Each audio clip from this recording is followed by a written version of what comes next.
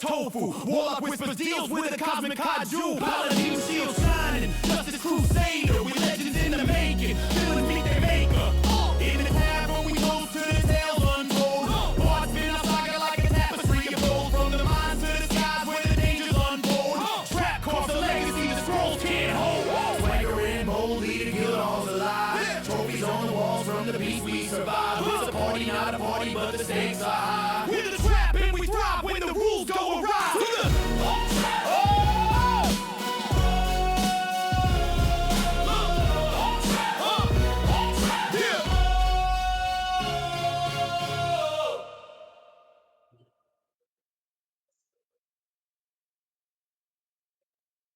You're muted. You know, I was so excited. Just the wind out of my sails. Anyway, hello, welcome to tonight's episode, or session, I should say. We're on episode 18. Look at that. We're running towards the end as fast as we can. Wahaha. Jumping into all the fun stuff. I'm gonna shut up and let Younger talk. If he's ready. He's muted over there, so I'm not sure. Maybe, perhaps. As the pin drops. Yeah, right. Just don't make me. I'll play shitty sound effects until he shows up. No, God! No, God, please, no! No! No! No! All right. Well, anyway, I guess I will chat for a couple minutes till he shows back up. What did we do last session, guys? What happened? You are now muted, Jared. The favor is returned. We fought giant turkeys. We did fight giant turkeys and cockatrices, and it was a Thanksgiving episode done a little late. Also, in between our session, DM so kindly granted us time to get some stuff done, so we had about a month's break in between whatever happened then and what's happening now. So we had time to get new items and things. Younger, you're back, so I can stop talking now. So take it away, boss. No, you're doing great. So continue. All right, fun. Then what else we got here? Other important silliness is we all got something. Jared did some cool crafting in between on downtime. So what did you make, and for whom? Who helped you? All that fun stuff, really quick. Well, first, now the party has a shared wand of magic missile to use in case of emergencies, in case there's just something that either we've run out of spell slots to deal with or nobody can hit. I can hand off the magic missile wand and just be like, fire! The other item was a cloak of protection, because our barbarian is surprisingly squishy.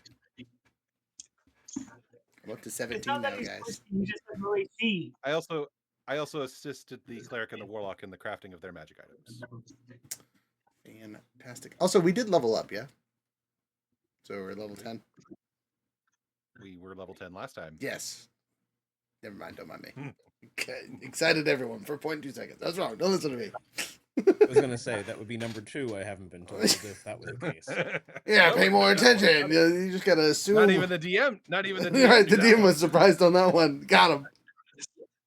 Look, if you just constantly say we leveled up, he won't stop us. We control our paper. Anyway, other people that made cool stuff. What'd you guys make? What was the plan there? How'd it go? Oh, I made a Rod of the Pact. Yeah. It's a warlock. My dice tray is still upstairs. Be right back. Okay. Yeah. Did some upgrades on the +1 indestructible shield. Now it's +2 indestructible red metal shield. And then I made some purchases and sold off some items to get a new amulet, which helps with my spell strength and channel divinity abilities. So solid. Speaking of buying things, I spent 1,000 plus gold on a couple new items. First and foremost, after the end of last session, I traded out my old musket for an upgraded hunting rifle for a small fee. And then we bought a +1 halberd of poison, and we bought the +1 semi-automatic pistol of warning, which is the longest title weapon in my list of weapons. It is an attuned item, so now if I wasn't surprised before, I will not be surprised again. No one will ever sneak up on us as a group, because I think something that this is lots of the warning weapons have this, but as long as this weapon is within 30 feet of you and your allies, you gain the following benefits. So, you get the alarm. The weapon automatically awakens each subject who is sleeping naturally when combat begins. This doesn't wake the subject from magically induced sleep, but whatever. There's enough elves in here. We don't sleep as is. And then second, supernatural readiness. Each subject has advantage on its initiative roll. So if you guys are within 30 feet of my gun, advantage on initiative rolls. Everybody. Sorry, you said longest title ever, and I just flashed back to episodes of Yu-Gi-Oh! Behold, my perfectly ultimate Great Moth in attack mode! I counter with the obnoxious Celtic Guardian! I mean, it's true, though. If I whip out the +1 semi-automatic pistol of warning, whoever's on the other side is going to be like, what? And then I'm going to shoot them twice. Opening move. Have at ye. Parry this. Yeah, parry this filthy casual. Exactly. Anyway, those are all the cool things I picked up, though. So we got range covered, we got up close covered, we got everything's gonna hurt. Also, the barbarian just got backpacks full of shit at this point. The custom holster thing is in a fancy new cape. Yes, yeah. You can't see any of it because I got a cool cape given to me by my friends. Which is a shame because I embroidered a little floral pattern in the inside lining. Right, yeah, just that's where the magic is. That's where you've wrote it out, just in flower patterns. Haha, the language of plants. If only I was a druid. All right, Jasper, did you do anything crazy over this month-long break, or you just murder people in the background? Now I'm. Oh, Bastion. sorry. So you are Bastion in this one, right? I am Bastion in this one. No, Bastion didn't do anything crazy. You just roboted through the last month. Yeah, he walked around, helped people that needed help. That's about it. Yeah, some people are just good boys. Yeah, good old boys. He's just a good old boy. Good old robot boys. So, Younger, we have stalled for long enough. Are you ready to tell us what the heck we're doing? Yes.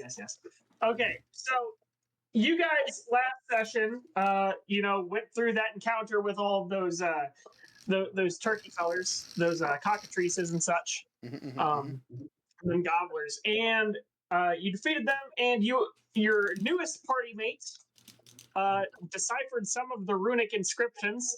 Now that the obelisk has been completely cleaned and put up in the capital city to be absolutely beautified and everything and such, revealing some of the more well covered elements of it.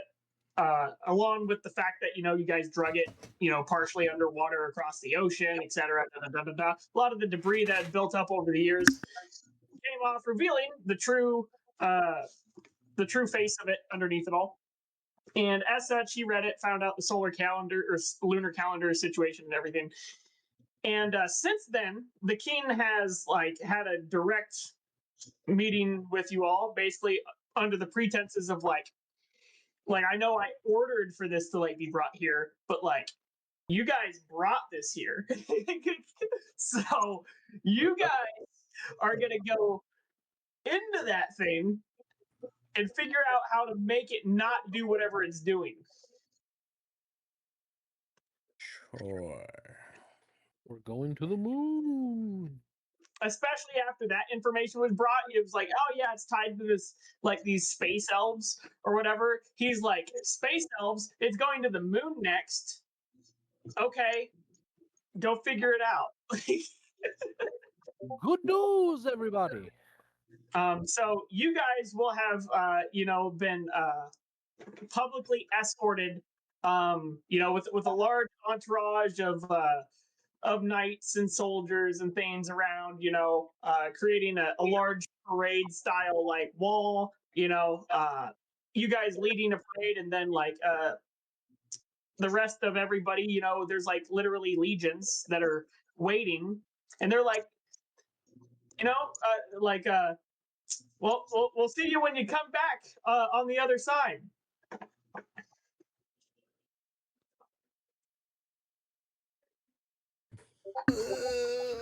Why do they do this to us? What do we do to deserve this? Well, at least we will get to have this new adventure together and get to figure out the obelisk more. I hope you do not all die. I You sincerely will be hope with that us. as well, my metallic friend. Therefore, you will die as well if we die. On a side Well, note, then we'll that all is still the do most together. positive thing any robot in this campaign has said to any of us.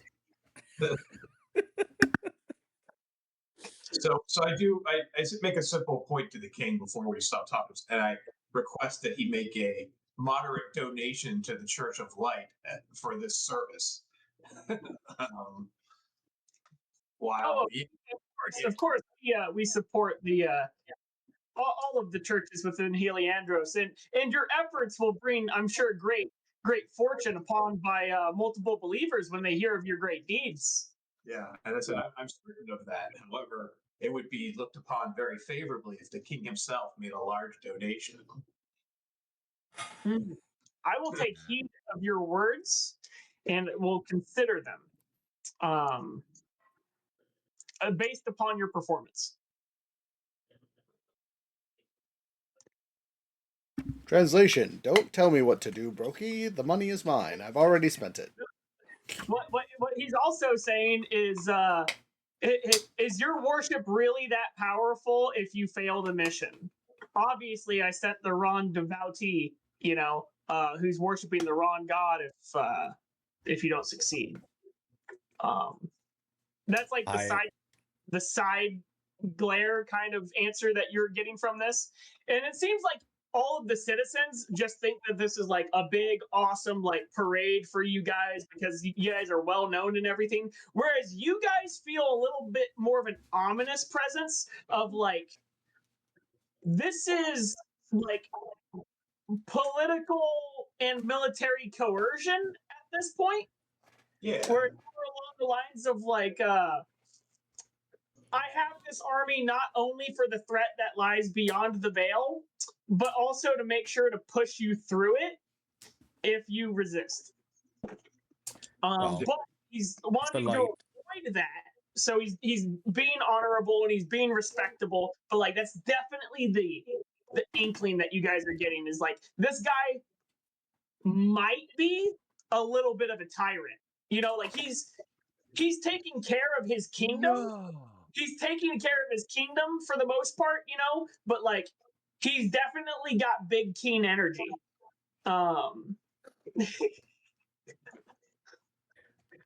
If the light doesn't prevail, then the triad will always help in the end. Yeah, Nick's just unfazed by all this, just kind of shrugging his shoulders. Yeah, the king is basically like after he's learned like everything that has been explained to him, he's like, so there's a nuclear bomb in my city, and I just spent all of this time and effort to erect it. He's like, I will look like the biggest fool if I can't keep this monument going. Okay, so are we at the point where the moon gate is open now or opening? Yeah, a short moment later, a veil will open and a clear, distinguishable interplanar rift forms. You cannot see beyond it. It looks like twisting stars as you gaze into the abyss. So just a little question. Does anybody know if there's like air? Saval will close his book. Come on, fellow friends, and he will step into the portal. I believe we have established that there's breathable atmosphere. Where we are going. You step into it, and as you begin to put your body in, to everybody else, it's perceived as if your limbs are extending as you are sucked in. Ooh, Stargate rules. Oh, we're getting sucked off in? Oh God, no.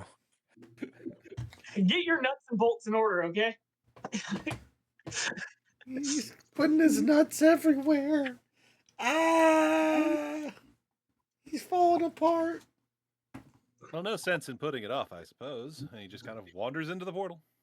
You wander in. Everybody gets. I'm gonna fast forward. Everybody gets sucked into the portal. When you all arrive at your next destination, it is cold. It is damp. It's not freezing, but it's very cool. You feel a slight breeze.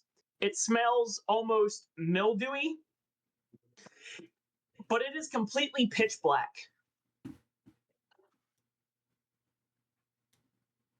Okay. I cast light. You cast light. As you cast light, you notice what appears to be what you could only describe as 1,000 plus stars directly ahead of you, little glints of light that are coming back at you. And the floor that you stand on is of a strange curved golden nature. And you seem to be positioned on a ledge.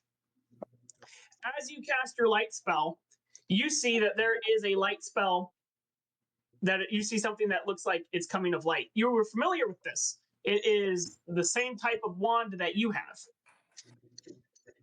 You see it go off, but what you see holding it is none other than a very similar but different. It's an arachnid. You see an arachnid holding up the wand, and then you see kind of like a concert. There's one go off, then two go off, then three go off. You know, just like in a wave, rupturing out. Hundreds of spiders, each holding a wand in the air. Are these? Oh, okay. Is this our welcoming committee here, or are these statues? What's going on? They are indeed. They are obviously creatures. One of them standing at the front, the first one, he goes, "Huzzah! Welcome to the Silver Moon! Huzzah!" Saval okay. will bow in front of the spider and say, "It's good to be back." Wait a minute. Back? Back?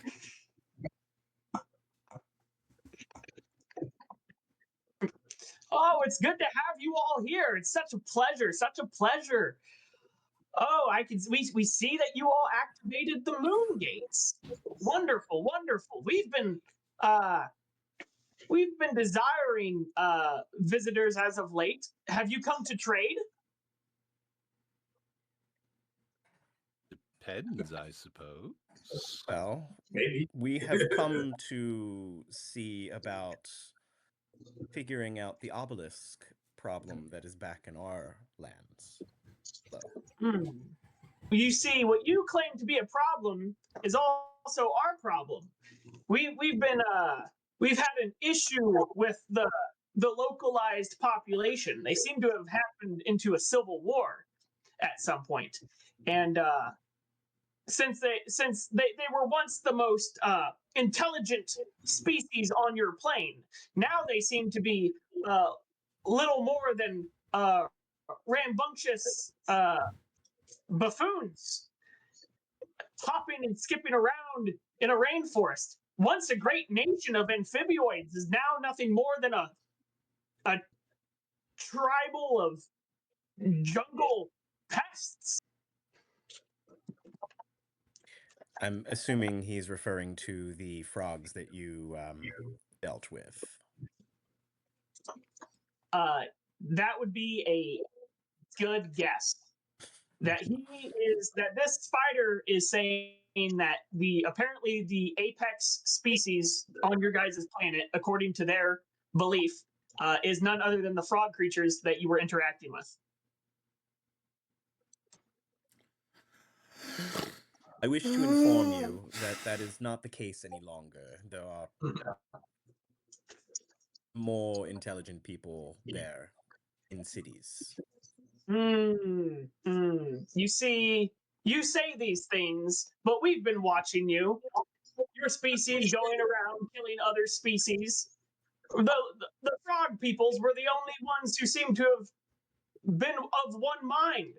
But then, suddenly, there was interference from the realms of chaos that came and disrupted everything.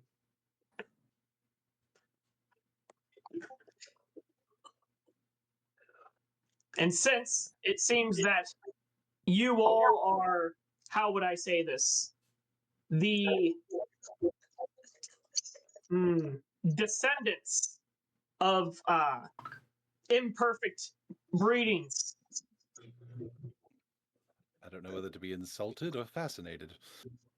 I'm still trying to figure out if it's something they need from us or want to do. I do not wish to be near the spider. What did you say there, Verlin? You said you don't wish to what? I don't wish to be near the spider. No, it's not just one. There's just one that seems like he's like a little bit in charge of this group, but there's like you see like hundreds of them. Burn them. So Burn all the spiders. The spider goes on to say, however, enough time has passed that your various hominid species have indeed developed past their primal cave ages, which is the majority reason of why, since you all obviously contain the capacity of intellect and communication skills, and have managed to relocate our ancient relic, specifically for interplanar trade, we can assume that you all might be capable of peaceful negotiations, of hospitable trade between planar nations. We should kill the spider. I believe what the spider is saying that is perhaps that we should take this as an envoy to the king when we return. We should kill the spider. I recommend you. I have a solution for you, Metal Man. We know of your chaotic origins, but you seem to be of a different mind. However, if you are looking to kill spiders, we do have a group that I believe you all might have an issue with. And I believe that if you wish to kill spiders, you should kill those spiders. For the enemy of your enemy is your friend, are they not? Is that not a common consensus among the hominids? Why should Double we enemies? kill these spiders? Oh. Why should you kill these other spiders versus us spiders? Well, because we merely come for trade. And and these other spiders, they are aligned with the forces of chaos. They are the creatures of which have negotiated with the forces of chaos, and they brought forth abominations such as the manticores and the chimeras, and the forced evolution of those frog creatures, many of which created automatons much like the one who walks amongst you, which obviously is programmed to kill us.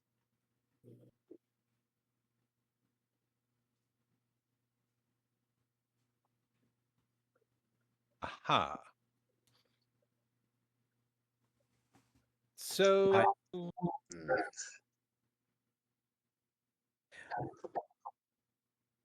So agents of chaos are descending upon your moon here and destroying your people, Indeed. and you wish us to fight them? Huzzah! Huzzah! Yes, of course. Yes. As you see, we live within the counting systems of the Silver Moon. For if we were to try to live on the surface, we would be pecked off by this plane's natural predators. However, we allow them to coexist on the surface because they are an excellent deterrent for outside interplanar forces. As such, they leave us alone under the ground, and we leave them alone in the surface. Plus, we cannot breathe on the surface, so there is not any real reason for us to try to go there.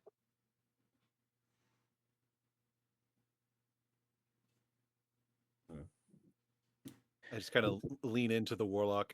I'm going to admit I'm a bit lost, my friend. I'm saying this quietly. Political science was not something I majored in. I'm more of a strictly academic sort. However, would you let me know if things are getting ready to throw down? I will gladly pack you up. Indeed.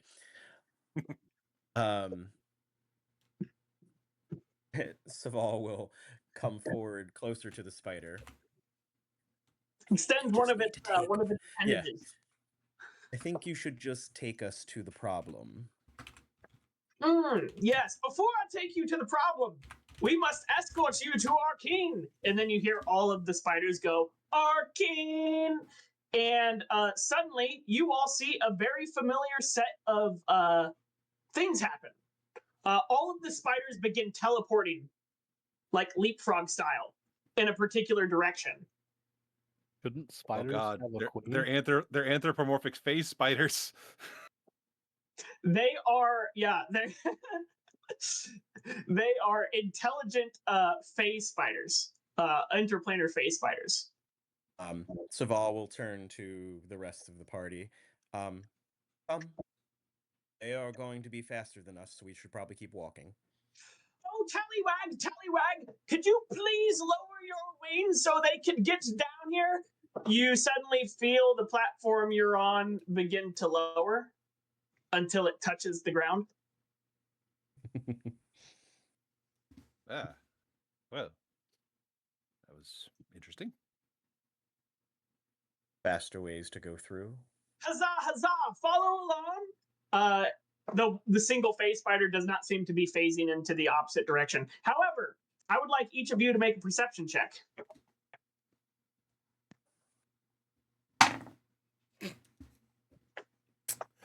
I rolled a 4, but I have a +5, so a 9. 15. Saval. Okay. 15. Okay, so we had 118, right? 13. 19. Oh, 19. Okay. So you all are like all a good decent bit away. And as Tarna is walking, she just is like, there's just something wrong, like off. And like she steps off the platform and like she walks a good bit away. Everybody's like walking a little bit further ahead. But then she turns around and she notices that some of the light hasn't dissipated yet. You notice that you guys were actually standing on top of the wing of an ancient gold dragon. Awful. Okay. Oh, That's a big well dragon. So that was who Tallywag was.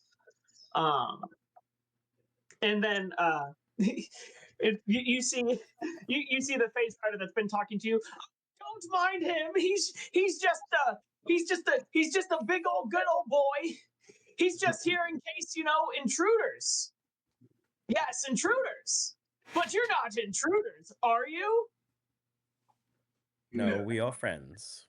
Huzzah! Well then, welcome and follow along. Pay no mind to Tallywag. Pay no mind. How do you guys react? To the ancient gold dragon? No, Yeah. just knowing that it's there and that you did not know it was there and you thought you were on some type of like elevator like platform until you're like a decent bit away and then Tarna points it out. Anger. Upsetness. There's a dragon right next to me, but he's gold, so I'm going to shut up. Saval will just reach down and touch the scales. Ah, a good gold dragon. You just hear a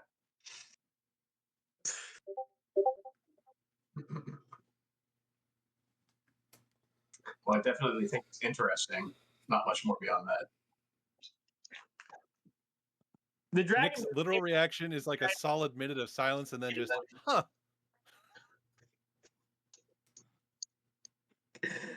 Oh man. Let me know if I need to self-destruct. I will let you know, friend. I promise. Hold off. Here. Says the spider. He says, if you want to do it in the other corridors, though, you will hear no No objection from me. I just not here. Can you at least wait till you meet the corruption? The corruption, I tell you. It's very bad. Too bad Tallywag is too big to be able to go and handle it. So they will go on and they will lead you to what you see as a giant nothing short of like almost like a hallway style coliseum. And then there is not a giant spider. There is a gargantuan face spider that is perched on its own little throne. Yes. Did you say phase spider or phase spider? Phase. Phase. Ah! Like teleport. Fuck. I fought one of these before and lived. I think I'm No, the only one. Oh, I thought the rest were humanoid-y phase spidery things. Nope. Oh, I misunderstood. That's even worse. I've definitely fought lots of these things before. That's why I'm being so quiet currently, as I just freaking out internally.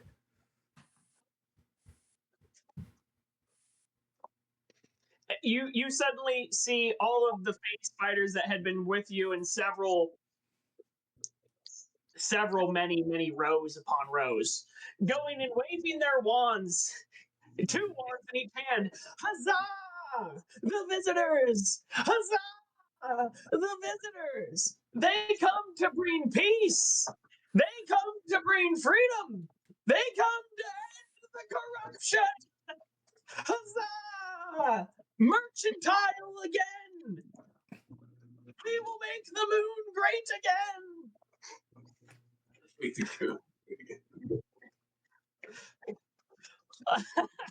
So, you guys are brought before the face spider who's walking with you. He says, "Behold, this is Sarkum, our king of the face spiders, progenitor of our race."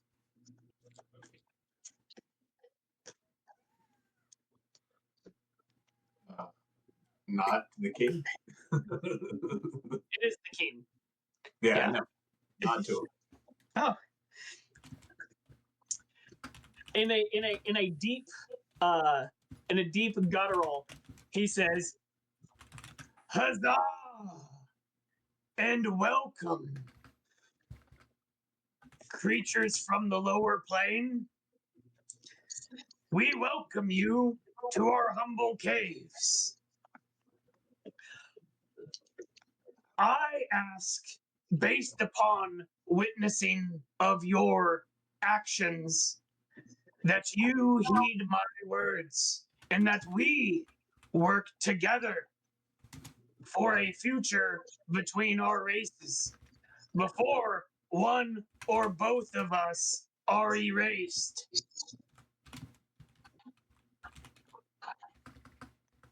Okay.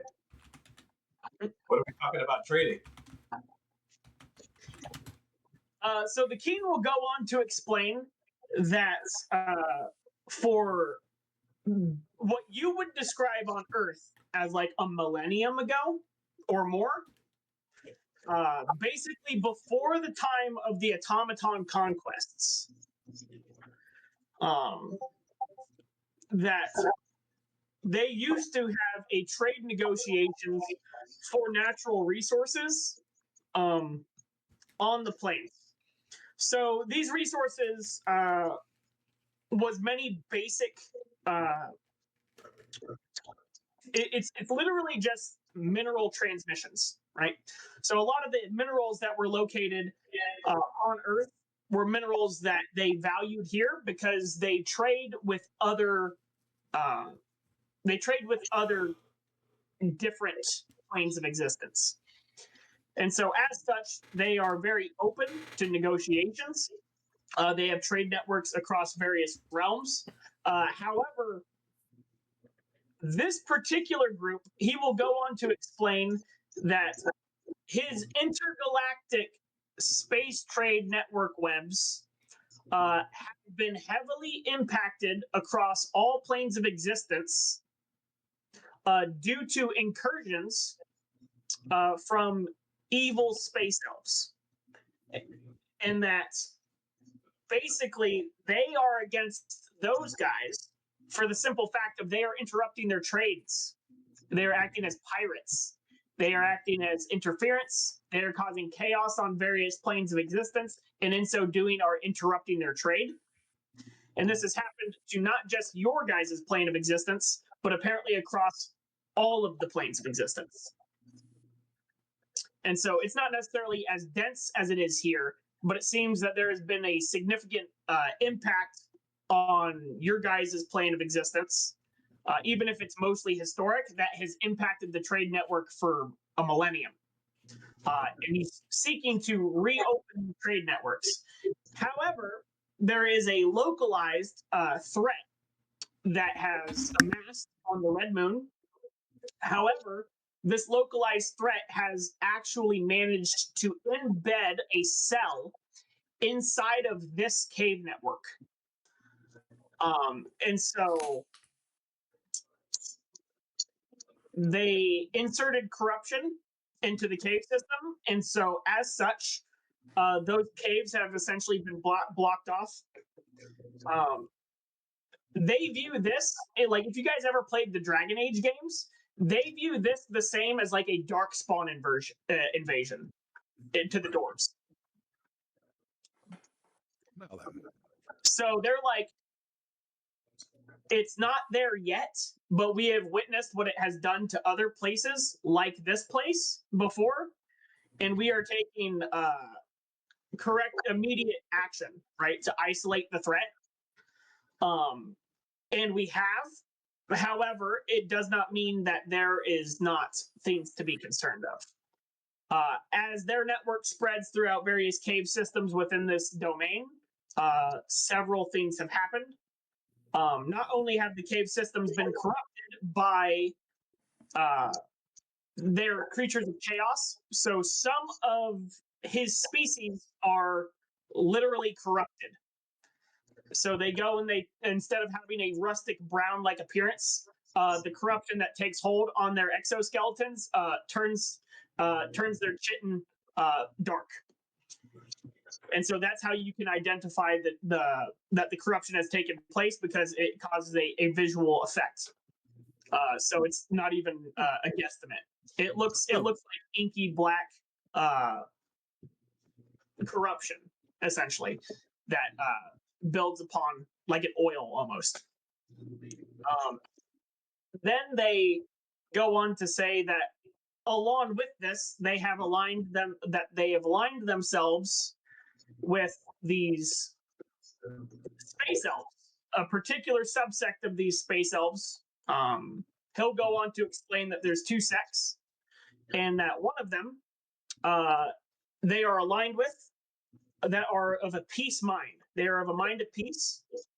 However, there is a war tribe that is the dominant of the species of the space elves, and that these space elves have taken it upon themselves to not only go and introduce this corruption to these particular face spider species via a disease, essentially, but also that they deal with what you guys would, like, outside of D&D, you guys would call it like gene manipulation. And that so they've gone and created hybrid creatures, like you guys encountered the Chimera and stuff when you were inside of the temple and everything. And so he's saying that a lot of they have released a number of these hybrid creatures into their halls and everything. And so basically that there is a section that is been corrupted, and they themselves, as their species, cannot go and handle the source of the corruption, because their species will then get corrupted and then turn against them, just as the creatures that had already went and attempted to the first time were essentially sprayed with essentially like a pesticide, except instead of killing them, it turned them into enemies. And so they're like, so our hands are tied. We have limited assistance from a group of space elves. However, they are peace people, so they refuse to fight. So those are kind of useless. They're great trade partners, but they have pretty much all but lost their homelands. So it's wonderful that you all have arrived at such a convenient time. Because if you do not handle this, then not only our species will be at peril, but then yours will fall next.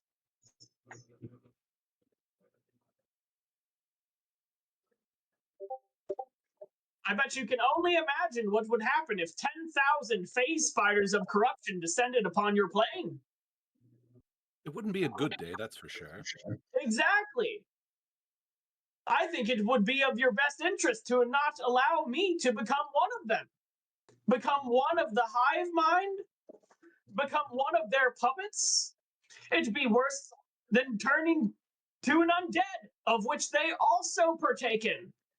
They refuse to die. If they die, they simply resurrect themselves. It is disgusting and abhorrent.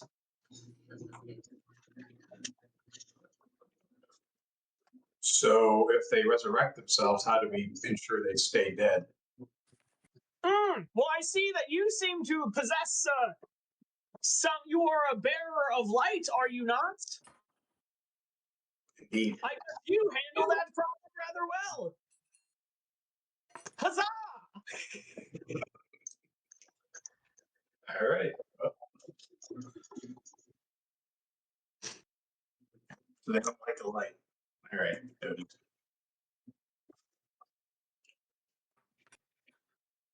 Behold, the caves are dark. We bear gifts. You see him go and usher, and you see a bunch of the spider creatures go run over to you or phase over. They don't even run; they just phase over to you, and then they extend a wand to each of you. Oh my, that's off-putting. Thank you. Thank you. All of these ones stay utterly quiet, and they just like majestically bow, and then as they bow, they disappear. And you don't know where they spawn. Okay. Everybody except I think Roger. Dude. Roger, you actually have one of these ones, don't you? What do you mean? I don't have any ones at this point. The light wand. I magically produce light because I am an angel. Yeah, but don't you have a light wand that you picked up? Oh, Remember the bonkum stick. The bonkum stick. Yeah. Oh, no, I don't think I grabbed that. Oh, someone else grabbed that. Well, then you are handed a flobbly flashlight. Gotcha. So we've got. I believe Bastion is the one that decided to pick up the glow stick. Oh, was it you, Bastion? I don't remember picking up a glow stick. Okay, it's definitely. I think Roger. I'm pretty sure you took. Or no. It had to, was it Tarna because it deals radiant damage at range. I don't remember what it does, but I'll happily take it since it's light oriented. That's fine. Yeah. So I'm pretty sure you did take it. It's if you hit someone with it, it can cast light for so many turns.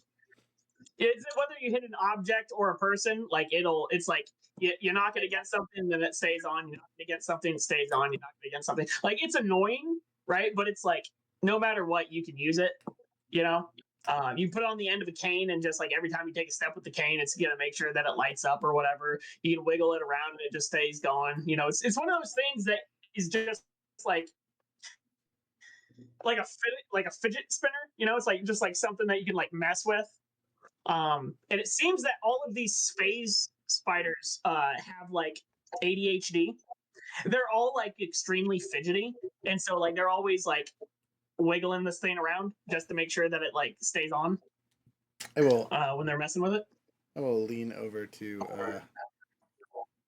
Syl and Civil, sorry, and be like, I bet it's the hunger. I bet they're trying not to eat each other because they're cannibalistic spiders. I'm gonna roll an Arcana check to know if that's true. They are not cannibalistic. You can take my word for it.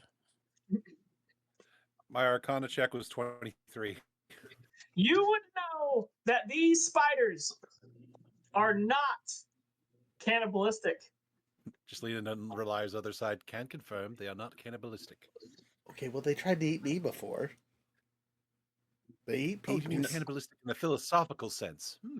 I do not believe the spiders that you fought in the past perhaps were the same as the spiders you see here. Well, for one thing, I imagine they're bigger.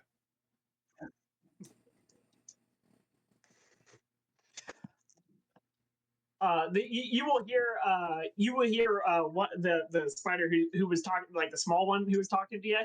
He says, "Well, just know that if you did fight one of us, you either fought one of our less intelligent brethren, and or a variant of our species of which had been manipulated by none other than the Moon Elves, of which put into one of their terrible experiments."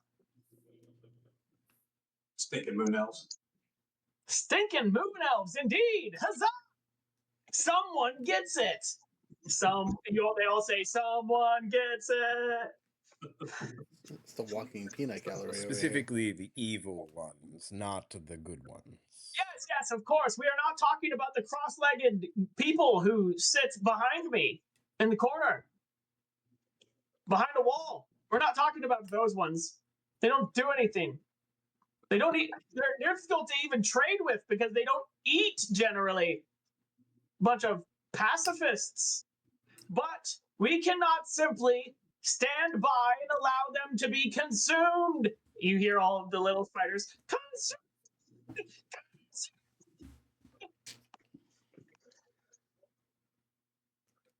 For some reason, I find this very, very humorous.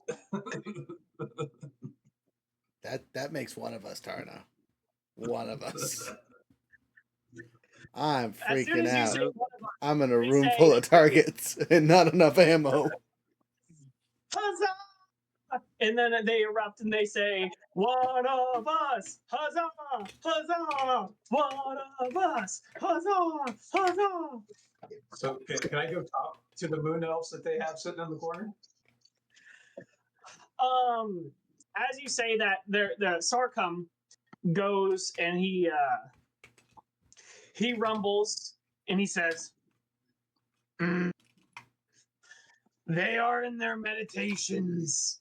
Perhaps after you extinguish the threat, they would be willing to see you. But as the threat persists, all they do is pray and pray and pray. And in so doing, they become nothing but prey." Solid play word. Can we discern Kevin, what they're doing? clever wordplay. Yes. Like, are they actually praying? Are they performing some kind of ritual? Are they doing something? You would take this as he means literally that they are like in meditative prayer, essentially like praying for deliverance, and that they're going like full Gandhi, and they're like, "I'll be set on fire or shot or whatever," and like, "I'm not gonna do anything about it." Is where they're at. And so until they feel that the threat has been purged, which will make them feel like their prayers were answered, they do not intend or will not speak to anyone. You could like he'll gesture over in a direction, and he'll point out a wall, but instead of like actually moving you over there or anything, he'll then take another one of his hands and create what is obviously like an arcane eye TV screen, magical portal TV screen to just look over there, and you would see what can only be described as a bunch of slender robed figures that are covered in veils, that are obviously like all like doing like meditative hums. All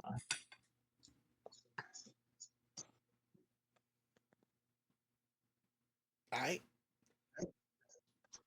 Well, I'm okay with whacking some crazy moon elves and some blight spiders. let's just deal with this corruption quickly so we can do what we need to do on this side of the gate. Oh, wonderful, wonderful. We are so happy to hear that you are all willing subjects to King Sakram. Huzzah! Huzzah! You hear the little guy. So I ask him, do they have any support they can provide to us in terms of equipment or items that can help us with our quest? They did just Indeed. give them the glow sticks. Yeah, I was gonna say they just gave us all the glow sticks. However, let me think. We, instead of asking for more, as we stated before, we are a species of trade, and we have great resources that we can provide your plane of existence. So, if you accomplish this task, it will open a gateway for negotiations between both parties, and then not one of us will be of vast wealth, but rather both of our species collectively. Is that not fair? Yeah, I totally agree. I'm just asking if you have something that can help us make sure that that becomes a reality. Well, if it is sustenance of which you seek, they go and they bring forth a plethora of foreign objects of unknown origin. They say, "Behold, the sustenance." Okay, what exactly are they giving us? Do a I'm gonna say an animal handlings check. Let's go. All right. 18 plus 5, 23. Yeah, well, I rolled a 1, so I'm like, I have no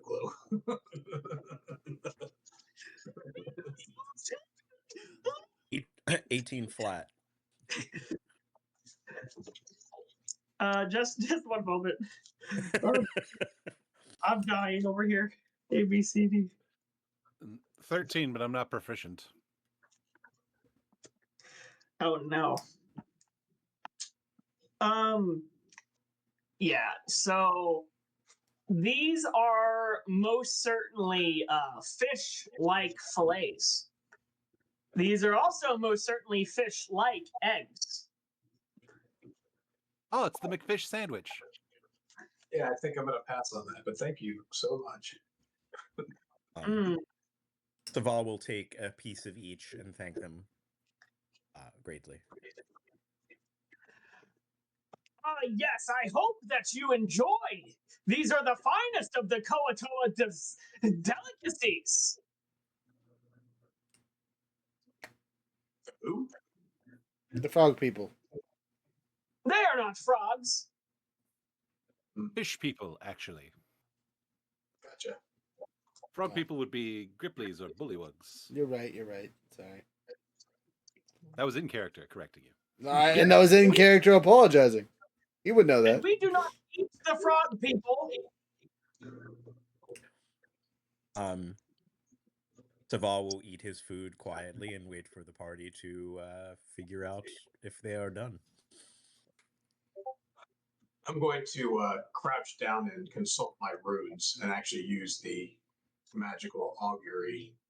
This is a good decision for us to seek and kill these corrupted fish people and moon elves. You go and you ask about the corrupted fish people and moon elves. Yeah, basically, you gotta tell me: is it good and bad, or is it just bad? Like, if we accomplish this thing. If you help, you're asking if you help, will it be good or bad?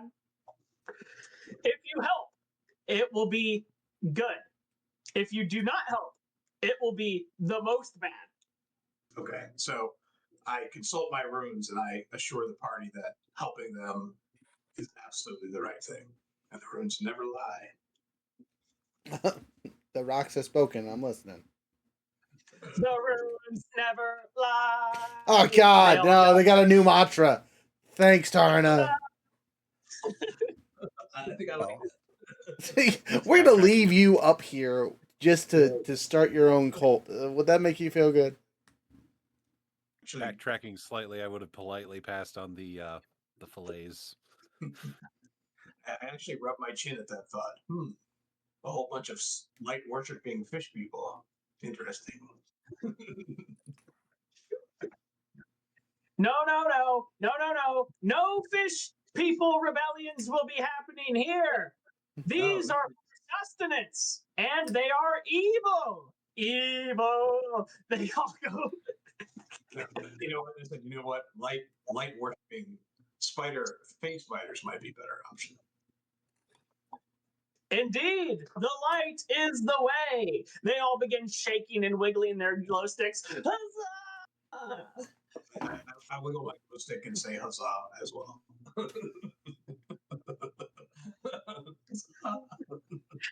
As you say huzzah,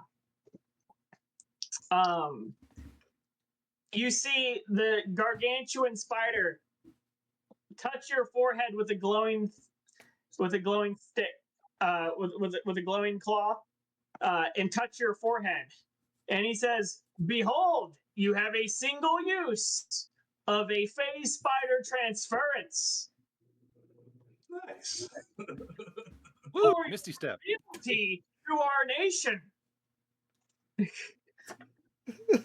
Don't touch my friends. I'm liking the king face spider at this point. I think we're gonna be buddies. You know, that's what Hagrid said about the spider in the forest. Look what happened to Do him. a phase spider phasing one time. Yep. So what you can do, it's not planar phasing. You'll literally like look up what a phase spider can do, and you can do their phase ability one time. It's basically Misty Step. Yes. Okay. That could be used.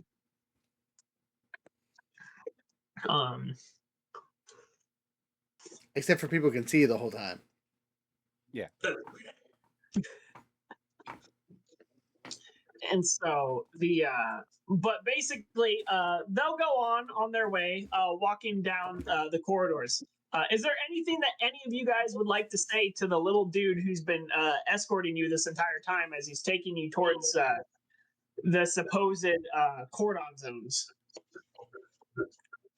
Nick Andros is just like, all right, this is what's happening now.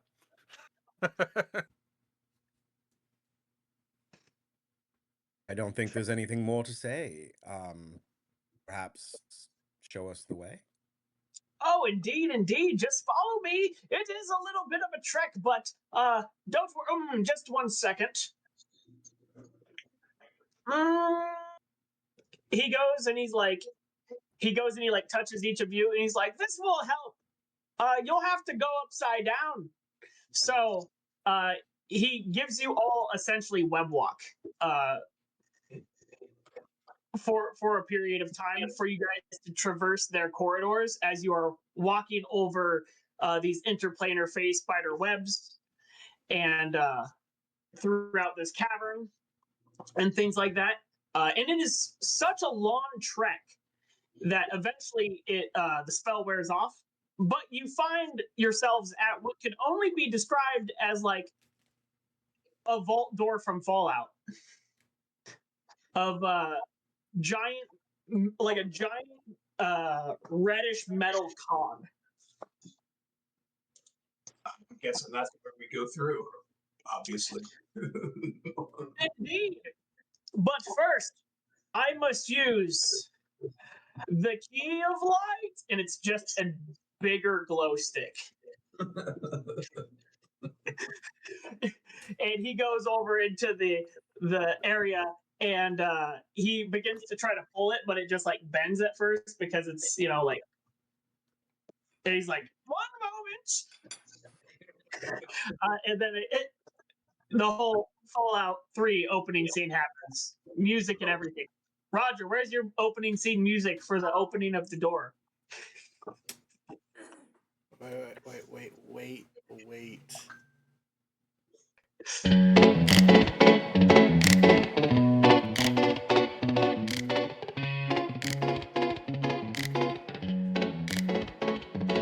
I waved my wand and sparks flew high.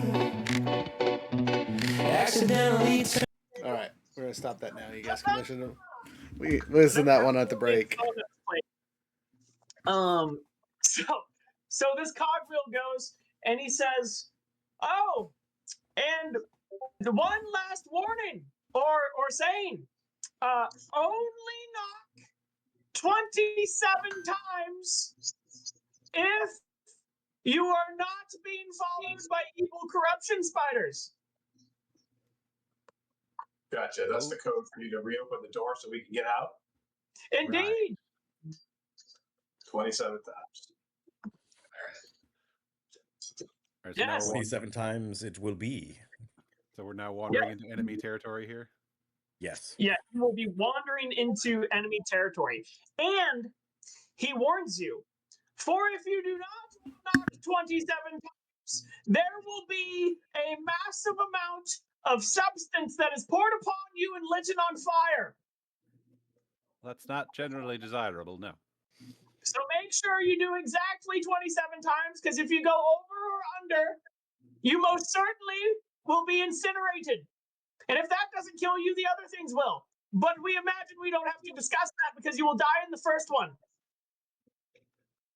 Aha. Duly noted. Oh, and they, as we stated before, they do this. We don't know all of the things that they have.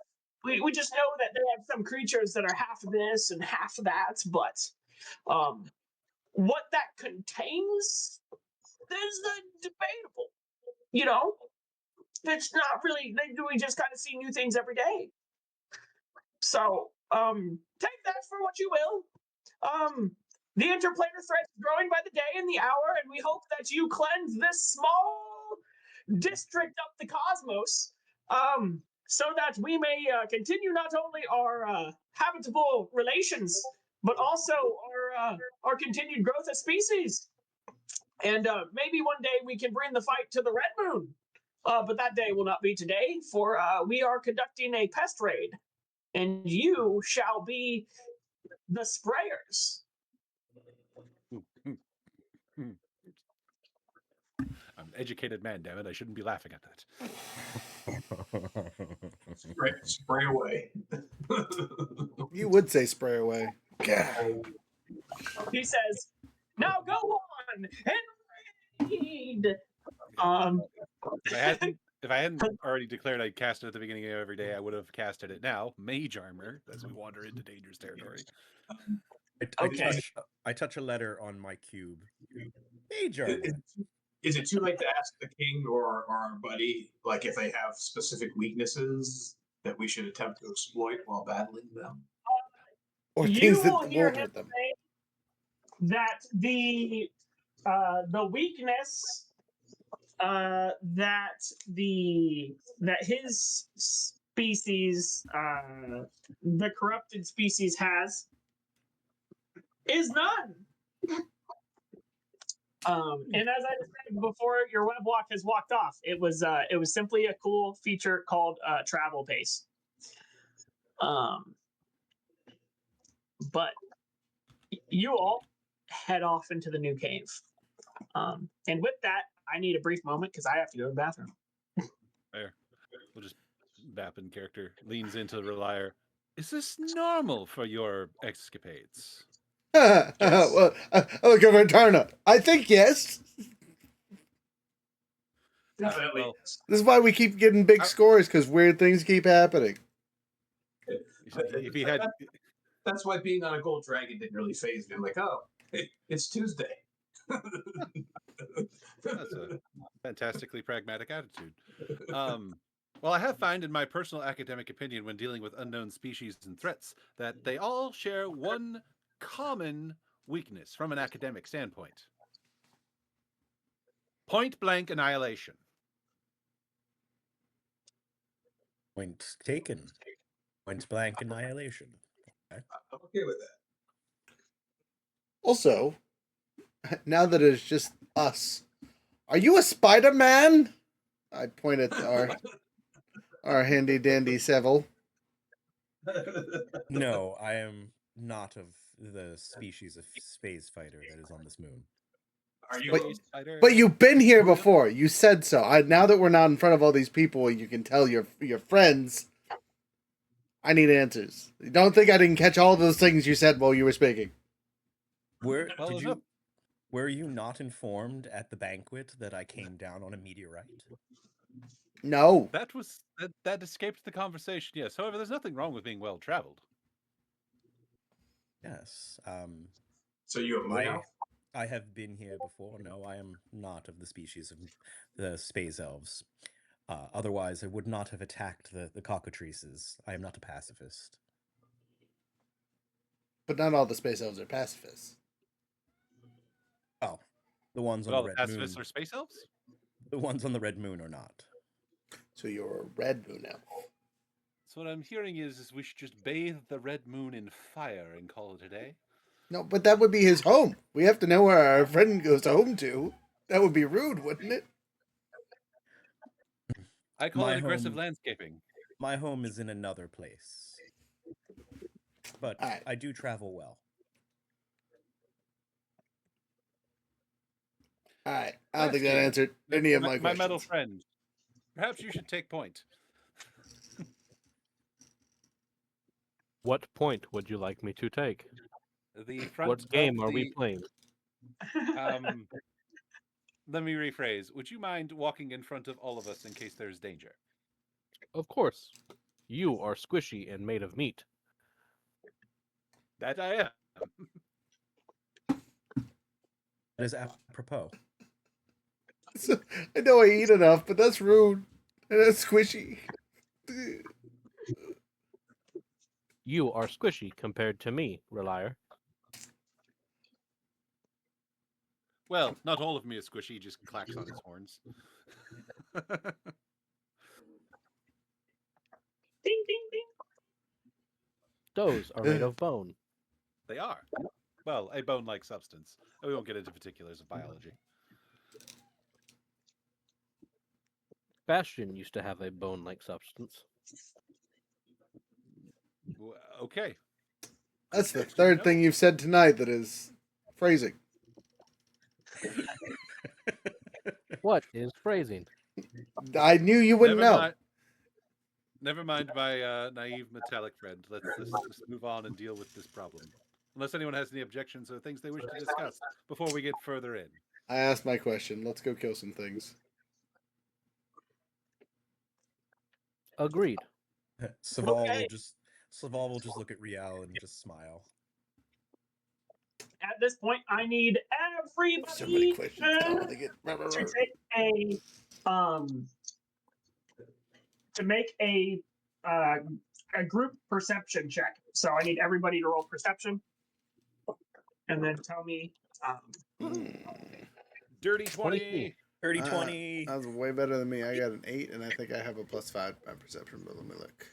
You're still fighting out the heebie-jeebies from so many spiders. Yeah, 113 total. But yeah, they're just not in a happy place right now. 27. Okay. What did Bastion get? 23. Yeah. So you guys passed group check, pass flying colors. Let's go. You guys, it's kind of obvious. As you guys are walking down this corridor, you see what appears to be a giant underground river that's going through this moon tunnel, and there is a bridge, and you guys are walking across the bridge. And as you are walking across the bridge, you see, literally as you're walking across it, there is what seems to be like a cube of light appears. And yes, Roder. No, finish your statement, and I'll ask my question. You see a cube of light, and you see what looks to be a humanoid figure standing inside at quite a distance, probably 1, 2, 3, 4, 5, 6, 7, 8, 9, 10, 11, 12, 13, 14. About 60 feet away from where you guys are. And then when that happens, you see 4 additional lights pop off. You guys succeeded in not getting a surprise attack. There is what looks to be what you could say a small garrison of a myriad of creatures that is here.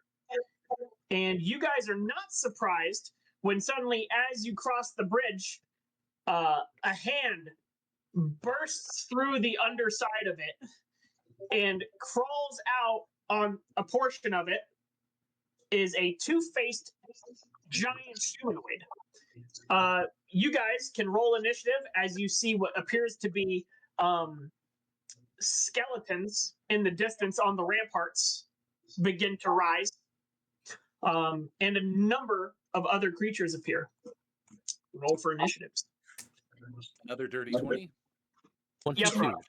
So, as a note about the mark on our cleric's head, the current phase fighter thing, they literally just teleport from the material plane to the ethereal plane, or vice versa, is how it is worded, what it says. So you might want to change that to like being able to use it twice, so we can come back. I will allow that. Yeah. I get a one round trip ticket. Just straight to the. Welcome to you've ascended from your mortal coil. Right, immediate ghost mode activate. On plus note, it's a bonus action, so that's cool. So Roger doesn't have his gun at this point, so it's just regular initiative. Yep, Or does No, everyone gets advantage. Guns, you guys are within 30 feet of me. It's attuned to me. Okay, You're my well, allies. If it's with advantage, then dirty 20. Still a dirty 20. I rolled the exact same thing. 16 total is my high number. 17.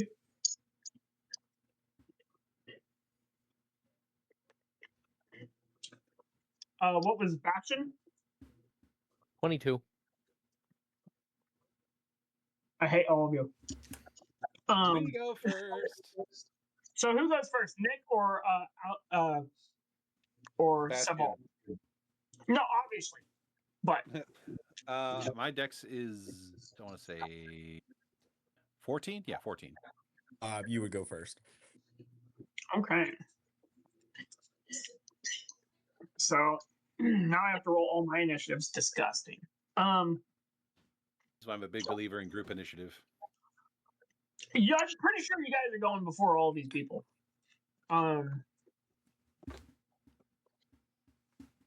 You know, that's a good idea. I think a group initiative for this encounter is fair because you guys all rolled close Which is enough. basically what we rolled anyway. Yeah, so that's what it's gonna be. So it's Bastion, and then Nyx, and then Sebald, and then Tarna, and then Rewire. Now let's see how good or bad these other yahoos do. So all the little dudes, oh, they're slow. Oh, they're so slow.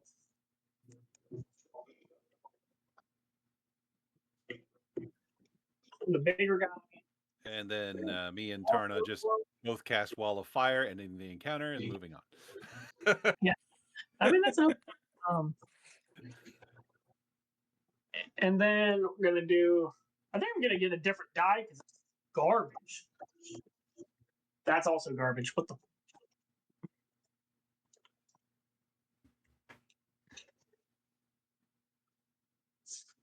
Dude, this is. I've been cursed on D&D dice. This is ridiculous.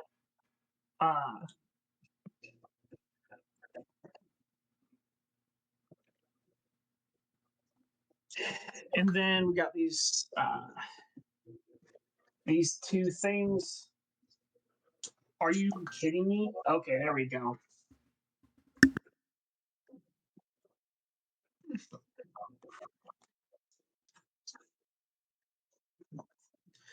And a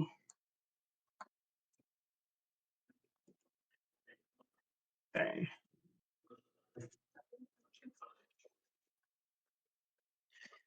We have these other dudes.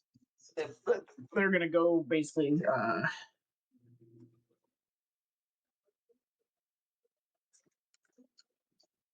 Okay. Yep. So I'm going to transfer our board over to as long as my thing makes sense. Roll your technology check. Dun, dun, dun, dun, dun, dun. Apparently, it fails. I'm just saying. Your computer's anything like mine. He's like, there's like one USB slot that works well, and the rest are just kind of eh.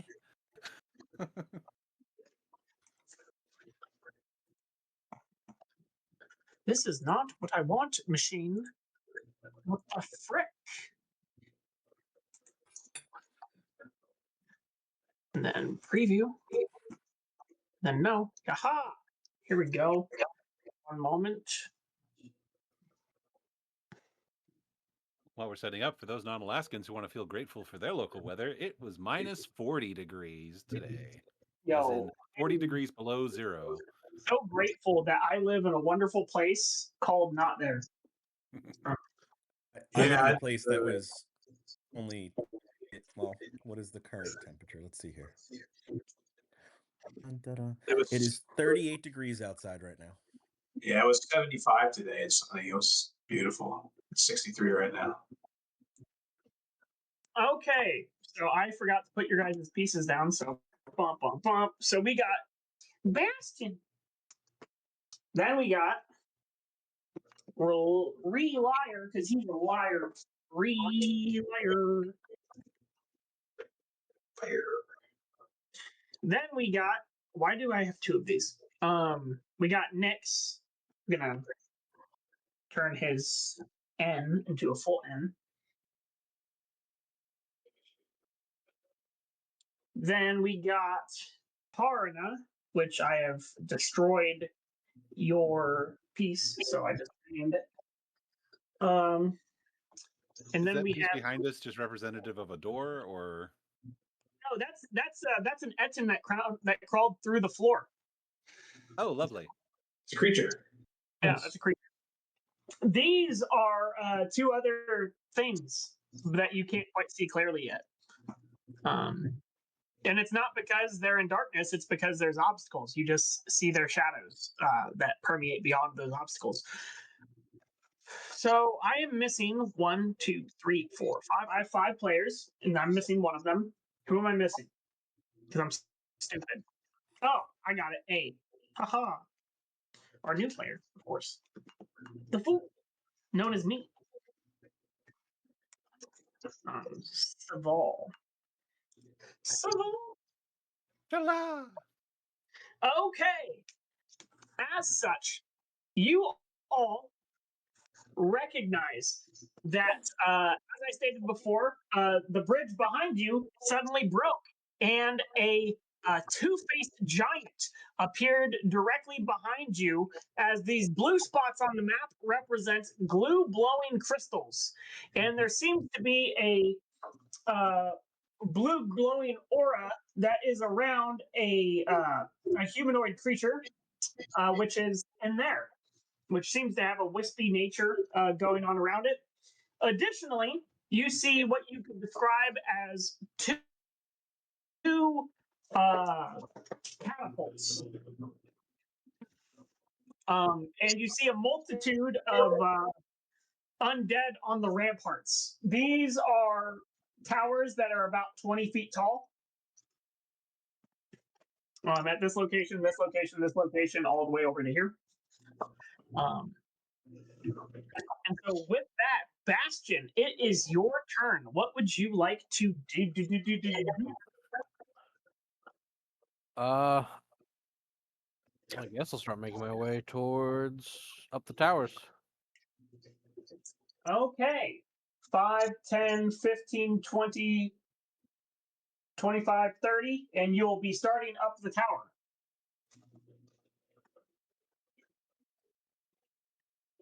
I'll use my action to dash, get up there further.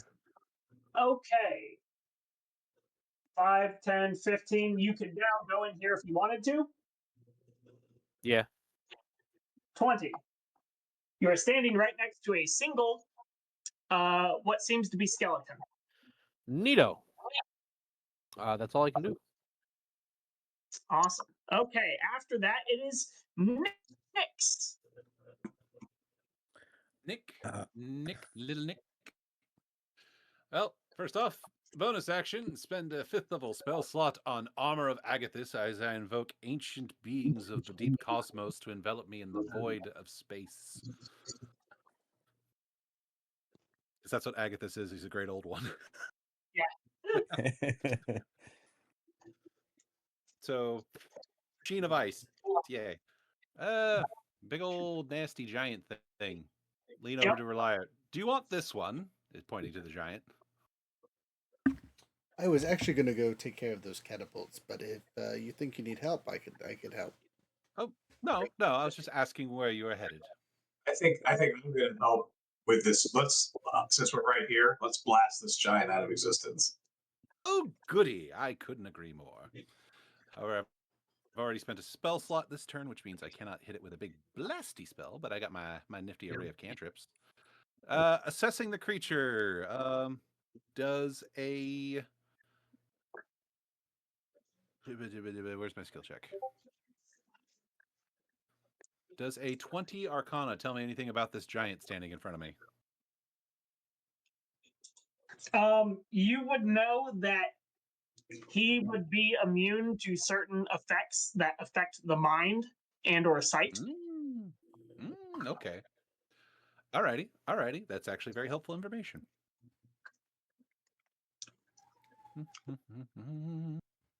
Basically, he has you're not gonna there's a number of sensory effects that he's immune to, as well as mind bending effects. So Mind Sliver would not be a good target cantrip to hit him with, because it deals psychic damage. He is susceptible to psychic damage. It's more like conditions. Okay. Even better. Okay. Well, in that case, he needs to give me an intelligence saving throw. Okay, with an intelligence saving throw, you would think having 2 brains would give you an advantage, but no, he's dumb. He got It's just the one of Sorry, go ahead. 16. Oh, he actually saves, so he takes no effect. 16 is the magic number. I was going to say, well, you see, he has 2 heads, but they share 1 brain cell. Oh, well. So, yeah, I cast Armor of Agathis. I tried to hit it with Mind Sliver, but it's made the save. So I was just like, oh, well, I guess it's got a very thick skull, or skulls. That was my turn. No point in moving. Okie dokie. It is now Sabal.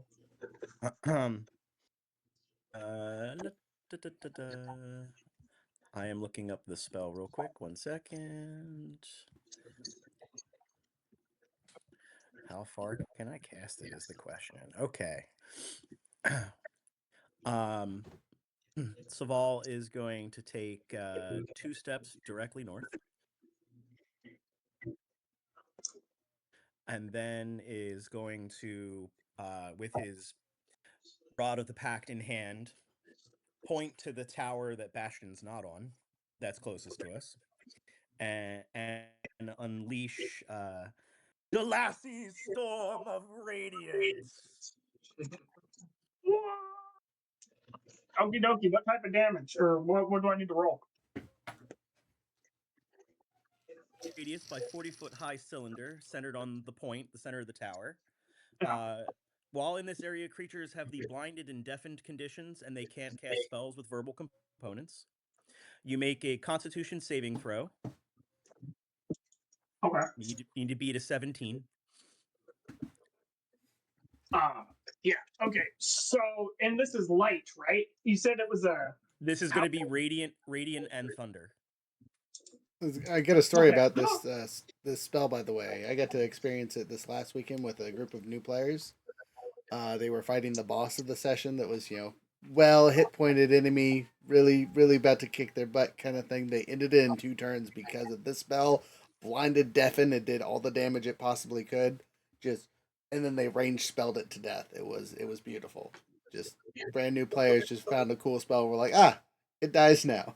So unfortunate for so Two of them fail, and the big thing that you hit is saved critically. He takes half. Yep. So 10 radiant and 12 thunder. Okay. And this is a concentration up to 1 minute, so it's going to stay on that point until I end it. Ooh. And they take damage every turn they stay in it. Okay, and so the other ones take like 22 plus 20. Right? Yeah. 22 yes. total, I think. Well, if they're it's 22 total. But Yeah. radiant and thunder. Oh, that's not halved? Oh, halved would be 11 for the big guy. Okay, gotcha. So those two little guys, they die, but you see the crystal begin to crack and light start to reflect off of it. At this point, you will see, based upon the amount of damage, I'm going to say it blows off a good portion of the tower itself. You reveal that this guy is a hill giant. Here there be giants, apparently. Yeah, he seems to be a hill giant that is mixed with something, but you can't quite tell necessarily what it is. Perhaps it was another species of giant.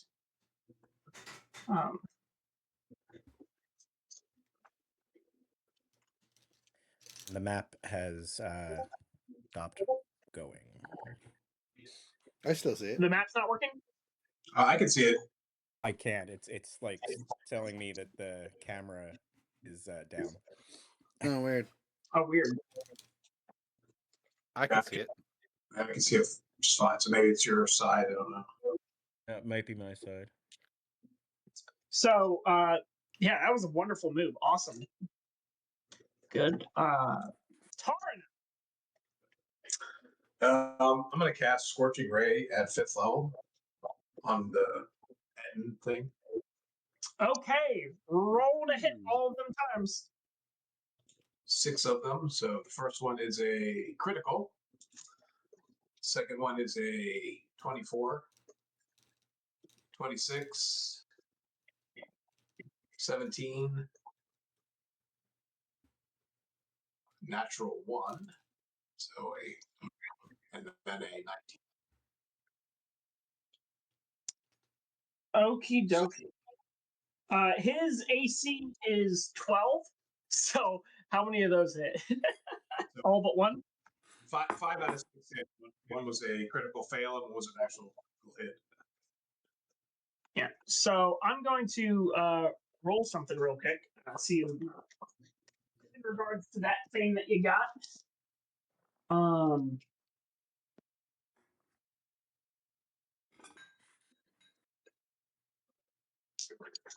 You are red and I am blue. Okay. Well, it's a tie. So basically your spell is just going to go off into a random direction. It's not going to hit nobody or nothing like that. It's not going to blow back on you. But roll your other damages. Okay, so the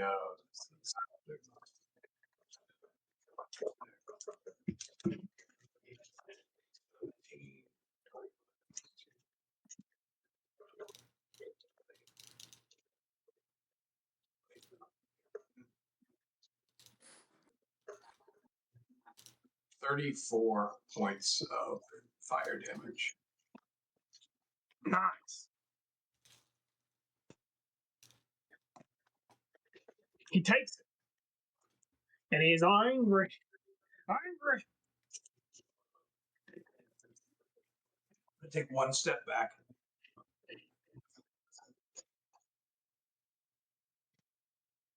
Okie dokie. That's it. After that is Relier. Yay! Okay. Well, like I told our friend here, I'm going for the cannonball or the catapults. Mm-hmm. So, which one of the two is closer? Because they're the things surrounded by the red tokens, right? Mm-hmm. Okay, then I will head to the nearest one. I have a speed of 40, and then once I get within 20 feet, I want to activate my rage as my bonus action to get my 20-foot pounce to land on or near the thing. You are there. All right. I assume those red guys are people operating it. Undead. Yes. Oh, they're undead, you say? Wonderful, wonderful, wonderful. Smash. I'm recklessly attacking this first guy. Yeah, I've already activated my rage, so we'll go from You there. also see that there are 2 creatures perched on the mountain behind you that are not yet on the map. Okay.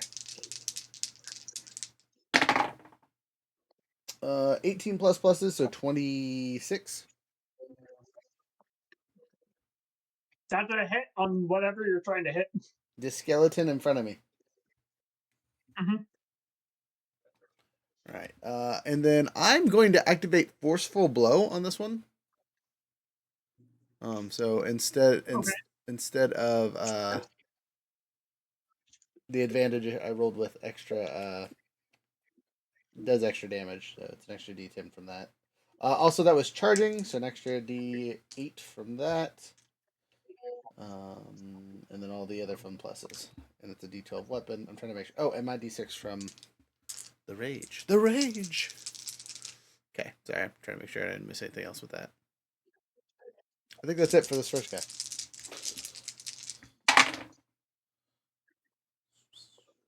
I'm re-rolling 3 of those dice because there was only one that rolled good. It's still not great, but whatever. Better than it was.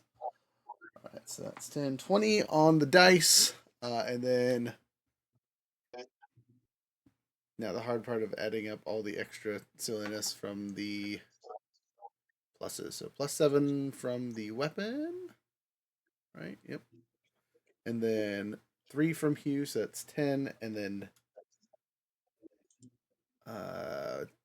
the raging is already accounted for in there. Rainford here. So yeah, so right now it's just 10 to the pluses. It's thunder damage if that matters at all. And then I can smash this guy at 15 feet. So how much damage was that total? 20, 30 even. Gone. Sweet. Well, I guess I didn't need to yeet him into nothing unless it does damage to someone. I'm gonna take my cleave action since I can because it's a great axe. Yep. Hit the guy next to him, or at least try. Rolling an Hold it. advantage because I've already burned my brutal strike this round and my charge, so it'll be not a. This next one's not gonna be as impressive if I hit, but you know whatever, it's fine. Wow, a 9 and a 10. Total of 18 to hit. My high number. In order to 8? fix the camera, I have to leave and come right back. So Okay, I'll be okay. back. Okie dokie. 9 plus 7. Or sorry, plus 10. That's a hit. It doesn't matter because the other one. Damage. Total 9 and 10 this round. He is still alive, but barely Okay. on his last moment. How rude of him. Then I will make my second attack, I guess. I'm trying to finish him off. 2 enemies dead is better than none. 16 and a 4, so I'll take the 16 plus pluses. That hits. That's a 9 again, plus the numbers. The numbers base. What do they mean? Plus 10. 19 more points of damage. Nice. Okay, yeah, he damned. Okay. I would activate Hugh, except for I don't have any bonus action, so. Indeed. Okie dokie. That's my After turn. Reliar, it is the end of his turn. And as such, you see the figure go and wave his hand. And as he does so, two creatures descend from the mountain. They're not griffins, and they are not hippogriffs. They are perytons.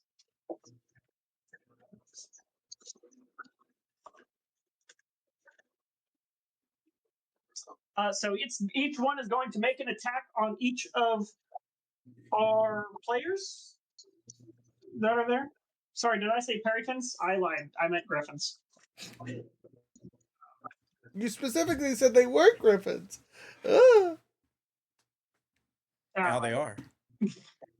Yep. I've been lied to. Where is it? They look like perytons. Dang, our moderators out here banning our bots. Whatever will we do? Go mods! Go mods! What did I just say? I said something. I don't remember what I said. You're making attacks against Roger, me. what? Say that again? I said they were not perytons. They are Griffins. not manticores. They are griffins. That's the word I'm looking for. Griff. A B C D E F G. And they are I had it attacking both listed, me, but me, Bastion, and myself are getting attacked by said griffins, I guess. yes. Yes. And as a unfriendly friendly reminder, I did use reckless attack this round, so they have advantage to slap me.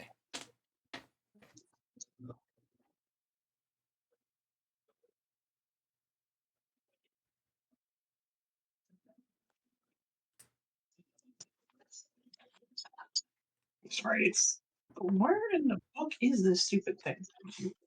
The I feel like griffins? I've gone past the page 12 times. Probably. Stupid gold dragons always getting in the way and shit.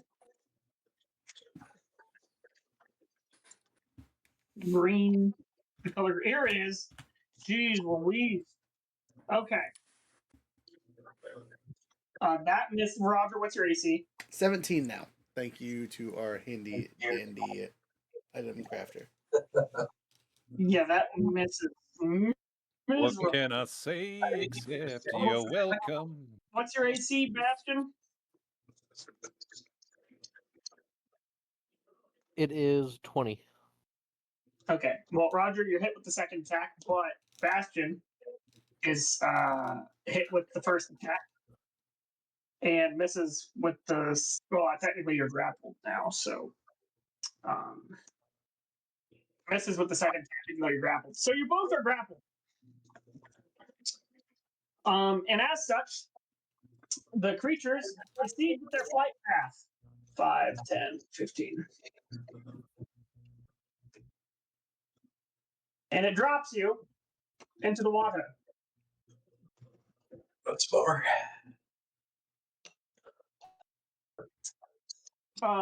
If they fall in the water, that means they don't take fall damage, right? They do not take fall damage because I am delightful, but they are still going to take their original attack damage that they took. Yeah. So, you both take 12 points of piercing damage. Neat. I see your piercing as you are and say not so good. Into the water. I will let you know this. This area down here is the non-cleft face version right here. That's where it begins. I'm going to leave this here for you. Okay, so we have to get over there to climb back up, essentially. Or, unless you have a way of getting up faster than that. That is those guys' turns. After them, it is the trebuchets. This one is loaded, and it was aimed. It is going to go and hit this area, and this one is going to go and hit this area. I tried, guys. I'm sorry. You tried. So I need each of you guys. I need you guys to make 2 sets of dexterity saves, I believe, unless I read this wrong. But just one moment before I go and say anything crazy. Side question: for the fall that we just did, how far down did we just fall? I'm gonna say that like it was flying in the air, so it was probably flying like about 20 feet up above the ground, generally speaking. Mhm, But they dropped you anywhere between like 40 to 50 feet. Okay. It's about a 20-foot ledge. So these things are more like peg launchers, except they and it hits. So I need each of you guys to make a DC saving throw twice. 13 and 11. Okay. 22 and 17. This includes me as well. Yes. Yar. Okay. Hold on. Ooh. Hey. All right. So a 17 and a dirty 20. 17 and a dirty 20. Okie dokie. So if you rolled below 15, you're gonna take the fires. Can I do a hellish rebuke on one of the trebuchets? It's an object, so technically no. You can do it on one of the creatures though. How about the one over there that's a single, that there's only one dude there? You can do that. Absolutely. I'm going to do a hellish rebuke at 4th level.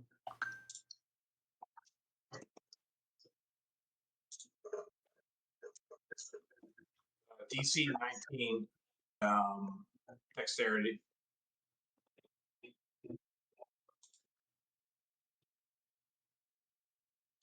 Okay, he's gonna make a dex check. He critically succeeds. So he takes half damage, 18. How the he's alive, but nearly dead. So whoever failed takes if you failed both of them, you take a total of 23 points of damage. If you succeeded on both of them, you only take 11. I take the full 23. My arcane ward absorbed it Nice. and still has left. So that is that guy's turn. Dun, dun, dun. After that, it is the big boy, and he is not happy. He said, "Yo, what is up with all of this craziness?" So he's gonna move out of that. 5, 10, 15, 20, 25, 30. And he's how much movement? He has 40 feet of movement. He's gonna move closer. 1, 2, and he's going to, since you're still far away, he's going to lob what looks to be just a bunch of garbage that's been laying around at you, Saval. Rude. He's going to make a weapon attack of throwing trash. Wow, he misses. He goes and he throws essentially a trash bag at you, and it just scatters all in front and around you. And it is just the decaying corpses from a bunch of those phase spiders. Okay. And their exoskeletons are just spewed around you. Yeah, and so that is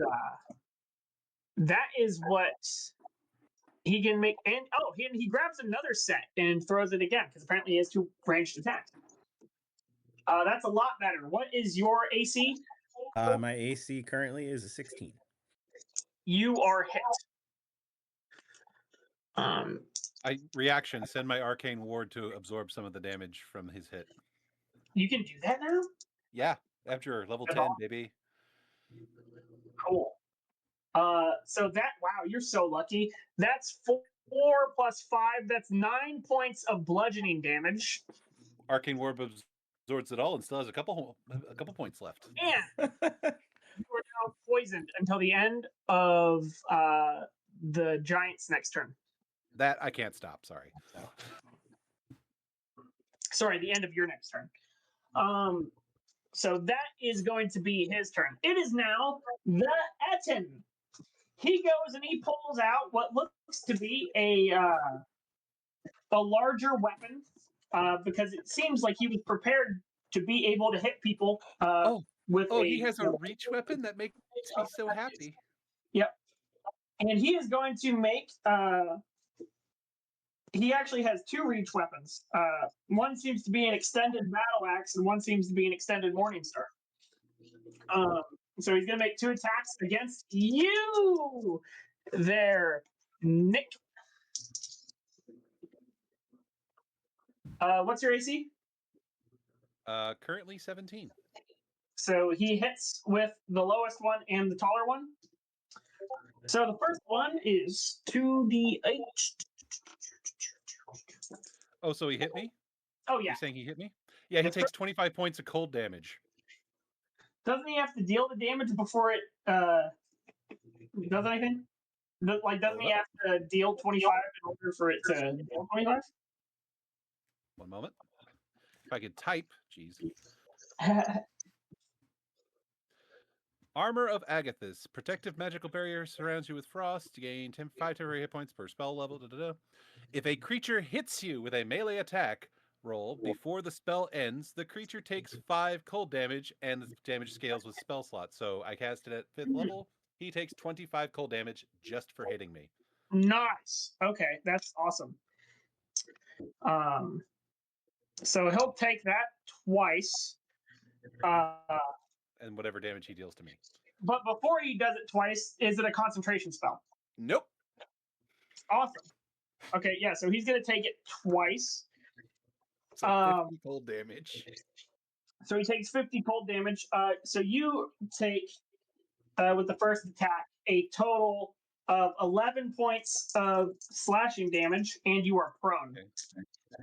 He's now going to try to hit you again at advantage, but he didn't get any better, so he still hits you, but not critical or nothing. Yay. That is 10 plus 5, so 15 points of piercing damage, and you have a disadvantage on your next attack roll. Okay. I still deal 50 points of cold damage to him, and he hasn't even hit my regular hit points. Yeah, that's crazy. Even after them 2 things, that's crazy. Yep, I still have 5 temporary hit points left. Yeah, you guys are rude. Okay. That figure that you see that is inside of the thing, you see him wave his other arm, and 2 more creatures descend. Let's see how far they can move. 50. 5, 10, 15, 20, 25, 30, 35, 40, 45-ish. 5, 10, 15, 20, 25, 30, 35, 40, 45, 50. I'm going to look at that before I do it, because I know that. Yeah, same thing. Okay, cool. So, Ball, I'm sorry that you are food.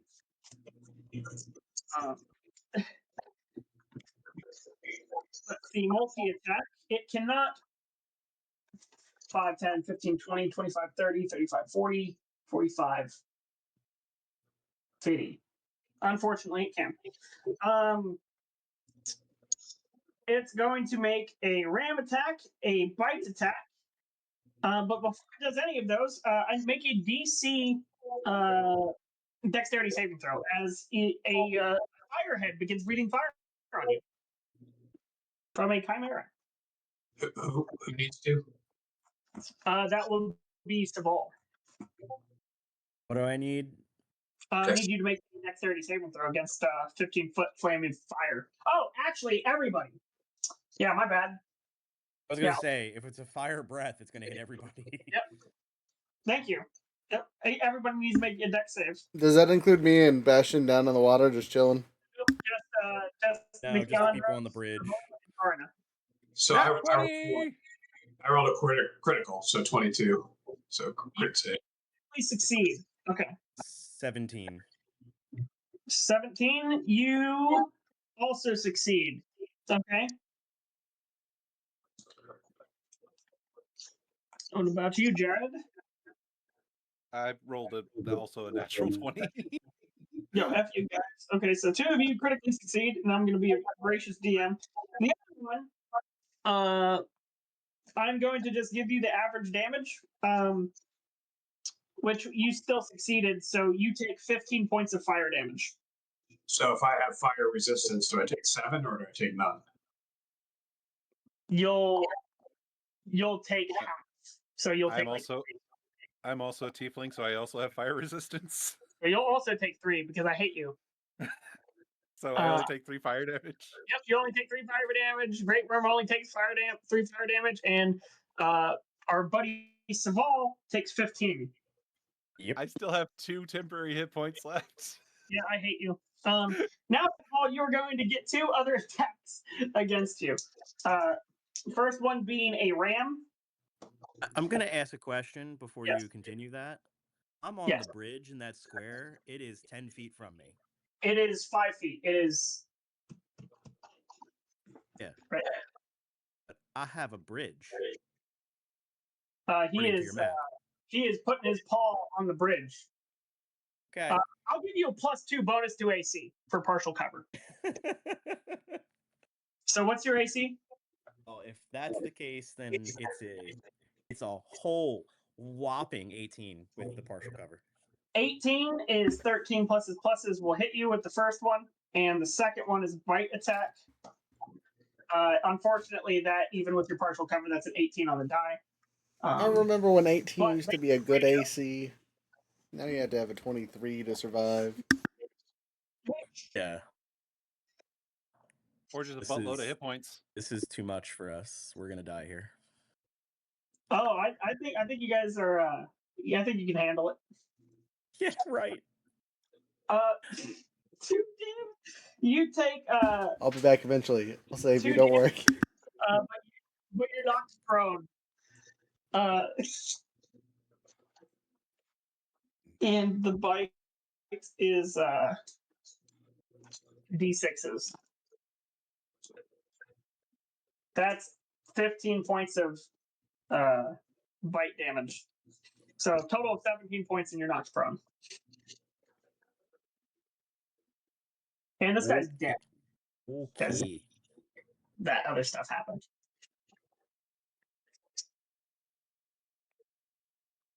Okie dokie. It is now the skeletons.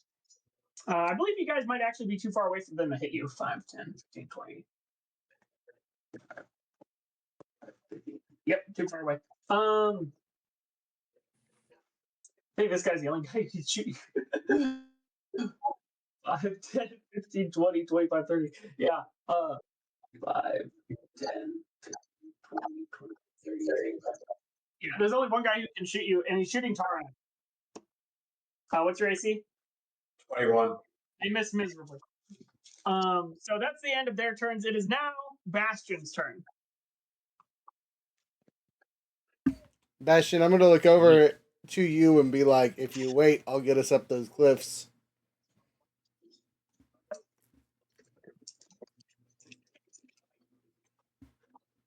The griffin's in the air, I assume, yeah? Indeed it is. Both of them. Bastion will look at Reliar and go, "That is fair. Throw me at the bird." I smile. So I will hold my action for Reliar to get me up. Okie dokie. It is then Nikki Andros' turn. Y'all ain't ready for this. Dun, dun, dun, dun, Okay, dun, so dun. first off, one of the features of Arcane Ward is I can burn a spell slot without casting it to refill some of Arcane Ward's hit points.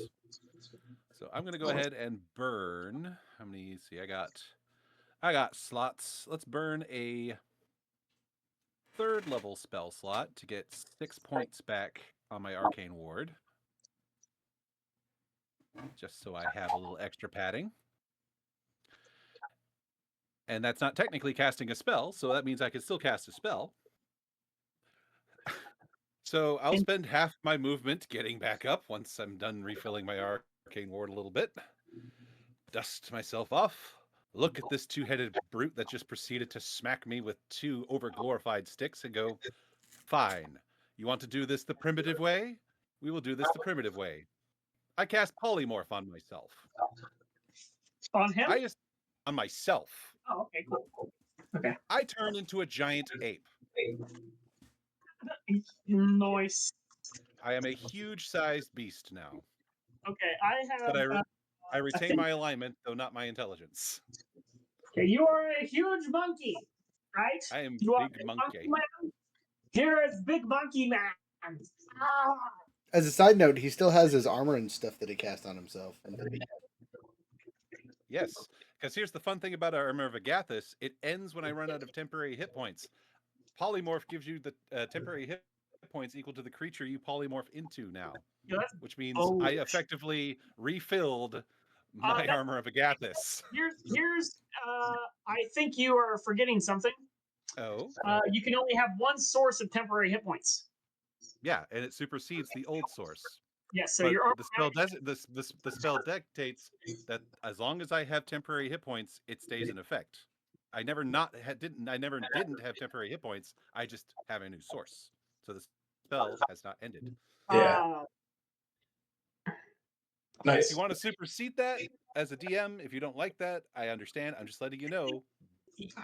I think I'm gonna have to rule against that based upon rules as intended. I think that's a rules as written versus rules as intended. Fair. But I do like where the head is at. But I think that's pretty cool. I was over here argument die it up. I know you don't use those, but argument die it up. I also want to point out for rule the duration. I will. I also want to point out the duration is 1 hour, and the spell ends early if you have no temporary hit points. Yes, that is the exact wording. I will do argument die. That's fair. I think that's a fair compromise. I have an argument die here. If you win, it's going to work like that. While I'm DMing, and if I win or tie, then your new spell supersedes. I will stand by whatever ruling is. I was just letting you know where my head was at, so that you had time to disagree if you didn't like it. So I win. Sorry, paper over rock. That's okay. I still have 168 temporary hit points, and I'm a giant angry monkey, so I'm still winning. How would you like to proceed in the rampage? Well, that burns all my actions because it was a bonus action to refill my ward for a few points, and it was a standard action to cast polymorph. So, I am big angry monkey. I will be nice though and say that when he hits you next, he will take 25 points of damage. Okay, that's on you. Whatever you want to do. Okay, that is now it is Saval's turn. You are prone, and you have what was the other thing that you had? I know you're prone. Poisoned. Poisoned. Yep. I'm going to roll off the bridge into the water. Yeah. Okay. And immediately activate Gift of the Depths. What does that do? Allow you to breathe? It allows me to breathe underwater as well as gain a swim speed equal to my speed. So I have a swim speed of 30. Awesome. Do you disengage before you do this or no? I'm already prone. I understand that. I'm just asking if you. I could disengage. Yes, I disengage and fall in the water. Okay, you do not get an attack of opportunity as you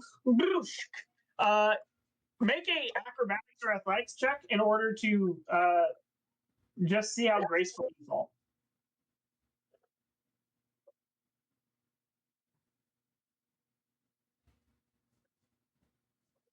14 acrobatics. Perfect. You go and you you go and you do your swan dive or however you go in.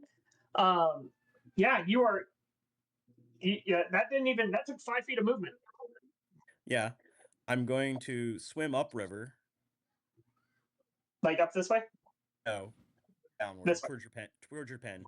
5, 10, 15, Yep, keep going. 20, Right there. 25. Okay. Right here, right here. Yep, right there. Yeah. It's fine. And even though I'm poisoned, I'm going to start firing Eldritch blasts into that catapult.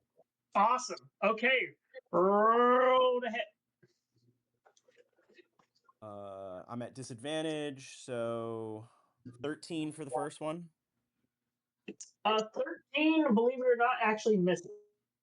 Okay. And with disadvantage, the next one is a 16. Hits. Boop. That does 13 points of force damage. Okie dokie. You look like it's about a third of the way done.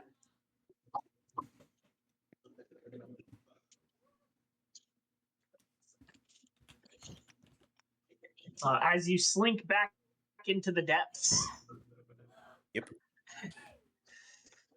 Okie dokie. It is now Tarana's turn.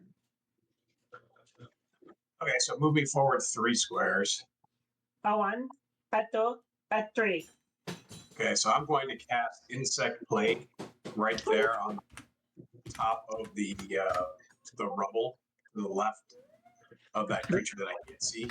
No, This thing? Up there? no, the middle part. The Oh, is- this? No. Just go forward. Go forward like 10 squares from where, or 6 or 7 squares from where I am. 2, 3, 4, 5, 6, 7. Yep, and This- then up one more, and then to the left. My Right left, here. yeah. Oh, you're hitting this thing. Yeah, exactly. We hit everything in range, so any 20-foot radius from there. Is it a square? Cube? It's a circle. Okay. And it's insects, so it's a sphere. Like that. I No, it'd be Overmore. I want it to be centered between the creature I can't see and the flying creature. Yeah. Okay. Yep. So Go- insect plague. So as soon as I cast it, they take damage. They need to make a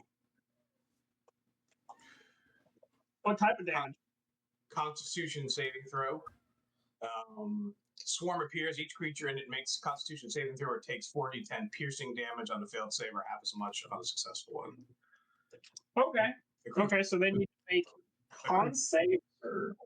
Also makes this save when it enters the area for the first time or ends its turn there. Okay, so here is going to be for the Manticore. Whatever it was, it failed. Then the other creature I'm going to say is revealed at this point. It's a centaur. He passes.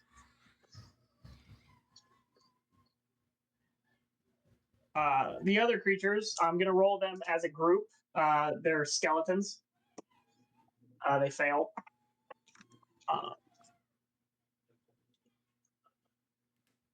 Okay, so those that failed take 31, and anybody that passed takes 15. So this guy dead, and this guy is dead, and this guy is dead.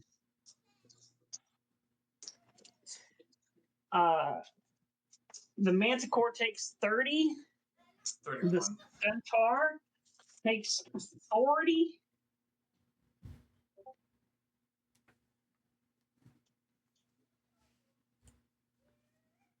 Okay. That's it. And it moved me 3 towards like where Relier and Bastion are, just straight down though. 2, 3, like that. No, up one more.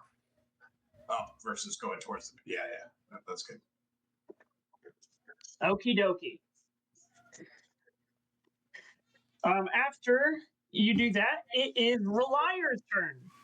Yay! Which also means it's Bastion's turn. As my bonus action, I activate my Inner Radiance and turn on Wings O power, so I have my flight wings and do extra radiant damage.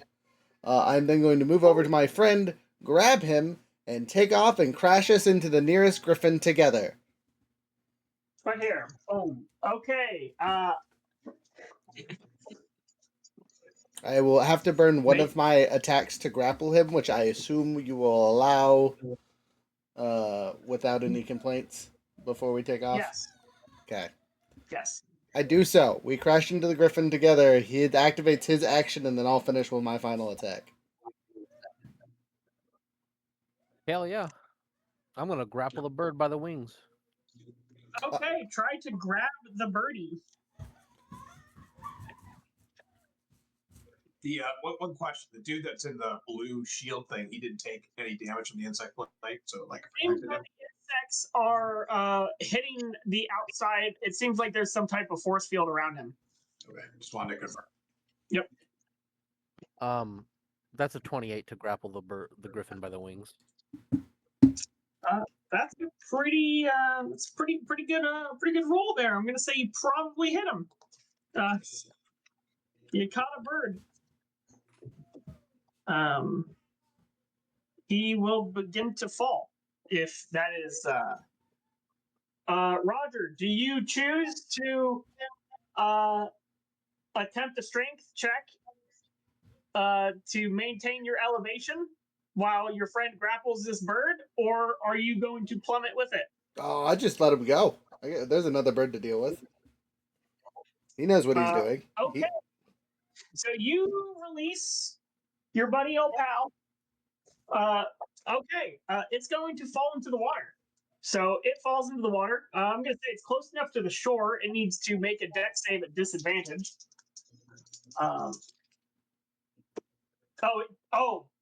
Is that a double critical fail? You grab this bird there, bud, and it hits its head on the rocks. And it just like, you ever see one of those videos of like an eagle grabbing a goat and just like dropping it? That's what you did. That's what you did to the bird. And your metal frame just kind of ensured that it did not live. So bad news, you're on top of the rocks at the bottom.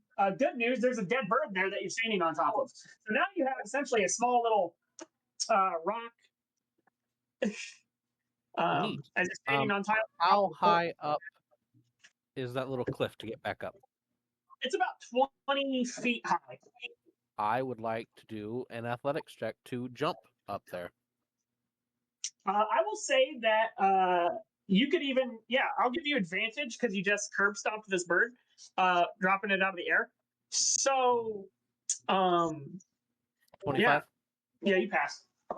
Congratulations, you got dropped, you fell, and you made it back, and the bird body starts floating down river. An effective weapon. That one counts as a half a kill for me at least. Yeah, so I'm gonna. That's probably your turn, right? Let me see. Regardless, I still have mine. Younger, can you move me to the other griffin, and I'll make my attack there? All right. I am not taking my. I don't want to. Go ahead. I don't want to pop my. Oh, I get it back on a short rest. Oh, action surge.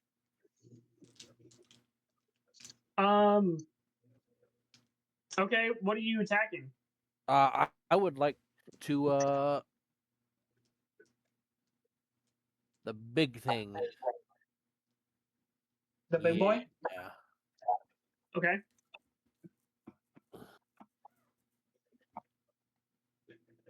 What are you attacking him with?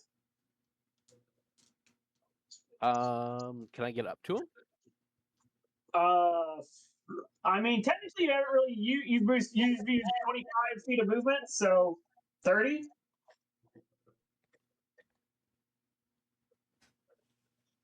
Grapple check was an action. Jumping's a bonus action. Action surge gives me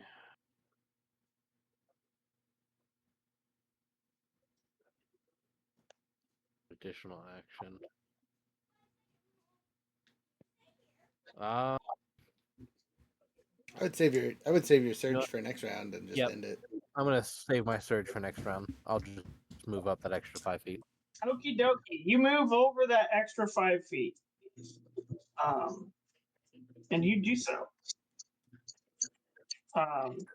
Okay, after that relier, you get to go and continue with your rampage. Yeah. Havoc cause once. I get to make my second attack against this other creature. You get charged. I am charging again. I'm going to recklessly attack, but I'm not taking the bonus for this swing, so I can add the extra d10 worth of dice.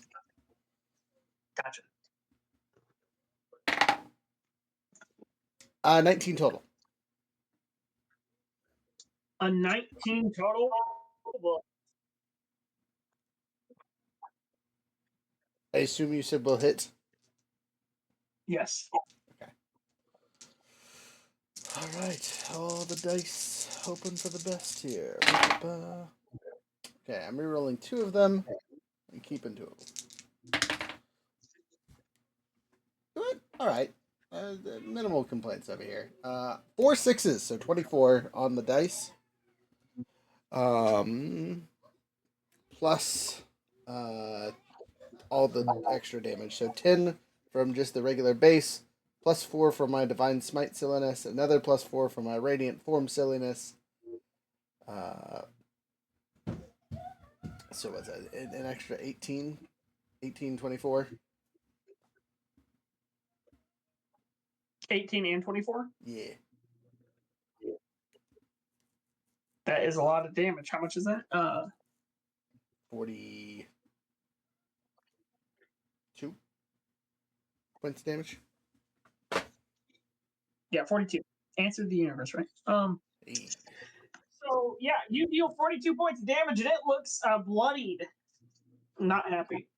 Okay, well, You guys got beef.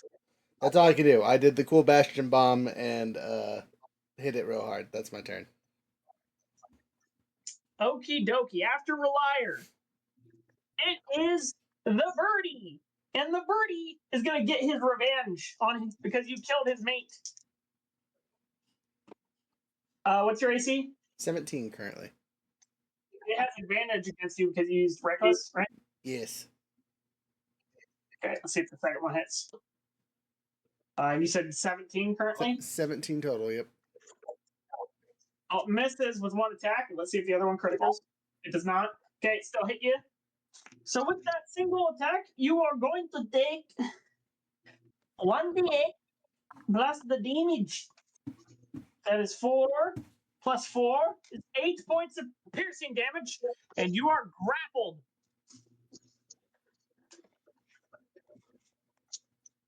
I feel like we did the song and dance a second ago. Yep. Did you However, you're not? flying now, so he's not going to release you. But he's going to fly 5, 10, 15, 20, 25, 30, and bring you over here and perch itself on the ledge. After that, it is not his turn. It is the trebuchets. One guy. Also, side note, I done goofed. My Devouring Fury now has +5, not +4. So not that it changes out that much, but 1 more point of damage. Okay, still alive, but I have noted 43. It is not the answer to the universe. One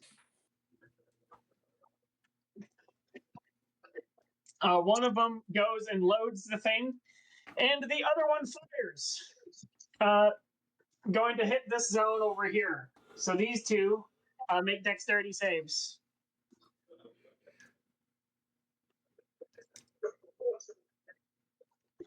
Bastion and Tarna. Yeah. Natural 20, so 21. Okay, so you're going to pass. About Bastion.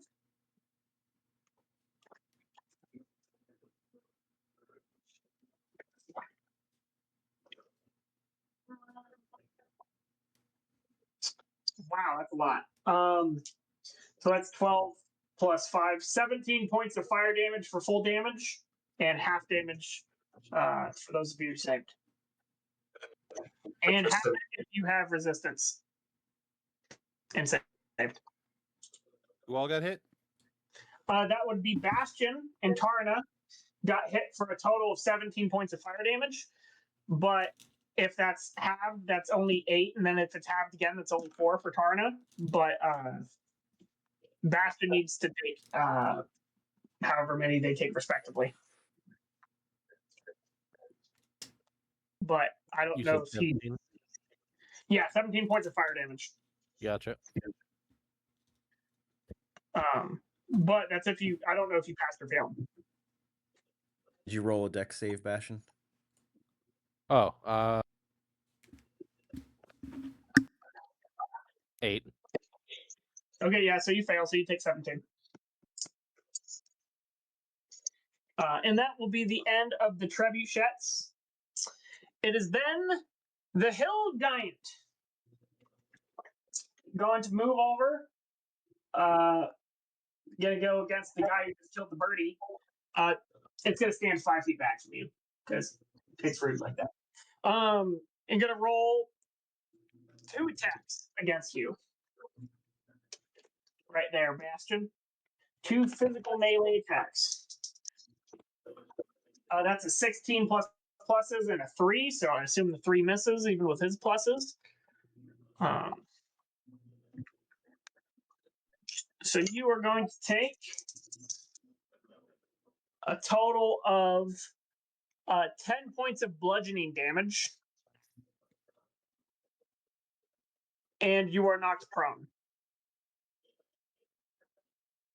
Wild, no save. No save. Yep, D&D 2024 reduced a lot of saves. So it just happens automatically when it hits. Now at the end, and that will be his turn because he can't really do a lot else. Then it's going to be the Etten. The Etten doesn't know how to feel about the giant monkey, especially since it hit it twice and it got freeze dried For 50 points of damage. Yeah, so it understands that that's a threat. He's gonna have an internal monologue. If any of you speak giant, one of them is like, "Oh heck no, dude, heck no, I ain't doing that," and the other one's like, "Well, if you're not gonna do that, you should eat the one with wings." So it's gonna target Roger with advantage because you're grappled by an ally. Is there a possibility he could hit the ally? Only if it critically fails. But he's at advantage, so not likely. But I just double critically failed earlier, so it's not going to say it's not possible.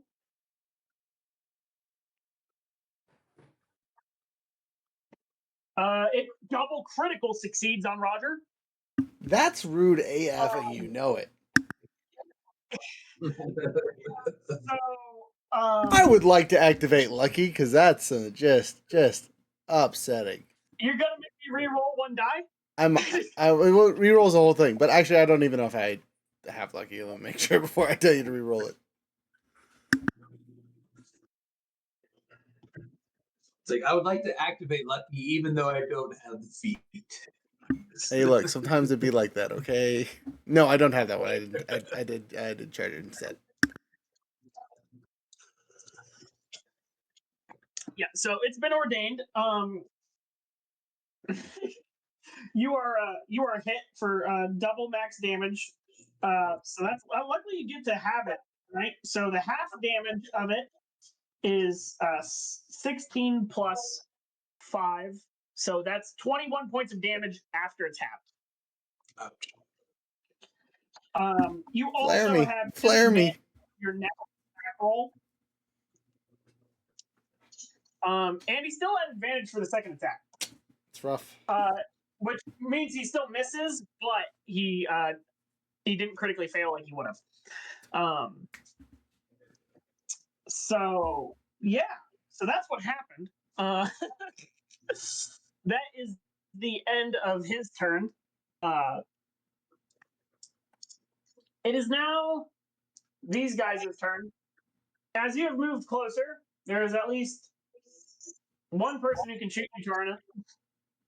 And they're going to try. Probably not won't succeed, but they're going to try. Believe it or not, wow, they actually succeeded. Okay. You take 7 points of piercing damage. I'm gonna use a warding flare, so he rolls a disadvantage. He rolled higher, so he still hit you.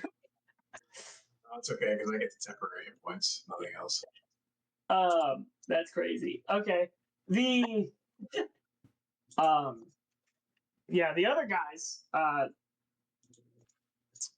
how far away are you? 5, 10, 15, 20, 25, 30, 35, 40, 45, 50, 55, 60. You're just out of range, dude. You're just out of the range.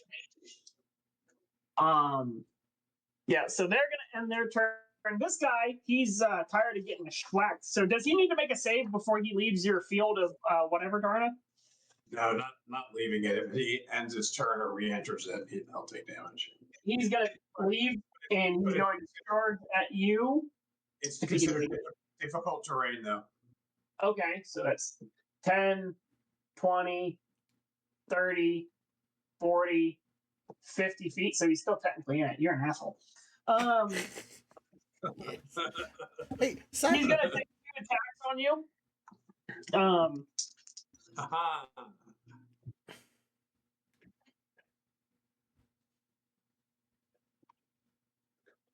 What's your AC? 18? 21. Oh yeah, he misses. There ain't no way. Even with his. Oh, he can. Actually. Wait. This is a bonus action.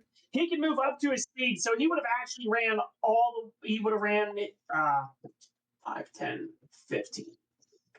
He would have ran up to here, but he still misses you. And he uses his special action. Yeah. He tried to joust you, and he failed. So that's what he did. But he is out of that zone. Now it's going to be these 2 guys' turn. This dude and this dude and this dude is definitely leaving. I don't know where he's going yet, but he's going at least here, so that's like 30 feet of movement.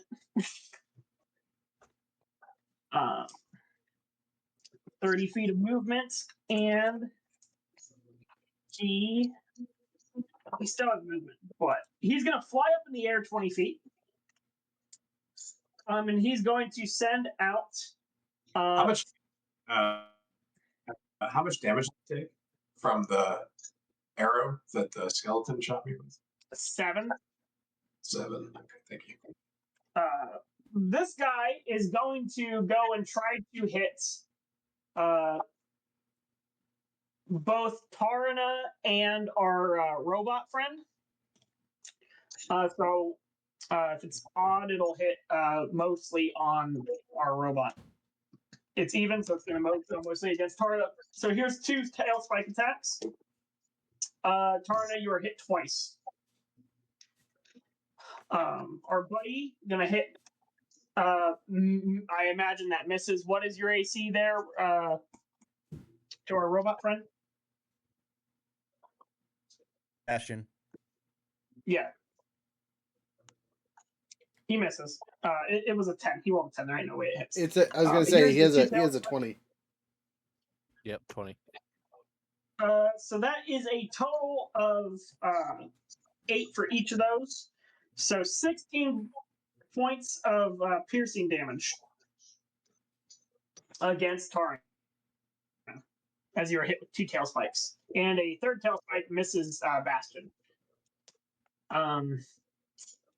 This guy saw you blasting from in the ocean. Trying to think of whether he would go. Oh no, he's going. Oh, I forgot. Yeah, you're going after the big monkey. What am I talking about? Okay. Monkey. He's gonna breathe fire on the monkey. Is he going to hit his Etten friend too? Because that would be hilarious. No, it's a 15-foot cone, I think. Okay. You know what's funny? As the giant ape, my reflex save is the same. So yeah, you need to make a deck save. All right, hold up.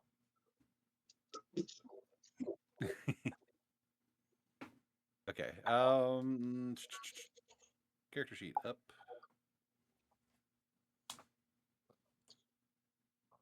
So that is a 16. 16 is enough to save, so you take half damage. So and that's half 15. again because I'm still a tiefling, even though I'm currently a monkey. Yep. So that's 15 points of fire damage. So that's half to 7, which means it burns the last 2 of your ice magic. Which doesn't. It only affects melee attackers. So it only affects melee attackers. He is going to charge at you. After breathing fire. Wow. Okay. And is going to attempt to ram you. AC is currently 15. Off the cliff. He can try. I have a 23 strength. You can try it. Okay. That's all I said. So that's a 17 plus pluses, so that hits. Okay, so make a strength saving throw. I'm glad I have a 23 strength currently. Let's see. So that is a 16. 16 is enough to pass. He is not able to push you over the edge. However, you still take the 15 points of bludgeoning damage. Okay. I'm monkey. And then he's going to attempt to bite you with his liony fangs. So that's another roll to hit. Again, AC is currently 15.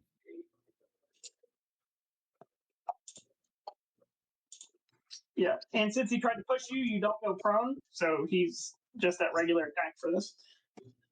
He misses. Yeah, you're still lucky. So that's his turn.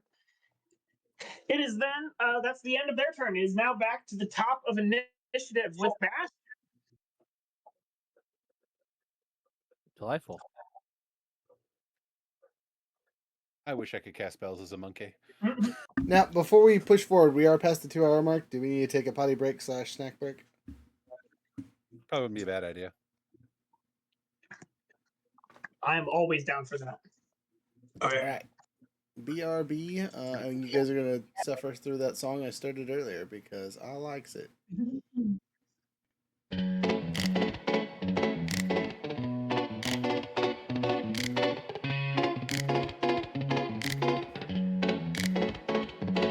I waved my wand and sparks flew high. Accidentally turned my cat to pie. Dreaming of a tower that scrapes the sky, where every spell I cast will make me fly. I tried to charm to make my hat float, now it's chasing me like a tiny boat. Maybe flames just a spell away. Ocean bubbles over hopes it's pink. I scribbled great wizard, but it winked. I want a tower of magic, tall and bright, where dragons nap in the moonlit night. Oops, I did it again. Magic on a string. My broom just went rogue and ran away. I want a tower of magic, gleaming high, where I'm the wizard that touches the sky.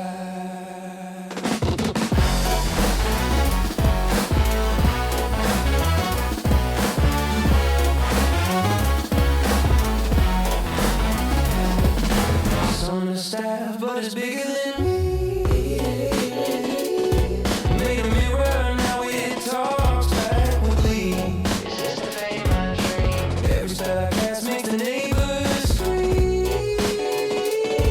But that's just life when you chase the dream. I want a tower of magic, tall and bright, where dragons nap in the moonlit night. Oops, I did it again. Potionless half flow.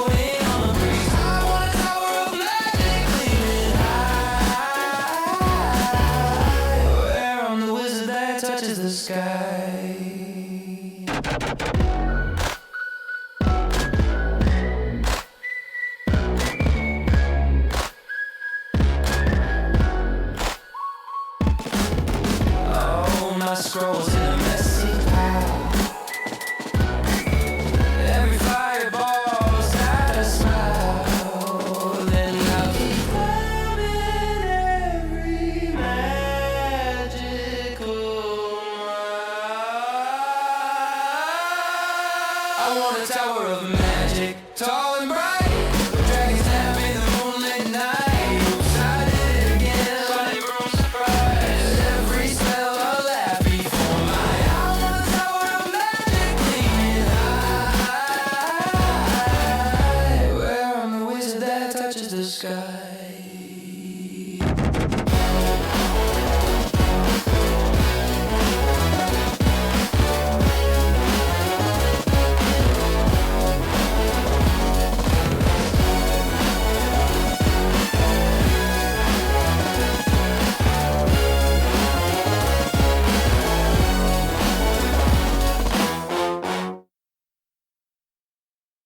Not gonna lie, I timed that perfectly. I will wait for the majority of people to return before I put our faces back on the screen. I have cookies. Cookies. I got wasabi peas, some peanut butter, and some Potatoes. flavored water.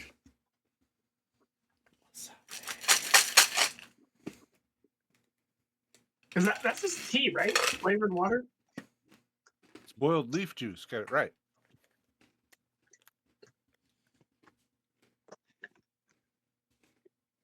My bad.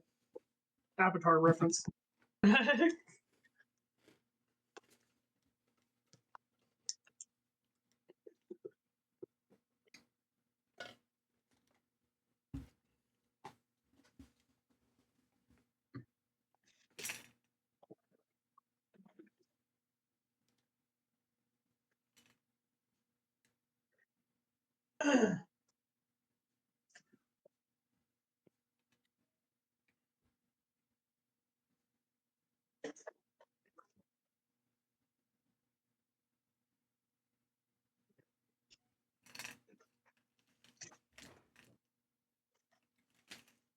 Hold up.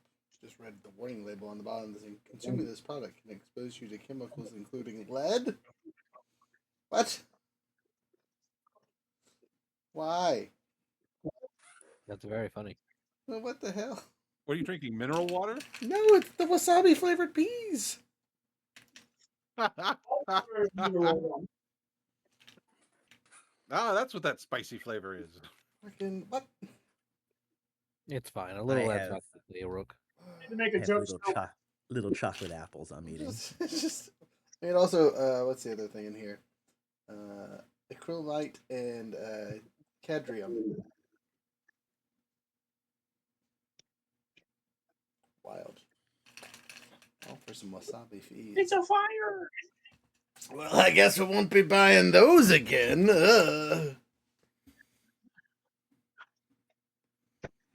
Okay, now everybody back. Dying over here. I believe everyone is back. For maybe Great Warp, he's muted still. Yeehaw.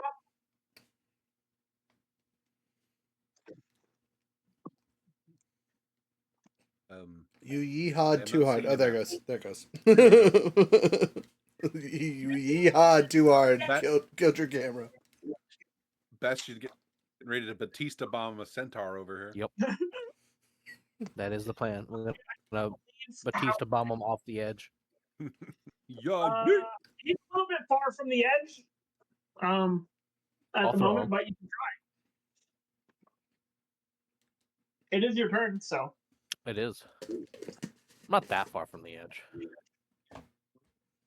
I could toss him over. It's like 15 feet. Yeah. Do it. Suplex him and then kick him off. He's got Do horsepower. it like we did Priestess Gut when we got rid of her corpse in our playthrough today. Yeah, I'm just gonna eat. Okay, well, the first step in Batista bombing the centaur is I gotta grab it. Make an attack. Make an attack. 21. That's a hit. Got him. So that means grapple. It is now grappled. Okay. Grapple. Can I move him while I'm grappled? Yes, you can if you are in control of the grapple. And I am in control of the grapple. They simplified it. Delightful. We're gonna I close think to it's the a edge. reduction. For every 5 feet you move your target, your movement is reduced by 5 feet or something stupid like that. That's fine. I only need 15 feet to throw the centaur off the edge. You can move him, but I'm going to say in order to push him off the edge, that's going to be a strength check for him. Oh, that's fine. Contested. That's fine. Roll your check.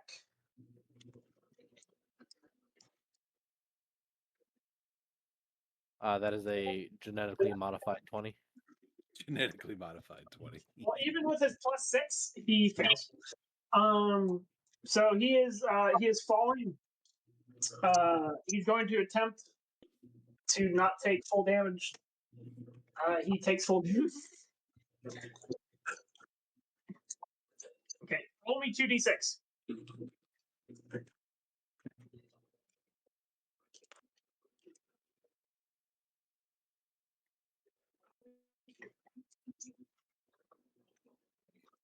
Chat going crazy with yeet.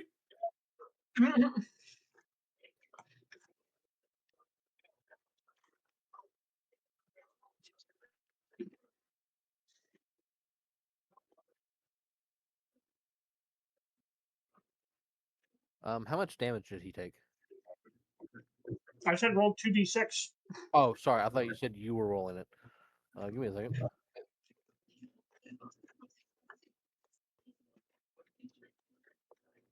Eight damage.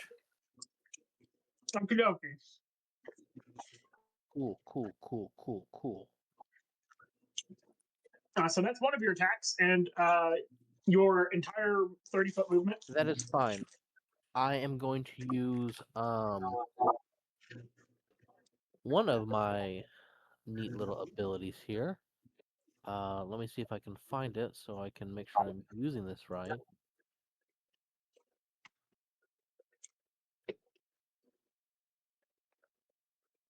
I'm not crazy because I just saw it.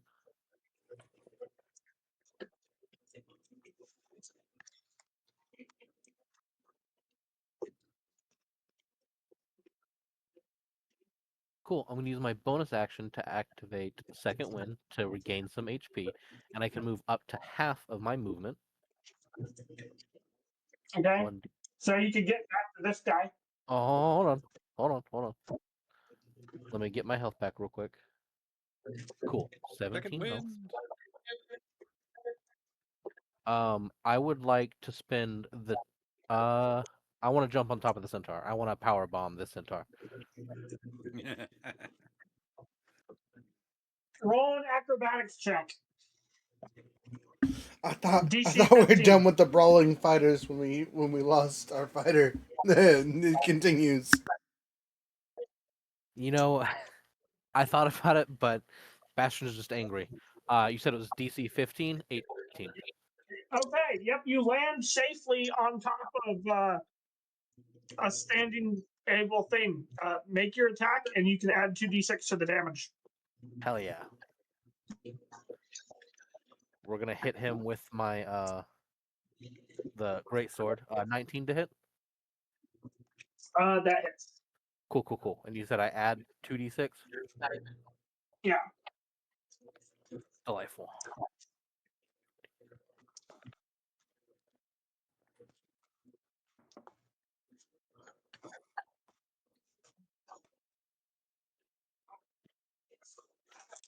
Okay, I gotta do some math. Not math.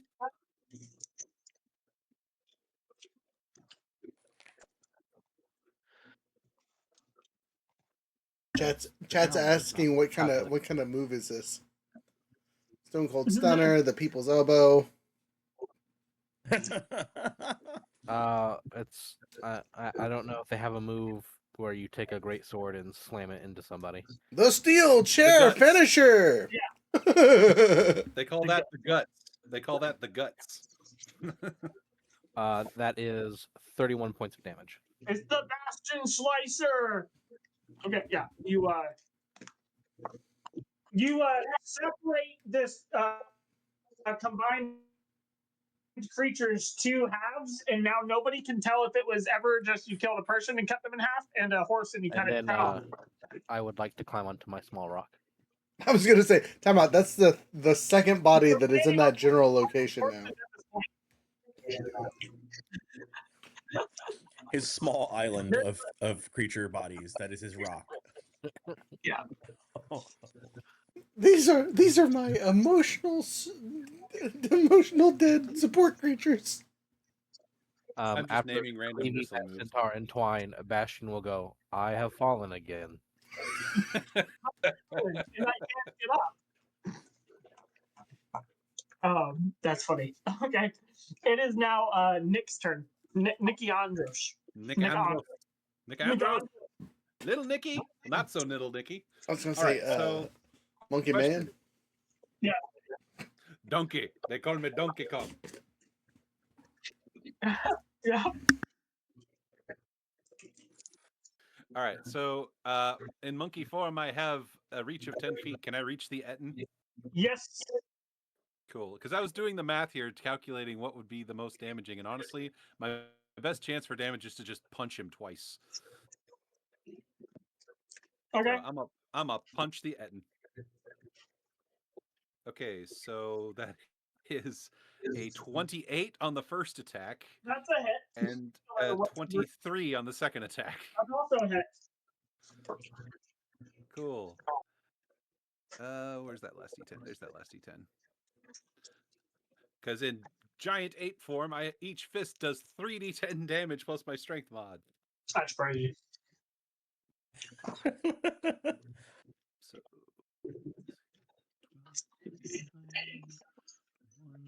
So that's 22 points of damage on the first fist. Okay. And 25 points of damage on the second fist. So you've got 75 points of damage plus 22. So that's a lot.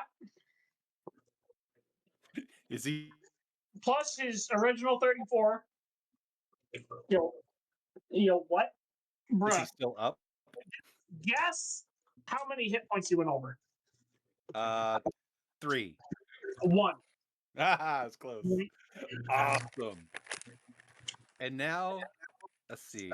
Let me read the distance on this last ability that the ape has.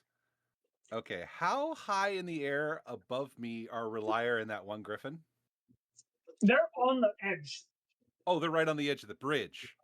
Yeah. That is fantastic. So, if I were to leap into the air, yeah, like more of in a vertical arc than a horizontal arc, yeah. How much, if I had a grand total distance of, say, 30 feet, I could arc into the air, could I get above the griffin? I mean, yeah, but I'm going to potentially allow it to make a save. That's okay. It might release Relier if it sees a 800-pound monkey getting ready to fall on it. Yeah, so roll, I guess, are you, so you're trying to land where it's at or trying to make an attack against it? Okay, so the giant ape, I keep wanting to call it the great ape. The giant ape has a bonus action leap ability. At the cost of 10 feet of movement, it can leap 30 feet. Gotcha. So what I want is to, go diagonally because... so I'm going to give you 2 options. The first option is you can do a attack against it, which combines this jump with the attack, which will add fall damage to the attack. I have no attacks. I was just gonna land on it. So since you're gonna do that, instead it's going to have to make a dexterity saving throw versus your monkey's. What's your monkey's athletic ability? Well, here's the thing. Just rules as written, what would happen is I would leap into the air and using D&D's weird non-Euclidean physics, going diagonal squares up in the air, I would end up 30 feet above the freaking bird. Yeah, no, and I understand. Just fall 30 feet. So if we're going by fall damage, it would just be if I fall on something, we both take fall damage as determined by the DM. I'm just falling on him. That's all I'm doing. Yeah, I understand. I'm just saying it would logically be able to use a reaction to move. Yeah. So I'm gonna say that you're. I'm doing this for the memes. I'm not doing this to be efficient. No, I understand. So I'm gonna give you a basic DC. It's gonna be a. I'll make you a. an ability check essentially. Acrobatics DC 15 or athletics. All right, hold on. Oh, do the athletics. Did you have a +9? I don't have athletics trained, You have- and I don't think I get proficiency. Your monkey form has athletics. Okay, if you want to rule it that way. Better idea. DC 19. The because monkey's it's- athletics check is +9, so if you want me to roll it. Yeah. So that is a 26. Yeah, so I'm squished. Okay, so roll your 3d6. Yeah, we both take this, right? No. Hey, this man, hey, this man just, I don't want to do this no more. That's 7 damage from falling. Crunch. Okay, you and Roger split 7 damage. Just kidding. Roger, you take 7, and so does the giant thing that just it fell on. Royer, suddenly flying monkey.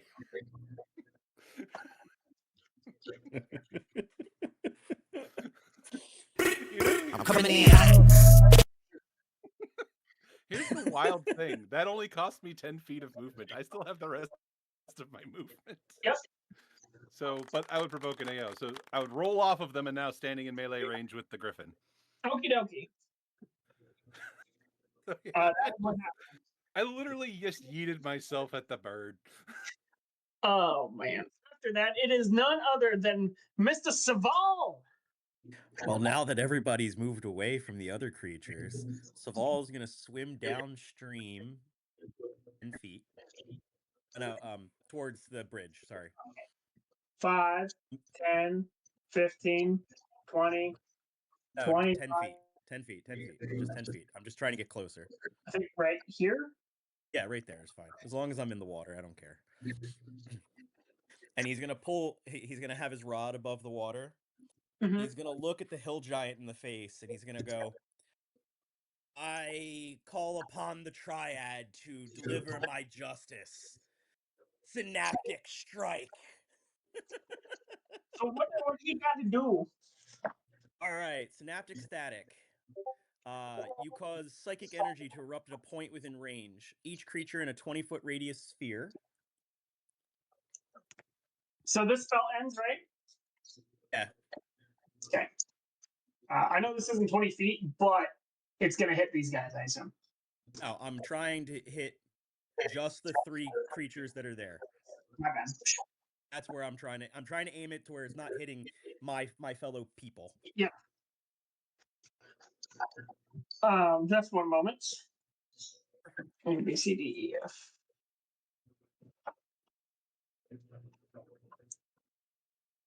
I'm stupid. Where's the stupid thing that is A, B, C, D? B, C, D, E, F, G, H, I, J, K, L, M, P. Not worth this crap. A, B, C, D. Oh, that's why I'm stupid. Okay. All makes sense now. Okay, so what does he need to do? Save against? All the 3 people that are under that circle need to give me a intelligence saving throw at a 17 or better saves. Okay, they're probably not going to do great. So I'm going to start with the big boy. You said 17 or better? Yeah, if 17 meets the DC. Yeah, so he fails on that, so he's going to fail. And then the Manticore is a 11 plus nothing. It has negatives. And then the Chimera is a super negative. It's a -2. Okay. So they all fail. Okay, so they take 8d6 psychic damage. Come back, die. Mhm.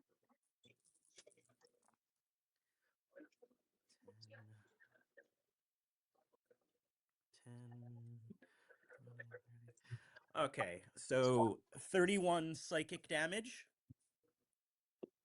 to each one. I thought you just dealt 8. I'm confused. No. Okay, 31 seconds each. 31 psychic damage. I And don't then know for 1 minute.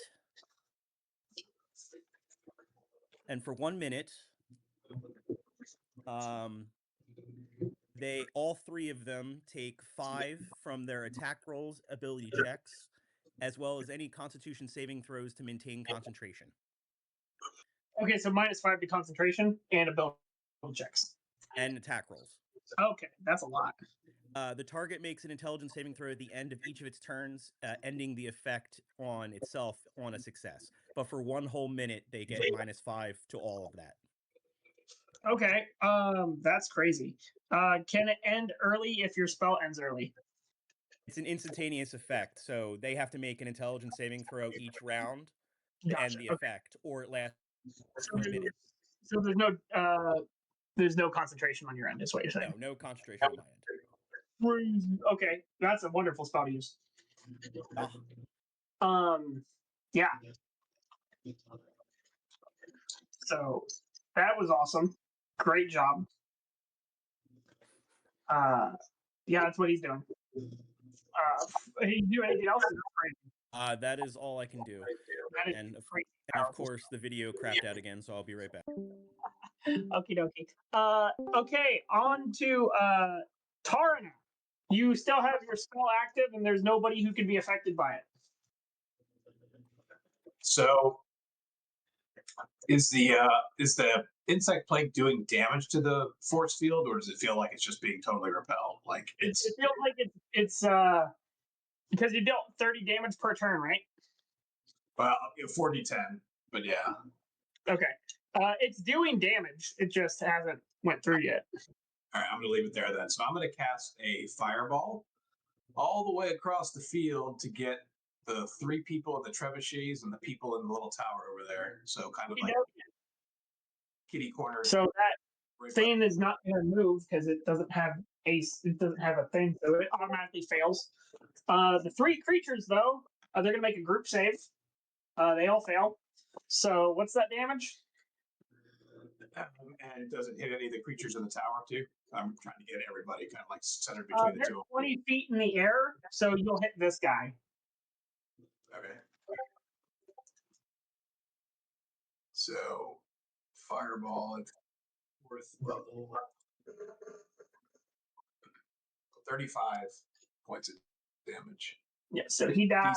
He died. He died. The catapult itself actually died.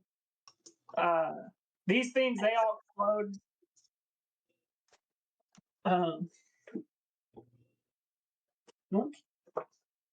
Okie dokie. The other guy, did he? The one that I could also hit, the skeleton? My bad. Yeah. And move me down towards the bottom of the map, diagonally 2 squares towards the stairs. Oh, towards here? Yeah. Okay, you're on the stairs? No. Yeah, and down a couple, or up a couple, I guess. Like right there? No, other way. No. Like I'm on the landing of the stairs. Oh, up here. Yeah. Yeah, he's going to went 5, 10, 15, 20, 25, 30. You can get there, but you'll take an opportunity attack from the giant.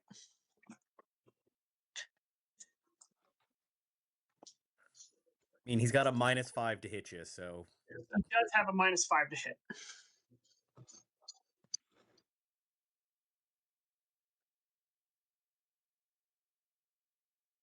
So he's going to make that roll to attack. That's a 10 plus 8 minus whatever, so that's definitely a miss. Yeah. And the barrier takes. Over the insect plague takes 25 points of damage. Okie dokie. 1 plus 25. Okay. That's it. Okie dokie. After Tarnet's for liar again. I'm back. You're grappled. I am, which is a poor choice for that creature. We going reckless. Also, giant angry monkey. Yeah. Yeah. You may He's- go reckless. He's over here like Wacky pee-pee. You have a regular chance to hit the creature because yep. yeah. Yep. Oh, no. Hiya. Math here. I rolled a 7, have a +8, so 15 to hit. Actually, that might not hit. That hits. Ooh, all right, I'll take it. All right. I think this dude's close to death, so I'm gonna burn at least those two I didn't charge. So add that. Oh yeah, max and a 5. Do I roll that? Nah, it's fine. Okay, so 10, 15, plus 11, so 20, 26 more points of damage.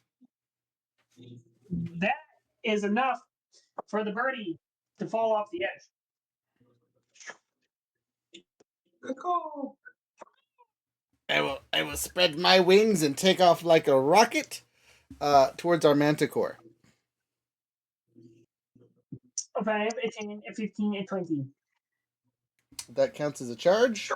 I'm going to attack again recklessly because I've already activated this round, but I'm going to not take the bonus to get the extra damage. Maybe, hopefully, if I hit. Manticore laughs at you because he says, "Wow, you're just as bad at identifying creatures as you were in the freaking labyrinth. You just pulled an RJ. It's a chimera. Oh, sorry. You failed the riddle." Look here, you 3-headed bitch. I didn't hear the description. I could have sworn someone said manticore. My apologies. It's the chimera cord. Yeah, So whatever. It's about to have a bad day. Is what it's about to be. Critical. Okay. You critical on the attack, but you failed on your own intelligence check. How dare I? Anyway, so math here. Charging bonus. So dice maxed out to start is 12, 10, and 8. So that's 30 pre-roll. Now for the roll. Okay. And then I'm going to re-roll a 2 because that sucks. I'm going to keep everything else. Hey, 3 8s. So what, 24? A lot of 8. This is a lot of 8s. 24 plus 30 plus another 10 because I would get to add the other radiant silliness. Yeah, he's not happy. You pissing him off. Oh, sorry, 14. I missed 4 points of damage on the other guy because I had radiant wings. I really wish the computer would do the math for me on that. That would make my life way easier. But anyway, 14. So total of a lot. Wow, this thing's rolling great. 60 something points of radiant damage. Okay. Radiant thunder damage. You said 60? Total, yeah. So it was Oh, total. Okay. yeah, I was like, oh. yeah, because it was 30 on the non-rolls, another 24 for the actual rolls, and then 14 more from the pluses from all my That silliness. makes sense to me, but I was just like, you did 6. I thought you did 60 damage after all that. I was like, how in the what? Cheat. Oh, cheat. Actually, I can attack again because I can activate Hue because I critically hit, and I have a bonus action this round. Okay. So this one I get to roll with advantage. 8 and 16 plus pluses, so 24. Okay.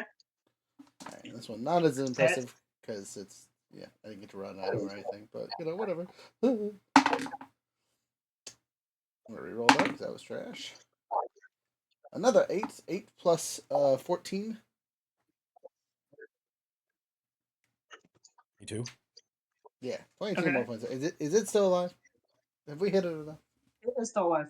Rough. Okay, well, I did all I can do. I killed a thing, and I did I did the damage. I did the thing. I did the thing. Yeah, you dealt a lot of damage. Between you two, that's 113 points. Okie dokie. So that is the liar's turn. It is now the Peritons, except they're the other things, except they're dead. And the trebuchets, but there's only one that's partially loaded. It didn't have anyone to fire it. And there's nobody to fire it. So as such, the hill giant is going to. Does he take any damage inside of the circle at the beginning of his turn? There's no circle. It's an instantaneous spell. My bad. Tried to tell you Gotcha. that before. I'm just gonna. No, I understand now. My bad. You just have to Misinterpret- remember that for a minute there have bad things unless you roll intelligence to get out of it. Yeah, and that happens at the end of their turns. So, Relier, Yar. you went berserk last time, right? I did.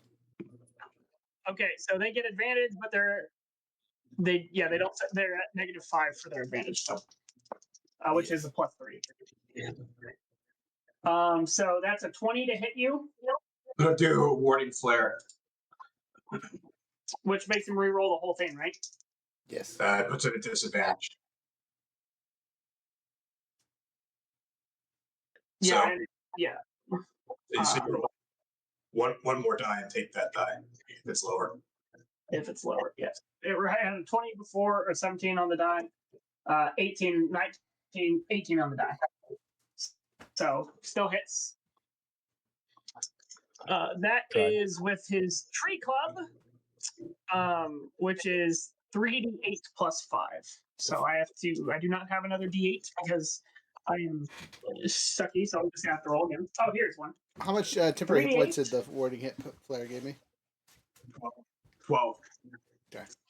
So that's 8 plus 6 is 14 plus 7 is 21 plus 5.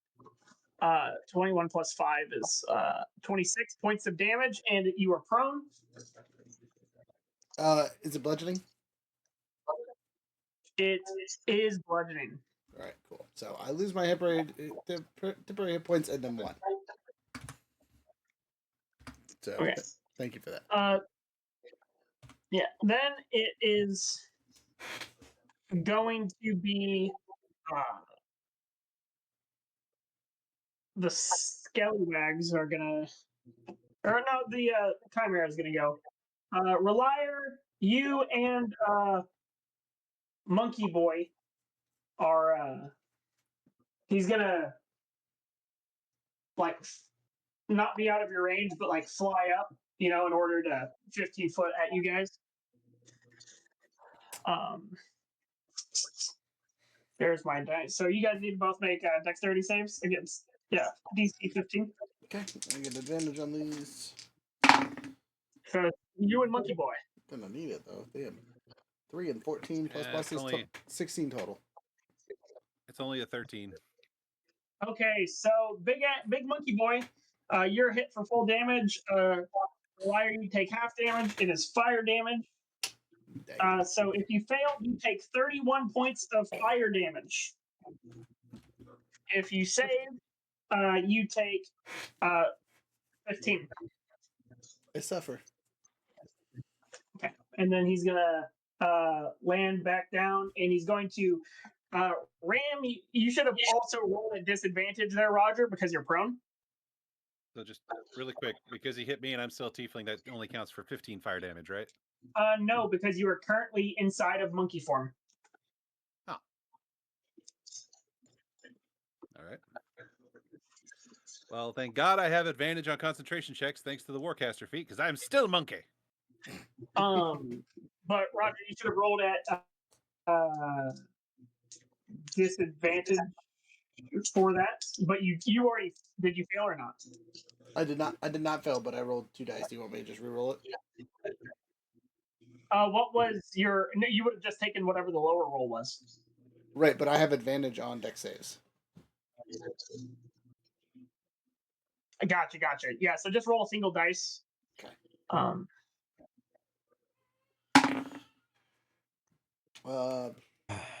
13 to fail. Damn. If you fail, so you would have taken 31 points of fire damage. He's then going to take his ram attack on you at advantage because you're prone. So that's 18 plus pluses, hits. With that is a d12. So you take total of 8 points of bludgeoning damage as you are made prone again, even though you can't be made prone again. And he's going to make a bite attack against you, which is 18 plus pluses, hits that. And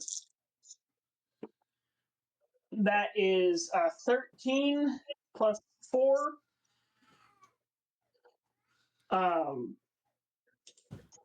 Sorry, I'm confused. One moment.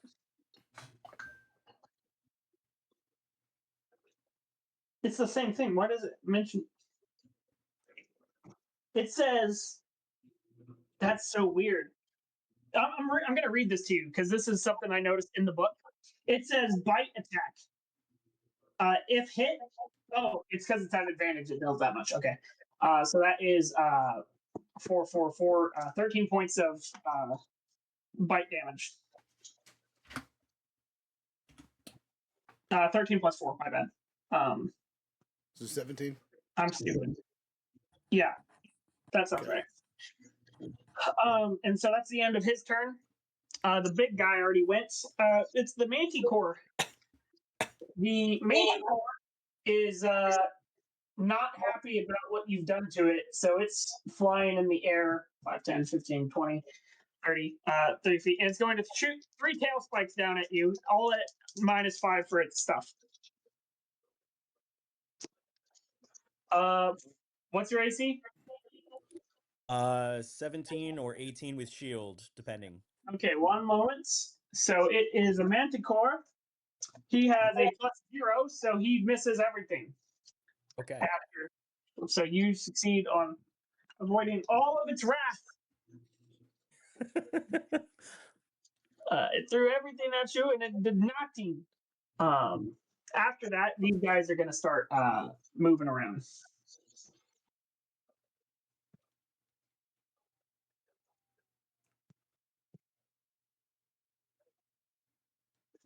This guy is going to shoot Tarna.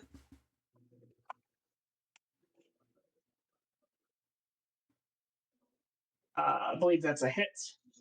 Well, you have 21 AC? Yep. It misses. The other guy is going to move over to you, try to hit you. Also misses. And yeah, that is what they can do. These big guys, I forgot they all need to make a save, right? An intelligence save? An intelligence save, yeah. Gonna start with Mr. Manty. Mr. Manty. He fucking fails. The Chimera, he fails. The big doo-doo heady, he actually probably succeeds. What's your AC? Your DC? 17. Yeah, he barely succeeds by 1. The big boy is free. But the other two suffer. Okay, after that, it is back to Bastion, who's in the water.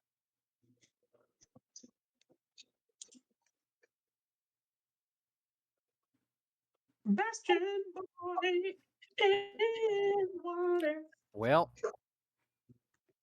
I suppose I'll jump up. Okay, you have managed this feat before. You remember acrobatics or athletics. DC 19. Yep, pass. You are able to get on the edge. And that big boy is just big enough for me to swing at. Earl. 21. 21 will hit. Ooh, that's good damage. It's good damage. Right. Some spice. That's some spicy damage. It's good. Use your damage. All the damage.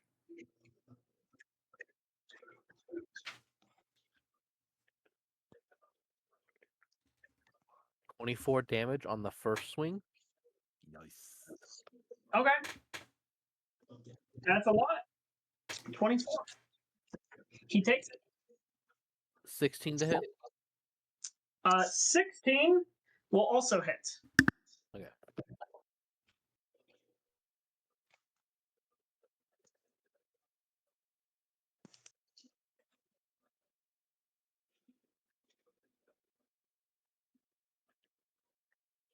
$25 on the last swing.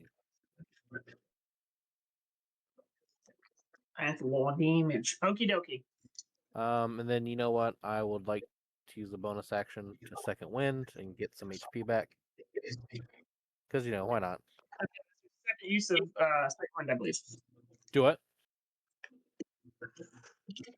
That's your second use of second wind, right? Yep. I've got 2 more uses left.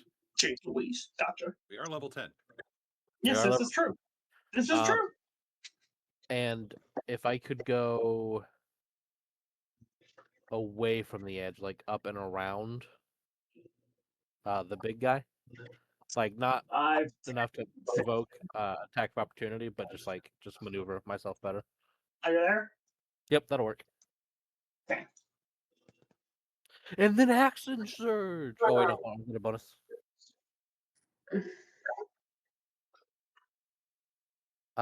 Is that a bonus action to close it, or can I just do that? Action surge you just do. Cool. Action surge! You thought I was done. Haha, you fool. Do it. Do it now. 25 hits. A 25 will hit. Neato. I'm going to give you a hint. The creature has an AC of 14.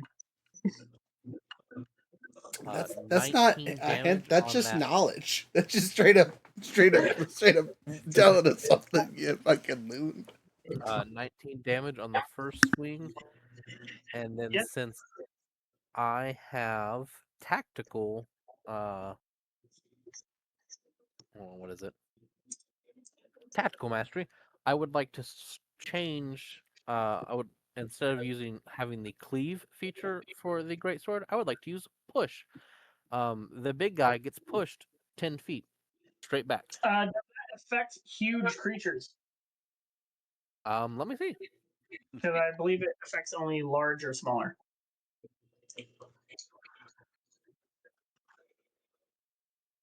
Unfortunate. Oh, I'll just whack him again then. Okay. Ooh, thank you, champion. That's your critical hit. That's max damage. It's gonna be a lot of damage. I have to break up the calculator for this one. Some spicy damage. Good that got good damage. Spicy damage.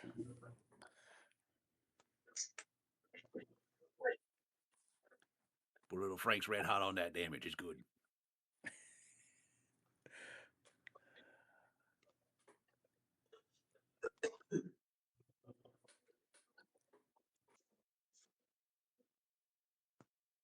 $32 damage. Okie dokie. Nice. Wick. Okie dokie. You guys have been walloping on him, but he's still looking pretty good. That is fine. Instead of cleave, I would like to use sap. So if he attacks me, he has disadvantage until the start of my next turn. That sucks for him. If he doesn't attack you, is what you're saying? No, if he does attack me specifically, he has disadvantage. He can wail on someone else all he wants. Gotcha. That's rough. Okay. Yeah, so that's what he does. Yeah, that's what happens. After Bastion, it is it's time for more monkey shines. The Chimera and the Hill Giant need to give me a DC 17 dexterity save because I'm hucking a boulder at them. Oh, are you hitting Relier too? No, because it only covers like 4 squares, so a large base. So Blue is the big boy. So that's an 18 and a 19. Okay. What's your DC? It's 17. So they made it, which means they take half damage. Big rock. No, I mean they might fail because they're big creatures, so they're a little small, you know. So you said it's a DC 17? DC 17, yes. So unfortunately, the big guy survives, and the other one is a chimera, and the chimera has a +0, so he still succeeds. So they both succeed. So they take half damage. Okay. Also, They'll take half also damage as the soon as I find- Chimera's flying. That's okay, as long as he's in the 4 squares of area of effect this Right. thing affects. For comedic effect, can I say I hucked the dead griffin at them? I'm gonna say you can huck a bunch of its feathers. And you rip. It'll just be a chunk of the bridge then. Yeah, a chunk of bridge filled with feathers because the bird fell off. But yeah, yeah. I mean, if you ripped off its wing or whatever, King Kong style, you know, it makes sense. Alrighty, calculating damage. So that's 8.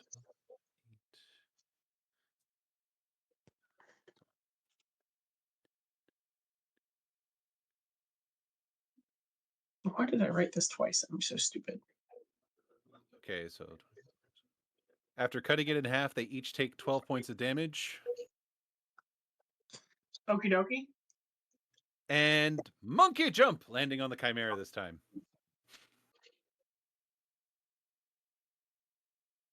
I love that that's a bonus action, by the way. Yeah. So as this is, I think a more fair thing is going to be what would it be? DC save would be 8 plus your 9 bonus. So that's still Again. DC what? DC 16, right? DC 17. My athletics is +9. Yeah. So it's so 9 plus 8 is 17. 18. Yeah. So that's the DC for this guy 17. to avoid you. So he has a +0, so he's hit. So he's gonna take your fall damage. Fall damage is. Now, whether or not you knock him out of the sky, that's another different answer. But 13. I am now riding the chimera. you know what? Roll me an acrobatics check. Oh jeez. 15. That was enough. Yep, you're on him. Just land on him, do fall damage. Am I taking that fall damage as well? No, you're not. But he's gonna be on the ground, and you're riding him, My Little Pony style or something. This man just said My Little Pony style. Like what? Excuse me. Monkey stomp. Monkey stomp. So how much damage was that?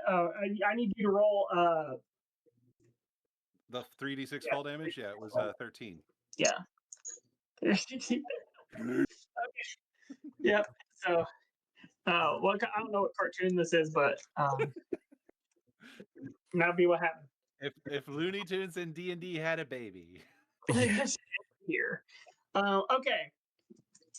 So after that, it is Saval. Saval is going to go backwards along the pen there. Okay. Deeper into the river. This way or this way? All right. So your finger is pointing the wrong way. Okay. So you're going deeper. 5, 10, 15. Right there. And then I'm going to do some blasties at the thing that tried to needle me. Okay, roll it. 22 for the first one. That's definitely gonna hit. And then a 24 for the second one. That's also gonna hit. All right. So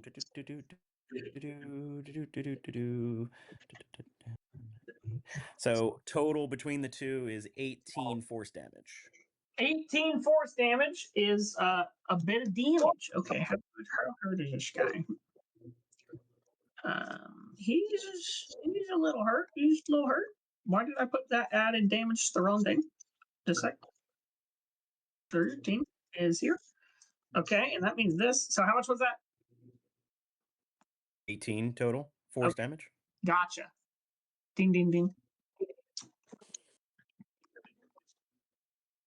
Okay. Cool. Yep, that hit. You got any bonus actions, Mr. Swimmers? I'm gonna swim under the water. Okay. Ranged attacks will be at disadvantage as you are submersed. Or ranged attacks against you, not you attacking. Yes.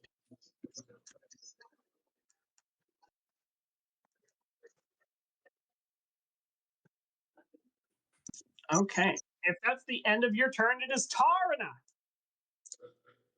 Okay, I'm gonna actually go down the stairs that I came up. 5 squares in that direction. I know probably an opportunity attack, but 25. No, you're outside of his range, so you're fine. and then 1 towards the insect plague. Yep. So the first thing I'm going to do is healing word, mass healing word. That is. Okay. So everybody within 60 feet of me, so 12 squares, gets 14 hit points.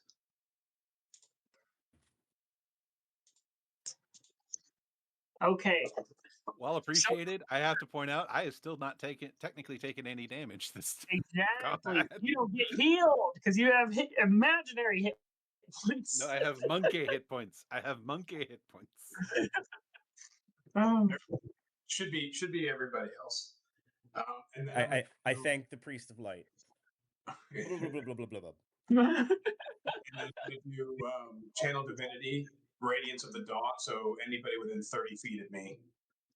So 6 squares, which should be just about everybody, I think. Well, not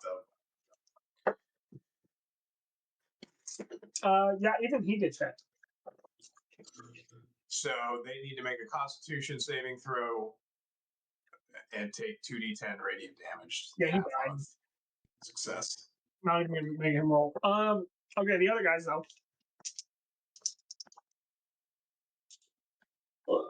That's probably fails, but 17 for the DC on this one. I mean they all have good cons, but I rolled shit. That one might pass. Nope, still didn't pass. And this one has good con, but also didn't pass. Okay, so they all failed. So 26 points of radiant damage to all of them. Rude.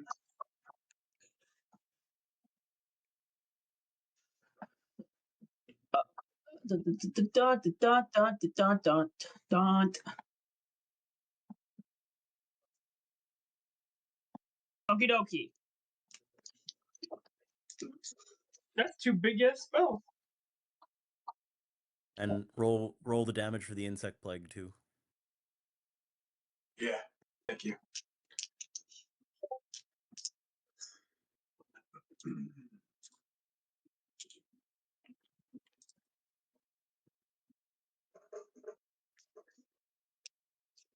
$25 again.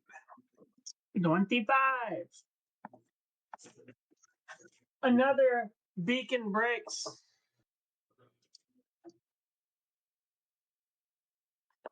Not just the beacons are holding up the force field. I'll be right back. I have to get some medicine for the baby. If my turn goes, just hold off until after the enemies, I guess.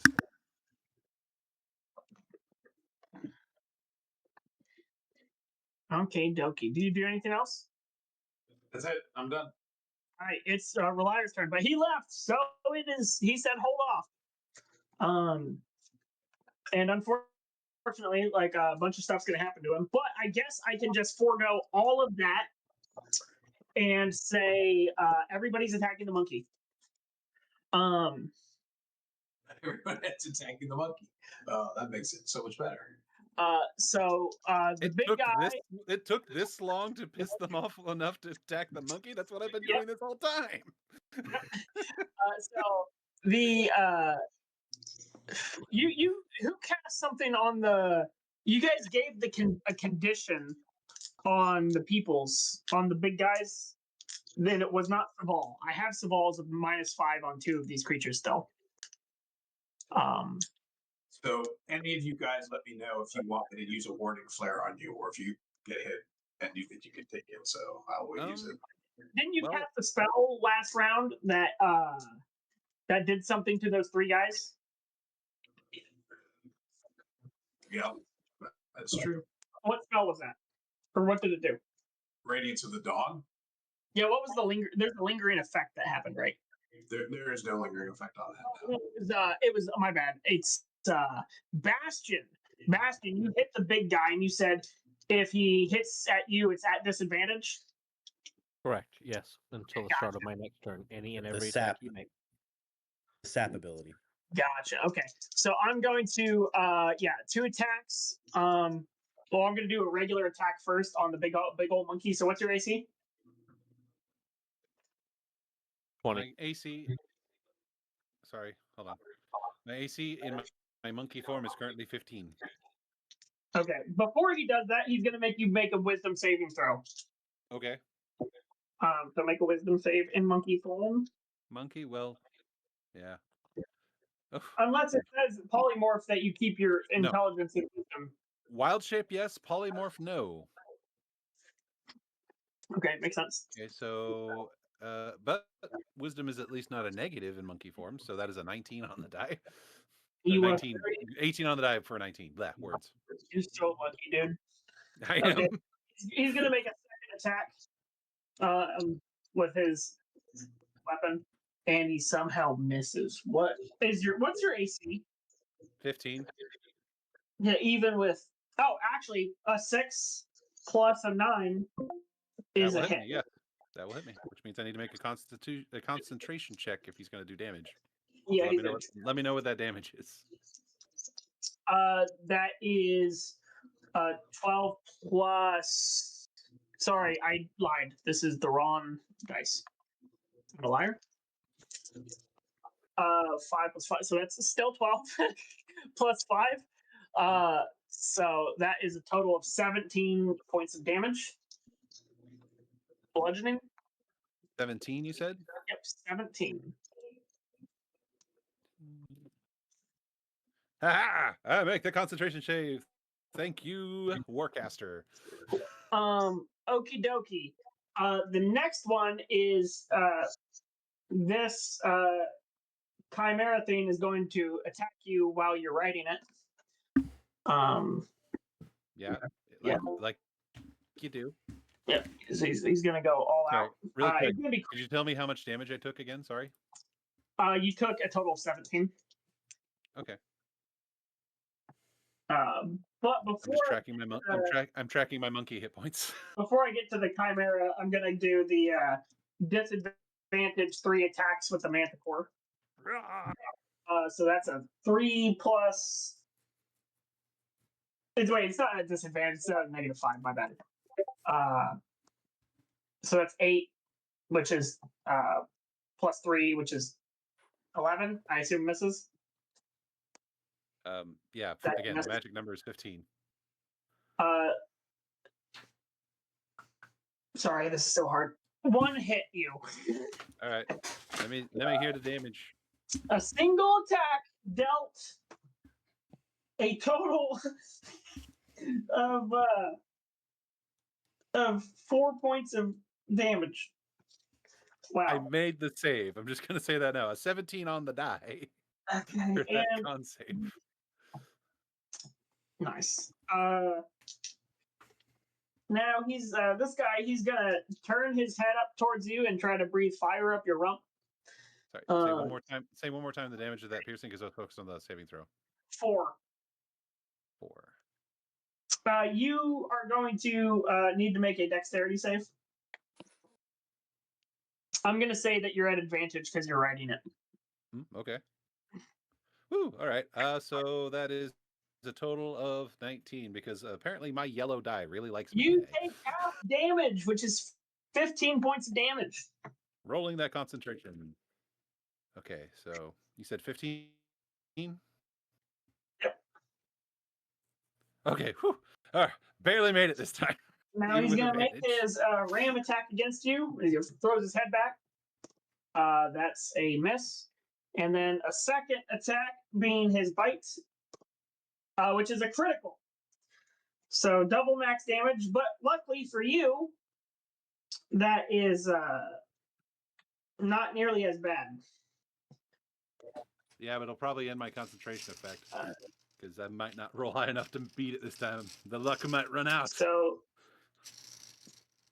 that is a 3 plus. But then again, I'm also making these Constitution saves with the monkeys.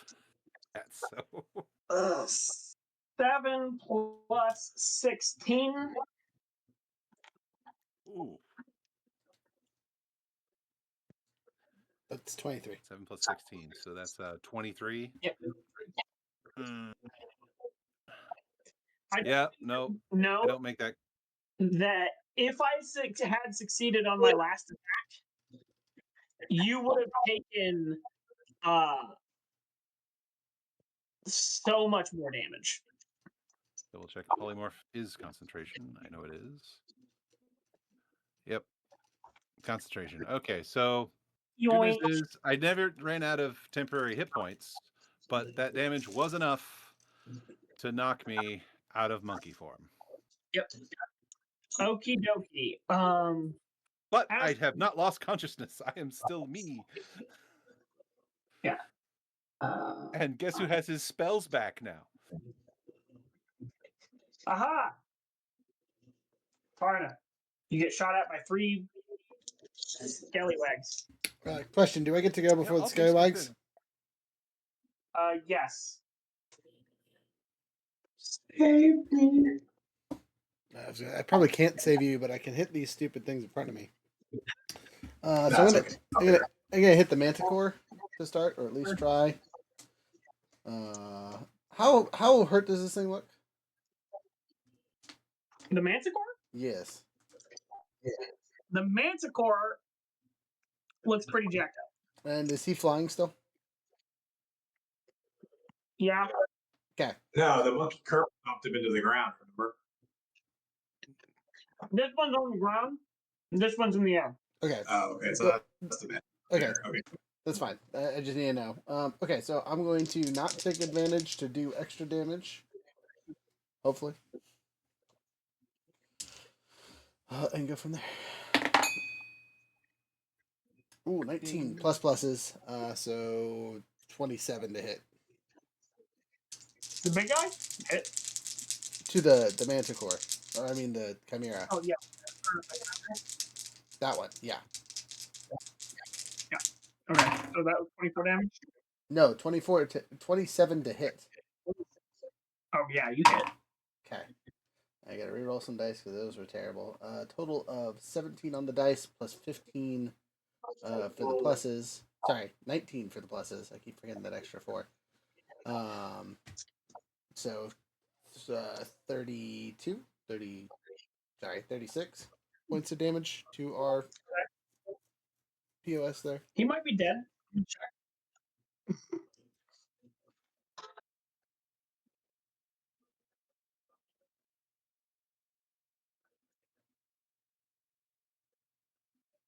Yep. With that, you squash him. Okay, cool. Since I squashed him, I'm gonna activate Cleave and then probably heal at the same time because fuck him. Okay. Oh, actually, I don't want to activate heal. I'm just gonna activate Cleave because I want to heal this round. I need it. Attacking this other guy at advantage because I've already used the brutal strike to hit the other guy. I can't charge or do anything crazy, so no extra craziness from that. Yeah. 16 and 8, so I'll take the 16 plus pluses. I assume hits. Yeah. Okay. That means big guy's taking a whopping 11 plus 14. 11 plus 14. 25. Okay. I assume he's still up. Yep. Okay. Before I'll just do my other attack then really quick. Same roll. 5 and 10. 10 plus pluses, so 28 to hit. That's a hit. Sorry, 18 to hit. Don't mind my terrible math. That is still a hit against the giant. Okay. 7 plus 14. 21 more points of damage. And then I'm going to use my bonus action to activate Warrior of the Gods and see how many of my dice pool I'll have to burn to heal. I'll probably burn all 5, is my guess. 4 and 2, 6 and 11, and another 4. So 21, 27. Does that sound right?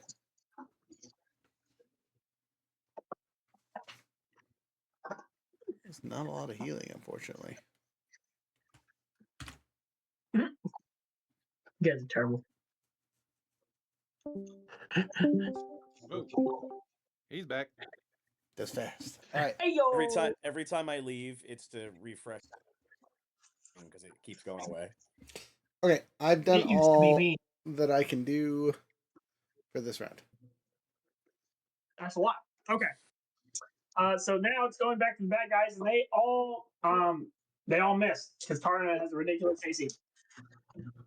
On purpose. As such, this guy and this guy are going to move, and they're going to step out of their barrier. Nice. But A, B, C, D.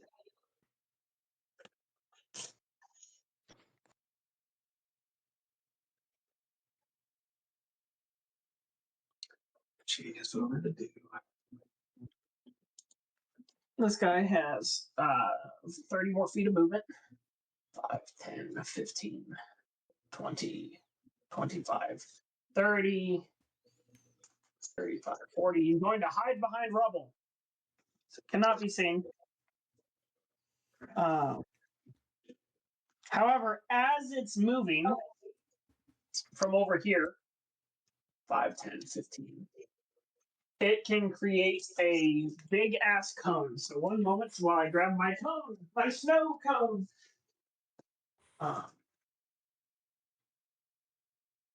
It was fun being a monkey. It's going to, when it's at this point in the location on the map, cast its ability. Counterspell. It's an ability, not a spell. Dang it. Dang it. I need you each to make a. I need the DC. I need you wisdom saving throws. Oh, wisdom saving throw. All right, that's good. Asking the cleric to do a wisdom saving throw. Well, I hear for our robot. Robot, do you have 10, 30? So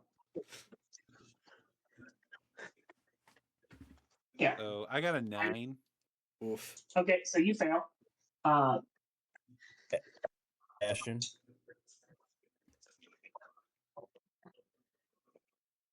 Verling, you there? Yes, sorry, one more time. Wisdom saving throw. Wisdom. Be patient with Verling. It's late and he has children. 19.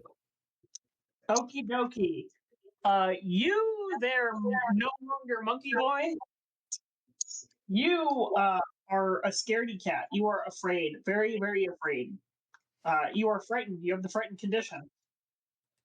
Okay.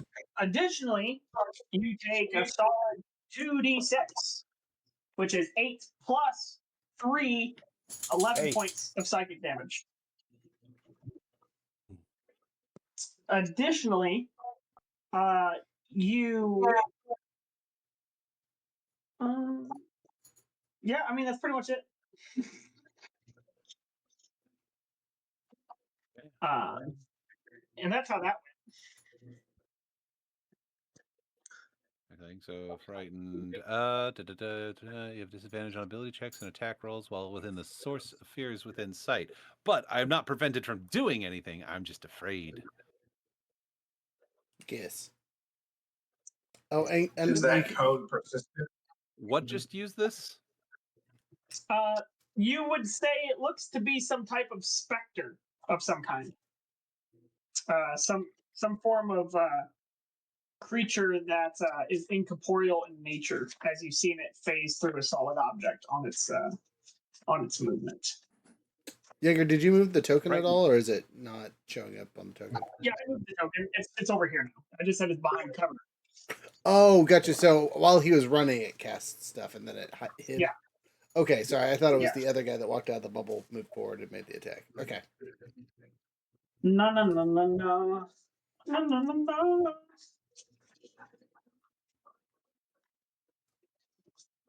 Okie dokie. Yeah, after that happens, this other guy steps into the ring. And he, sorry.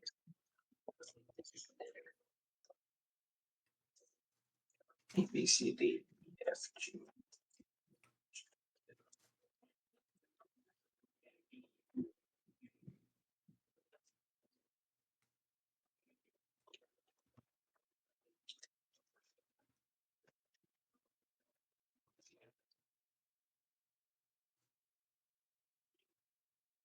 Why is this thing stupid? Sorry. I could have swore I had the page marked. There we go.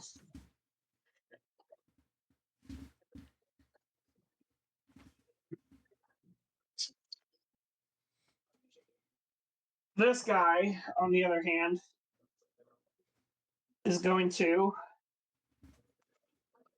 move 5, 10, 15, 20, 25, 30.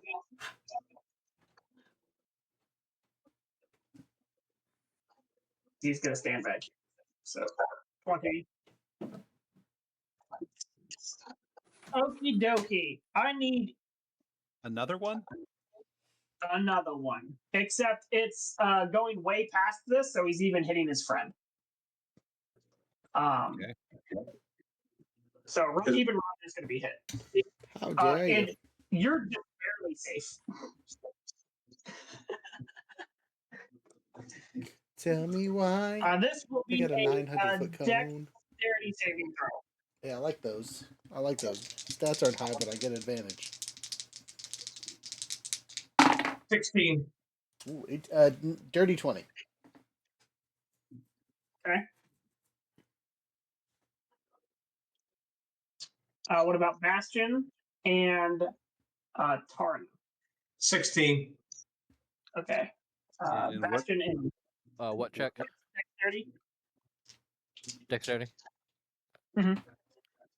Once again, a 9. I guess my luck finally ran out. That is a natural one. Okay, so you take double damage, Jared, which is really unfortunate. Jared, you're over here like your dice are like no more monkey business. No more business at all. No more Suffer. monkey business. Message clear. Don't rely on rolls for the rest of the night.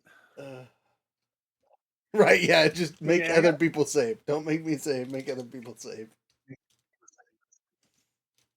Okie dokie. How much damage? That's what I'm figuring right now. So this is it's a lot. So for the guy who takes double, that is 72 points of damage. Whoa. Wow. What kind of damage? It is a mixture between force and fire. Half of each. So 36 of each. Oh, so the I was gonna say that matters for the tieflings. Yeah, so you need to break down how much is what. He said So- half and half. Yeah. For Alright, the guy so- who took max damage. So, The guys the guys who are normal, that is a total of 10 points of fire damage. What was the save? What was the save DC? It was a DC 18. Okay, so I failed. So that's a, and how much force damage? and that was 13 force damage. Okay. So what was the Fire damage was what? Fire damage was 10. Okay. So that's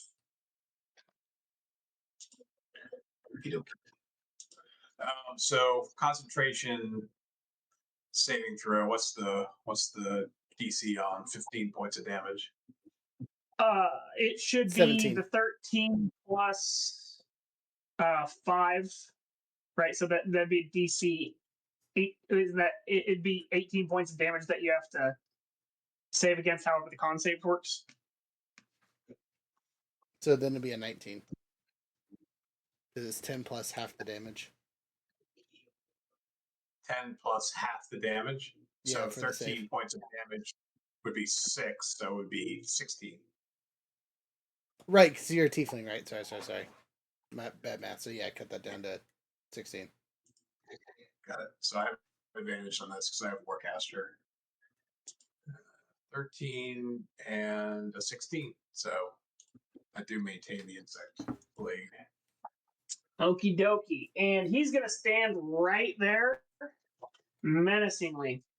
Sorry. So it was 40 or 22 points of damage for everyone else. So cut that in half for me that saved, or do I take 0?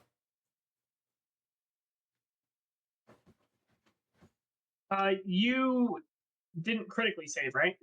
I get a dirty 20, so regular saving. Yeah. So you still take half damage. Okay. So So 16. Yeah. So you would have taken 5 from saving, right? And then you're resistant, so you would have taken 2 on the fire, right? I'm not resistant to fire. Or you're resistant to fire. Okay. Well, then you take 5 fire, or no, you take full fire, so that or half damage, so that'd be 5, right? Plus, and then this is force, so you don't have resistance to force, right? Correct. So that's again, 11. yeah, you take yeah. There we go. Got it. Half my healing I just done. Gone. Okay, so that is that guy's turn. And then the big guy. Right, or did the big guy go already? The guy has I don't not think the big guy gone. went yet. Yeah. Though he did just So- he did just take. Did he make his save? Because he was in that attack too. Yeah, he's got to save too. Yeah, so he would if this guy wasn't a sorcerer. So Goddamn meta what magic. you guys saw though was you saw what looked like a myriad of variant colored heads form out of this guy like a hydra in a chromatic orientation, and each of them spraying and the one that was red breathes forth fire. Wait. That was a spell? That technically is not a spell. Uh-huh. Okay, just checking. You're dealing with an Yeah. abjurer here. You need to tell me when a spell is cast. Yeah, it's not a spell. He does have spells, but that one is not listed as a spell. Okay. But that's true. He does have other things that are spells, though. So I will keep that in note. So this big guy is going to attempt to. He's no longer at disadvantage against Bastion, right? I do not. So he's going to try to split. Because that was just one round, right? It hasn't been the start of my turn again. That's when it keys is off his turn. Okay, Yeah. gotcha. So he's at disadvantage against you, but he's going to try to hit you anyways. He should have not, so that's a fail. He's going to go and turn his attention to Monkey Boy, who's no longer Monkey, and just make a regular attack. And his broomstick breaks.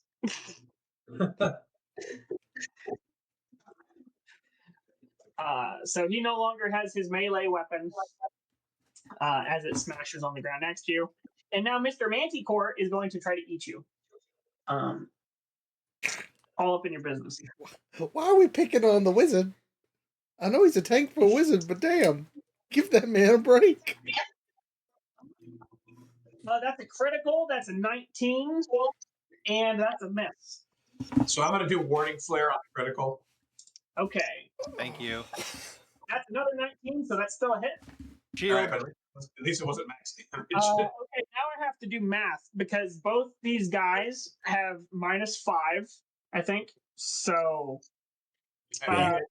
so that's get- 19 and 19. So it's still 19. I also activated shield, which brings my AC up to 23. Okay, so you are saved from both attacks. 17 temp hit points. Thank you. Okie dokie. That you guys are rude. No, fuck you. We're rude. There's 17 creatures in this combat, all of them that don't actually use magic but use magic. Okay, so I had my turn. It's now.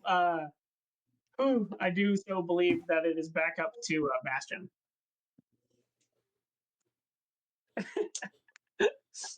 Okie dokie. Well, I'm gonna swing. Don't do that. A sword, I assume. Yes, a sword. You're swinging swords. Yeah, the sword. Yep, the flame greatsword.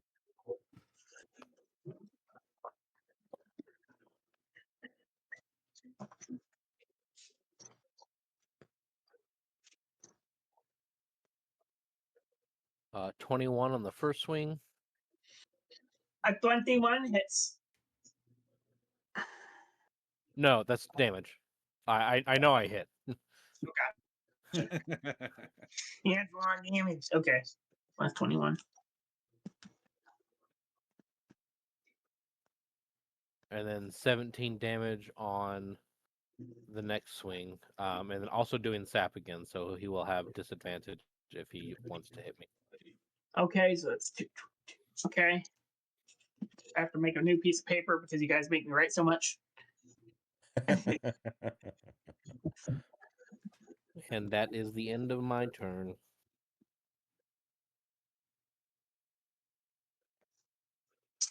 Okay, so now I actually have to look at my paper again and do math to make sure you haven't killed it.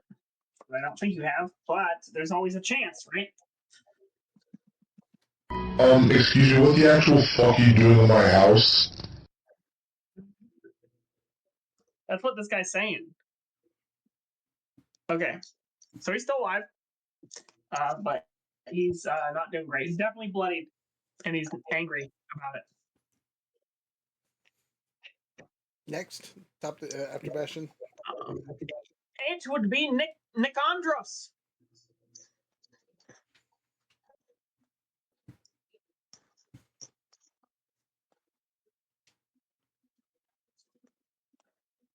Nikki, you are muted. You are unmuted. But we cannot hear you. We see that there were voices, but there was no sound, and now he is nowhere to be found. How about now? On a scale of 1 to 10, we cannot hear you. That's not a scale. You're just speaking facts. Everyone keeps Have you talking. tried plugging it in and unplugging it again? Don't do that. That'll take too long to reload. Yeah, Jared, I don't know if you're talking or not. We can't see or hear you. I don't know what's happening. Me neither. He doesn't know what's happening. I'm just gonna block you. Don't do that. I'm kidding.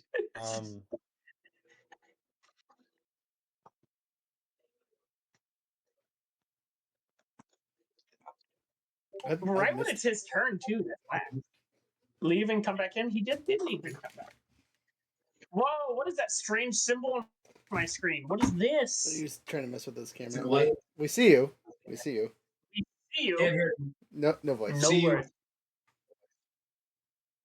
No idea what's going on, but we cannot Yeah, go back and try it one more time. I might reset it. Can you hear me now? There you are. Yeah. Okay, I switched everything over to my webcam. I don't know what's going on, but my whole setup just apparently pooped itself. Dude, Anyway, You We had all have over Facebook, right? 42% of juices on the CPU, and it said "Nah, fam, not today." Taking a nap.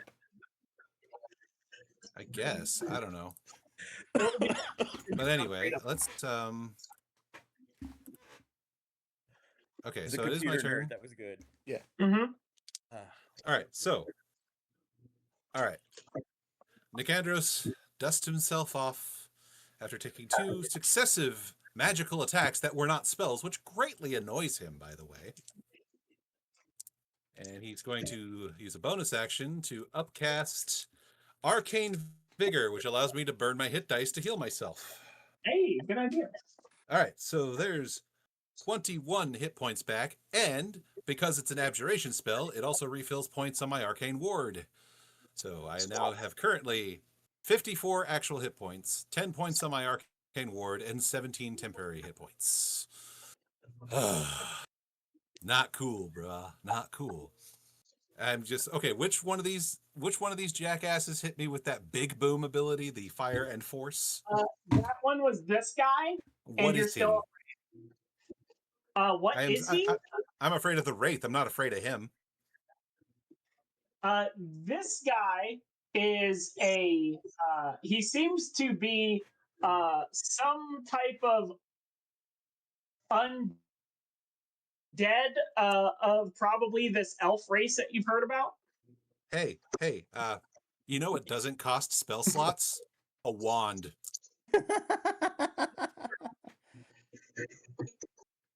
Just action. Yeah, just whips out the wand of magic missile, points it, and I'm firing 6 charges. So 4, 5, 6, 7, 8, 9. Gatling gun. Rah! Is it an effective? Yes. But does it feel good? Also, yes. 10. 17 plus 4. So 29 points of force damage. That's how that feels. He does not like it, but he takes it. Hey, it allowed me to heal and attack in the same turn. That's pretty awesome. So, yeah. However, I cannot move from my current spot without taking AOs, and I am currently back in the form of a squishy wizard. Okie dokie. After Nicandros, it is Saval. You are in the river. I know. In the river. Saval took that first round of damage and dipped literally, and has just been skinny dipping this entire fight. Yeah, he's been skinny dipping and throwing spells out of the river. So yeah, he's gonna come back up to the surface. Yep. And he's gonna fire 2 Eldritch Blasts into that lovely creature that just took the magic missiles. Ooh, solid choice. You are unfortunately you can hit this guy because he's flying. You can hit this guy because he's tall, but this guy's too far inland, and there's like a cliff here, so you can't see him. So you said the cliff ended there. No, it ends here. This is the shore. All right. Well, I'll swim up. I'll swim up long enough that I can attack him. 15, 20, 25, and then you would still be blocked by rubble and this building because this is a tower. Shoot the other one. Well, put me back where I was. Sorry. And then I'll hit the manticore. Okay, roll a hit. 24. Nice. That hits. And 24. I rolled 16 twice. Okay, do your damage. Doing my damage. First one is a 13. Second one is a 12. That is a dead birdie. Let's go. Dead. Oh, wow, look, he's fucking dead.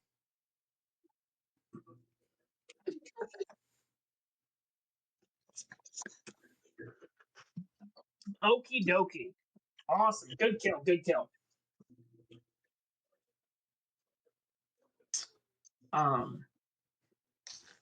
Do you want to move now? Yeah. Put me upriver 10 feet. This way? Yep. 10 feet One. up there. Okay. After that, it is Tara. Okay, so move me. So first thing I'm going to do, can I like free action religion to see if I recognize what kind of undead these two are? You can do it on at least one of them because the other one's hidden and you can't see it. 25. 25. This seems to be a type of almost like you would describe it as a mummy lord, but like a lesser mummy lord. Okay, so I'm going to move diagonally to basically between it and the insect plague.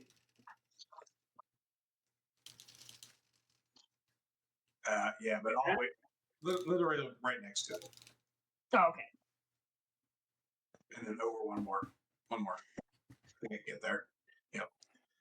So first thing I do is like along the way, I cast mass healing word again. So everyone gets 15 or 13 hit points. And then when I arrive in my destination, we're going to do channel divinity, turn undead.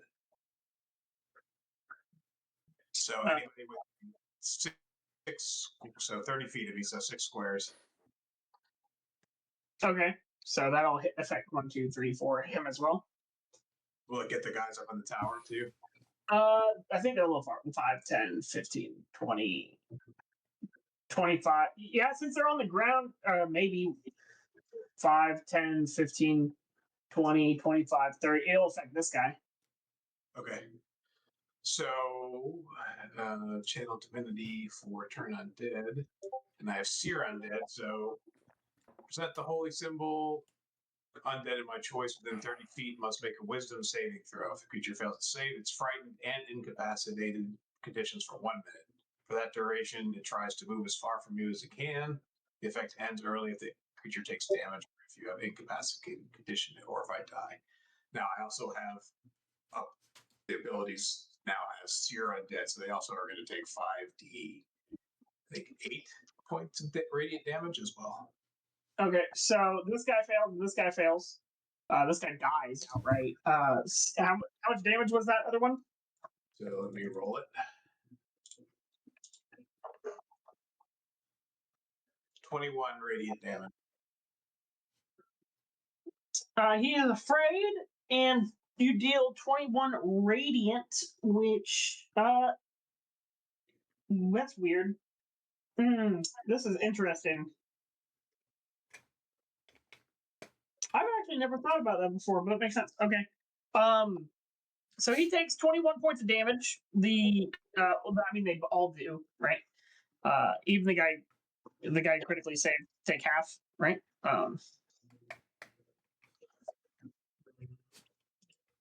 So that's I'm gonna say 11. So unfortunately, the creature that failed does not seem to be afraid. So if they save, they don't take any damage. Gotcha. Okay. Well, thank you for that clarification. So the other guy took damage. This guy took damage, but he is immune to the effect of fear.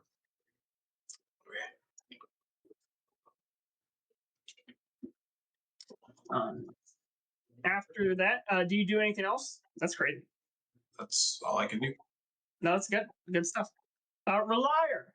That's me. You're a big boy next to you. There won't be for long. Really quick, can everyone still hear me? Yes. Yeah. Cool. I think my Yeti microphone had a small stroke. Oh no. お前はもう死んでいる。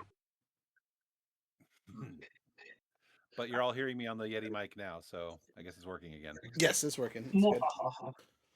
We can hear you. Yeah. All right. Well, because we beat this way, I'm going to continue attacking recklessly.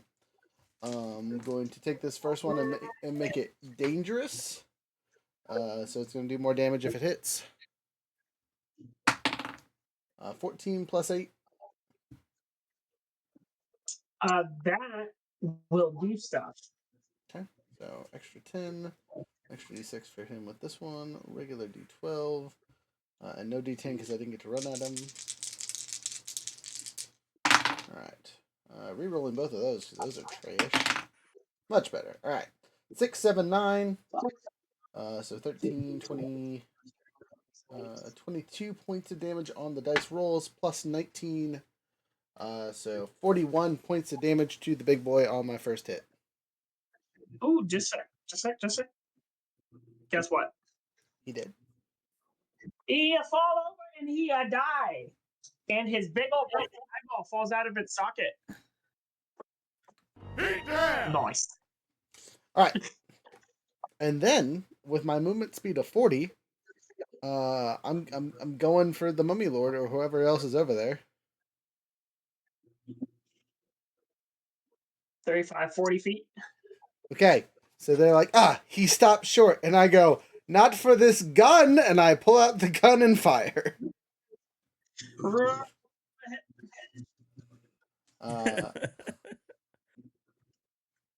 It has advantage on this because I am still raging. 11 and a 2, so I'll take the 11. Plus 8. Sorry, plus 7 because it's the pistol. It's not as good as my other one. So 18. That is his AC. Let's go. You can take this 2d6 plus pluses. 5 and a 4 plus red part here. Sorry, 14 on this one.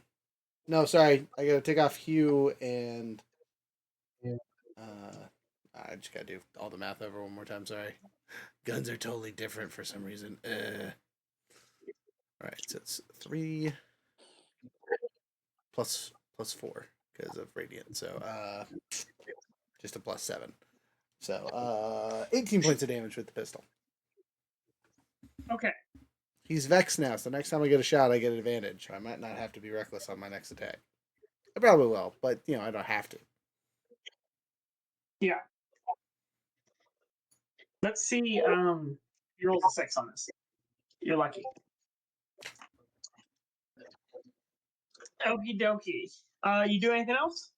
I moved. I killed things. I guess I have a bonus action. Yeah. Yeah. Then I will drink a potion because I have some of those.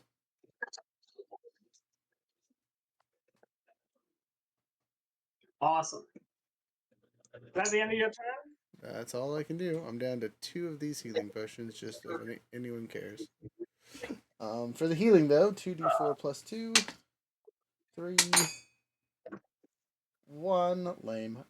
So 6 points of healing, right? 3. Yeah. It's something. Need to do something. Need to do something. It's better than average, actually. Okie dokie. That your turn? That's all I can do. Bonus action, attack actions. This guy is going to go and attempt to possess you. Make a charisma saving throw. So 1 second on that. Hold on. I have a question. So you said it wasn't frightened. I assume it's immune to being frightened, but is it immune to being incapacitated? No. Because my turn spell, which was successful on it because it caused damage, Yes. frightens and incapacitates. Interesting. Okay, so let's look at the new rules for incapacitations. He can't do nothing. That's a lie. Yes, he can. You're a lie.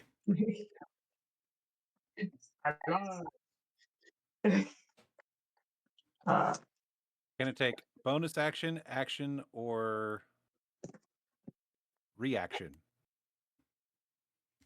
So it can't or it can? Can't take any action, bonus action, or reaction. Oh, So it can kind of stumble around, yeah. Uh, It exposes itself Player's and tries Handbook. to get me. Player's Handbook, page 369. yeah, you can't take any action, bonus action, or reaction. So I guess my question is when does he get to make a save? At the end of his turn? So going back to turn undead, I will read you the description. Present your holy symbol. If the creature fails to save, it is frightened and incapacitated for 1 minute. There is no saving throw. It already failed. Unless somebody damages it. Gotcha. Yeah, so he's just gonna. That's useful information to know. I will not attack it then. I will He's focus just on the moving mummy. around next Rolar.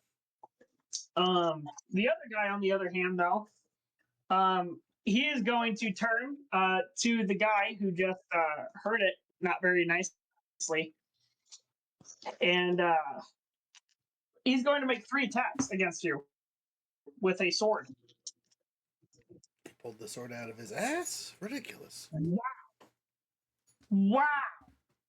That is actual wow. Yeah, it misses with all 3 of them. It's good to have high God. I wish I had high AC. I was going to say 3 of the people in this group go, wouldn't that be nice? He is going to take note of that, and he is going to Misty Step over here, and then Counterspell. step into. Counterspell. Oh, okay, you can do that. Yeah. So counterspell it. What are the rules? I'm building up. It's a level 2 spell. It automatically fails. I can upcast, mofo. No, that's one. No. You don't need to. The Misty Step is a level 2 unless he has a thing to up it on your side. Counterspell.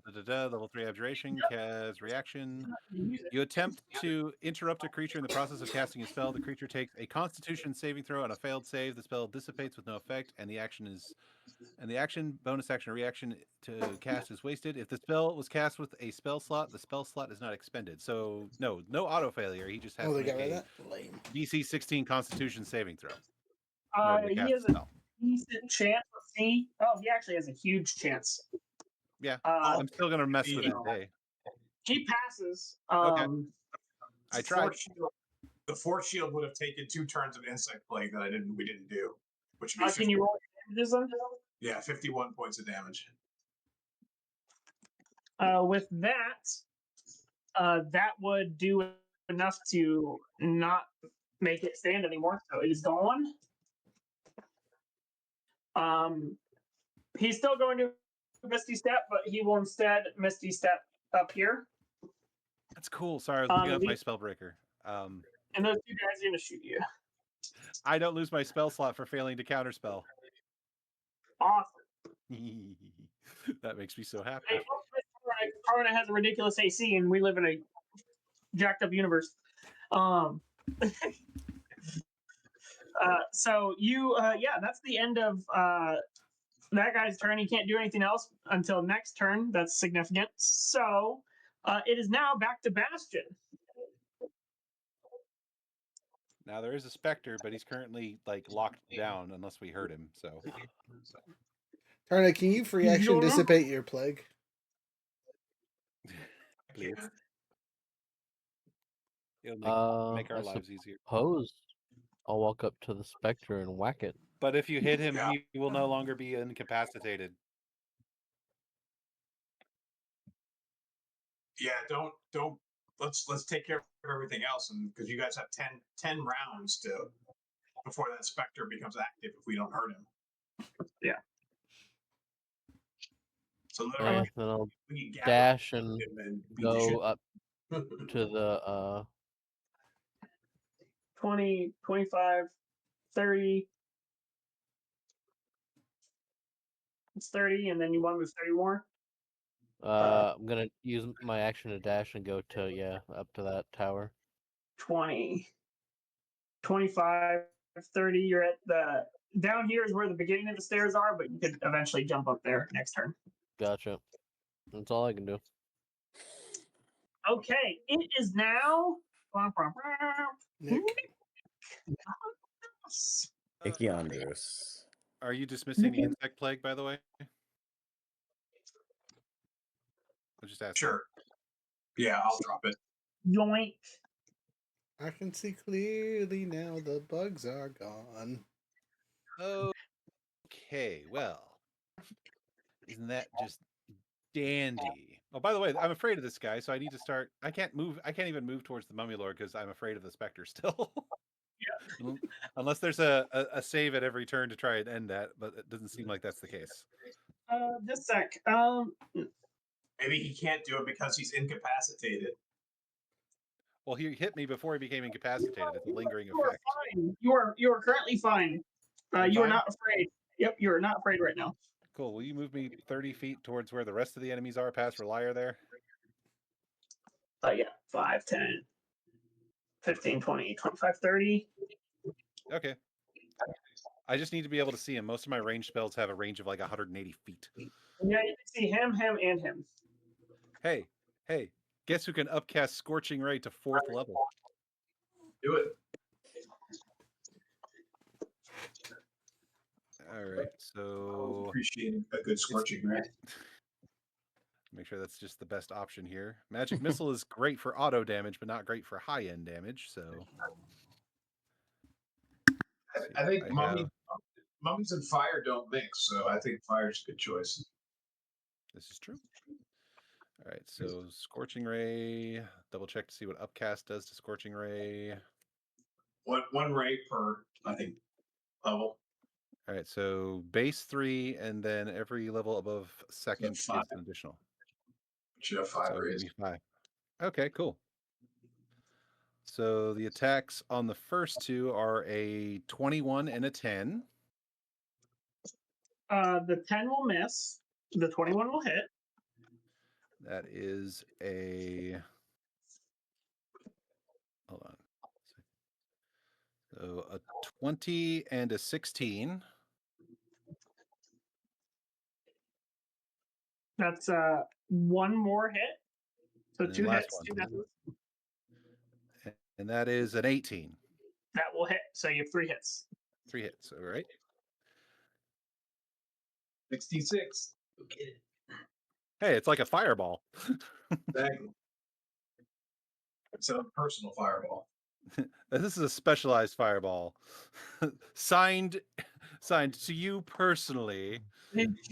Go screw yourself, you mummy bastard. You personally. 14.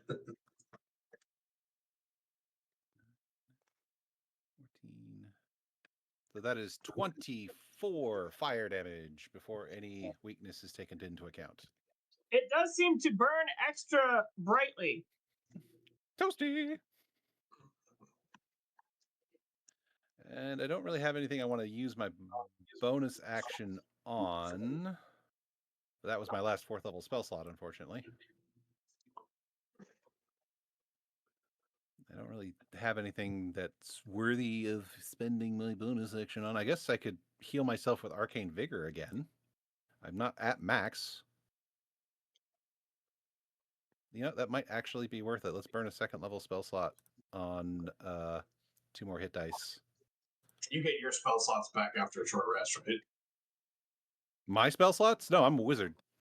Oh, so I don't know. Maybe I have Arcane Recovery, which would get me back 1 on a short rest, or a number of spell slots based on my level, anyway. Are you down a ton on hit points? You might want to just save it. I feel like I think we've got this battle in hand. Well, it also refills my Arcane Ward because it's an abjuration spell. So I'm now back at max hit points, and my Arcane Ward's at 14.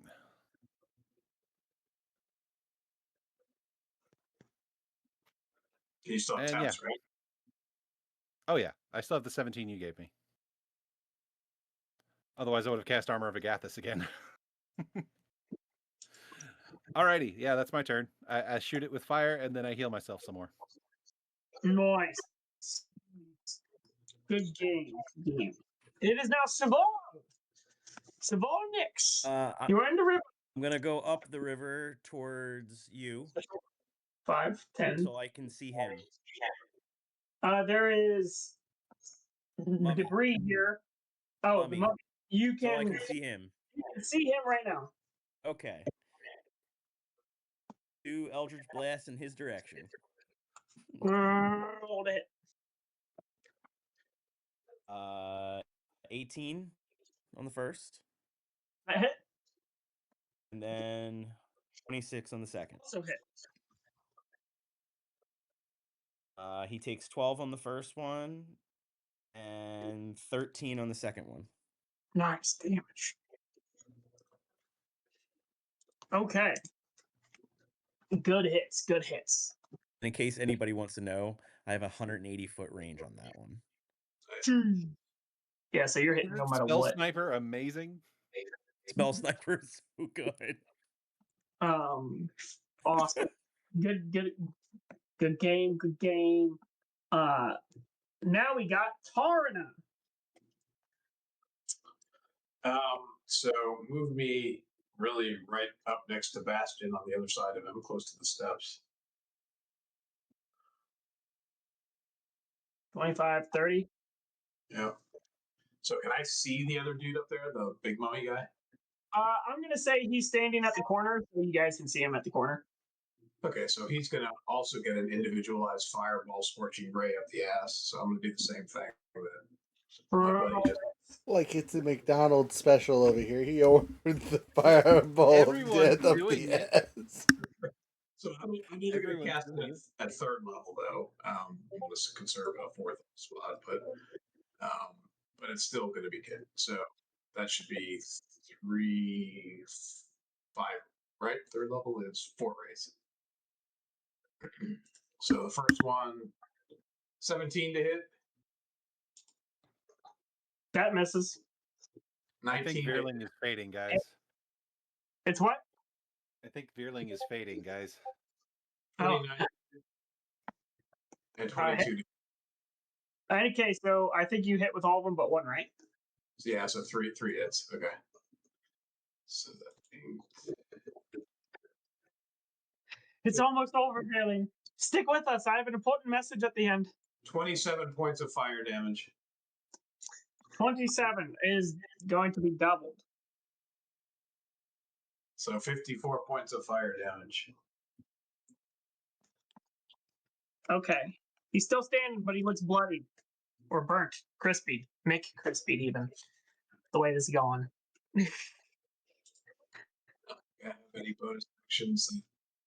So I guess question: how's your health? Are you okay? Maybe. Who? I'm at out of 114, I'm about 34. You're at 34. Yeah, that double damage really yucked me up. Okay. So I'm gonna cast You have healing more word health on. than the barbarian. Damn. I'm gonna cast healing word at Tough. third level on Bastion. So he gets back 29 points. When I was You're the gonna- monkey, I had 168 hit points.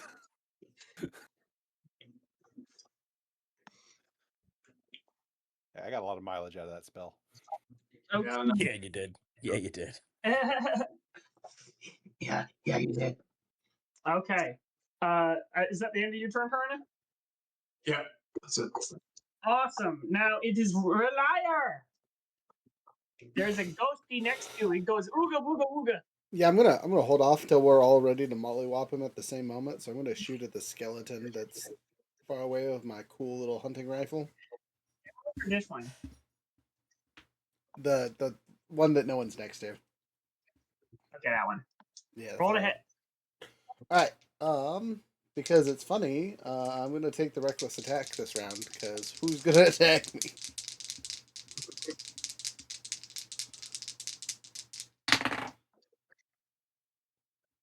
$19 and 11, so 19 plus pluses I assume hits. All right, we'll activate the fun damage on the first one. That's it. I'm re-rolling both of those. That was rough. Hey, that was a great re-roll. Went from 1 to 12. So 12 to 4 is 16. 16 plus all my fun pluses. which is actually only 7 on with the guns, unfortunately. Right? Sorry. 4, 3, and 5. So 12 plus fucking 16. 28 points of damage to the skeleton. Is he alive? No, he died. All right, I got another shot. I'll shoot at the other skeleton to get him out of the way so we don't have to worry about him. You guys can focus on the important guys. Same thing. 11 and 14. I'll take the 14 plus pluses. That hits. I don't get that extra d4 on this one because I already shot it once. Then charging and doing So all you're that shooting, other... you're shooting at the mummy lord now, right? Because he can't see the skeleton. You have to move forward to see him, I have plenty of but he movement. can't take. Yeah, he can't attack you. So If you can see the mummy lord, shoot at him. You sure? I'm just getting rid of Yeah. one of the attacks, so there's less people. Yeah, I think he's getting close, and we've whacked him with a couple of big fire spells. Dumb question, DM. Is he within 40? Yeah. Can I just fly in and attack him with a charge attack? yeah, probably 5. So that'd be 5, 10, 15, 20, 25, 30, 35, 40. And yeah, you'd be flying. And so you'd be right there. Okay, never mind. We're changing that up. I'm going to just re-roll everything if that's all right with you, DM. Oh, I lost the dice. There, come back here. All right, 15 plus pluses. That's Okay. So D10, D8. I don't get the D6 because I used it. All right. And this one will have all the fun pluses, so it's going to be sitting at a 14 plus whatever I roll. 10, an 8, and that's max on the dice. Let's fucking go. So what's that damage? A lot. 30 on the dice plus 14, so 44 points of radiant thunder damage. Wow. Okay, so with that, this one breaks, and this one is severely cracked. All right. Well, I shot somebody and I supercharged the other one, so that's all I can do this round. I guess I have a bonus action. Yeah. Yeah, do it. I can't cleave to the other guy. Can I cleave into the At range, so yeah, with the halberd or whatever. Yep. the motions of the barbarian? If you're gonna allow it, I'll do it because it seems funny. Yep. 13 and 10, so 13 plus pluses. I assume hits the thing. Yep. It does radiant damage of 11 plus 14. That So way when necessary, it breaks. Okay. You see a small glow around the undead figure fade, but it is still alive. okay. Now there's nothing else I can do from here. I mean, I still have a bonus action because that was cleave. So I'm just gonna kick him in the chest because I'm angry, and I can still activate my fucking things. Actually, sorry, you can't do that in this edition. That's not a thing anymore. Never mind. Does killing the Oh, I can activate Hue though, because I killed the crystal / the undead. Yeah. All right. Then Hue it up. 10 and a 19. No extra craziness. Reroll on that because that was trash. 11 plus pluses. So 25 again. He goes to reach to touch you with his necrotic fist, and you cut off his hand. And his body slumps over. Dead. The skeleton body falls to the ground. Shambles. This one turns to a big old puff of mist. Wait. I got this one. I got this one. Hold up. Triple kill! That was perfect. Perfect. Yeah. Once the danger's over, Nicandros breathes out a sigh of relief and then just kind of sits on the ground. Just take a minute to rest. Sabal takes himself out of the river. Look, it's the magical alligator. He would have you been come- so messed up. Yeah, As the warlock I comes sloshing couldn't- by, I'll cast prestidigitation to dry your clothes. I cast prestidigitation on myself and dry my clothes. Well, now you're extra dry. I gotta get clean. Fine, mending. Your clothes are even patched. How do you like that? Yeah, no. I went from full health to 1/3 in one round of combat. I was like, no, I'm into the river I go. I lost effectively like 4 times my actual hit points over the course of all my shenanigans.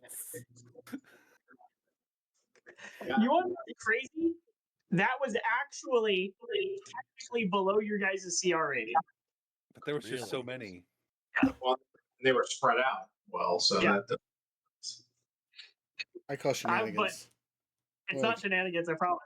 we're only level They were, 10s. they were waiting. They had tactics Yeah. that had to be a higher CR than that. They had tactics. No, you're always. They had elevated bridges. They had a surprise underneath the bridge. Yeah, They had big things that flew in from up above. Like they had tactics. And we big still help won. the flying griffins did. Yeah, yeah, big help. They slowed us the fuck down. Okay, they just kept picking us up and throwing us into the river. All the griffins did was slow you down. Yeah, that's So exactly what happened. can we fortify here and take a short rest? Absolutely. That was the end of today's session. You guys, I will make sure to go and tell you guys of the various things. You see a familiar silver sword. It's almost like the one that one of your characters found whenever they were at the top layer of the ruins on the island, wielded by this undead. There's a pile of It's a long time ago. oil kegs and such, things like that. Other than that, it's various scrap weapons and a bunch of half creature parts and things. So,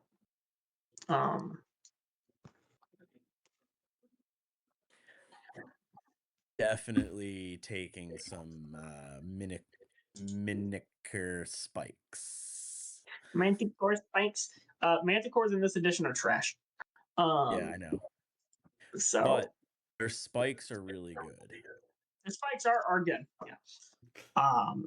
You will most certainly be able to harvest spikes. You have 10 manticore spikes. I was gonna say, before we get too far, because we're already over a half hour here. Do you want to do your announcement on screen, or do you want to do that in our after action stuff? Do it on screen, Okay. So, this I will say that with full intention, I did not intend on having certain circumstances come up. My intention when I both started this company with Roger and when I started this game and everything was to do that for forever, rest of my life. Due to unforeseen circumstances, I am unfortunately not only going to have to step away from the game. However, one of our other wonderful DMs, either Roger or our buddy Jared, is going to be stepping in for this campaign. As I said before, like I still love the community. I'm still going to be in the court and everything, but I'm stepping away from the business side due to unforeseen circumstances within my own personal life.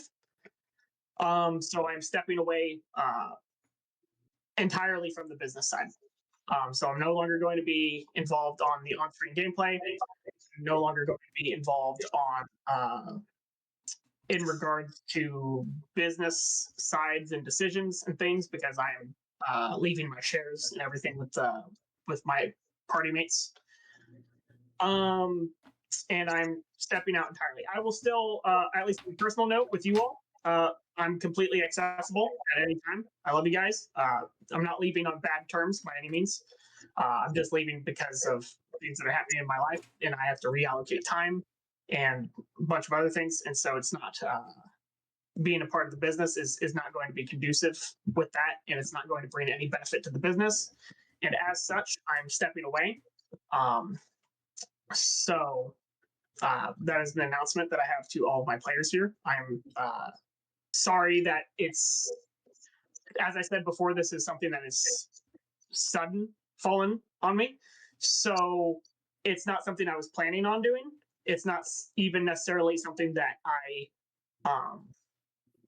want to do in a lot of context, but it's something that it needs to happen in regards to my life. So with that being said, you know, I love everybody who's part of Epic Sages and who's supported us through the years, and I hope you continue to support Roger and Jared in their endeavors and everything that they do.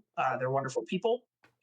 And so with that, I have said my piece in regards to the public. So thank you all who have enjoyed everything that I've done and everything that I've created in regards to the digital content and such. And so I love you all, and with adventure in mind, have a wonderful time. The last time you say it right the last time. Rabble. Well, we're gonna miss you, buddy. But we're not gonna make this too sad at the end here because we're gonna do our player review afterwards still, because you still get to do that part of the DMs. But just as a note from us, again, thank you. Yeah, thanks for running us through all those sessions, Jagger, and I hope whatever it is you're working on is successful or resolves in the way that you want. Thank you so much. Only been here for 2 sessions, but you have been wonderful. You've answered all my questions when I asked them, and yeah, you were a great DM. I appreciate that. It means a lot. With that, I think we can cut the screen on these guys.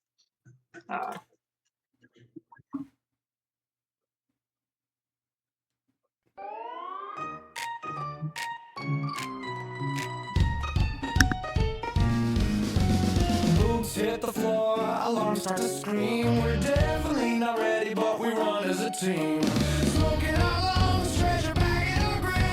One wrong step and we all wanna flip, but somehow, yeah, somehow, we're T.R.A.P. We're the last second legends. Don't look angels on a reckless ascension. Trip on a wire, fall through a door, land on our feet, don't ask us what for. We're T.R.A.P. We escaped by a miracle minute. Got no damn plan, but we're already in it. One of us swear the math was right, it wasn't. One of us punches a golem and claims he's stunned it. One of us mixes potions labeled never combined. Boom, instant shortcut, we call that divine. And somehow, yeah, somehow, we're T.R.A.P. We're the last second legends. Don't look angels on a reckless ascension. Trip on a wire, fall through a door, land on our feet, don't ask us what for. We're T.R.A.P. We escaped by a miracle minute. Got no damn plan, but we're already in it.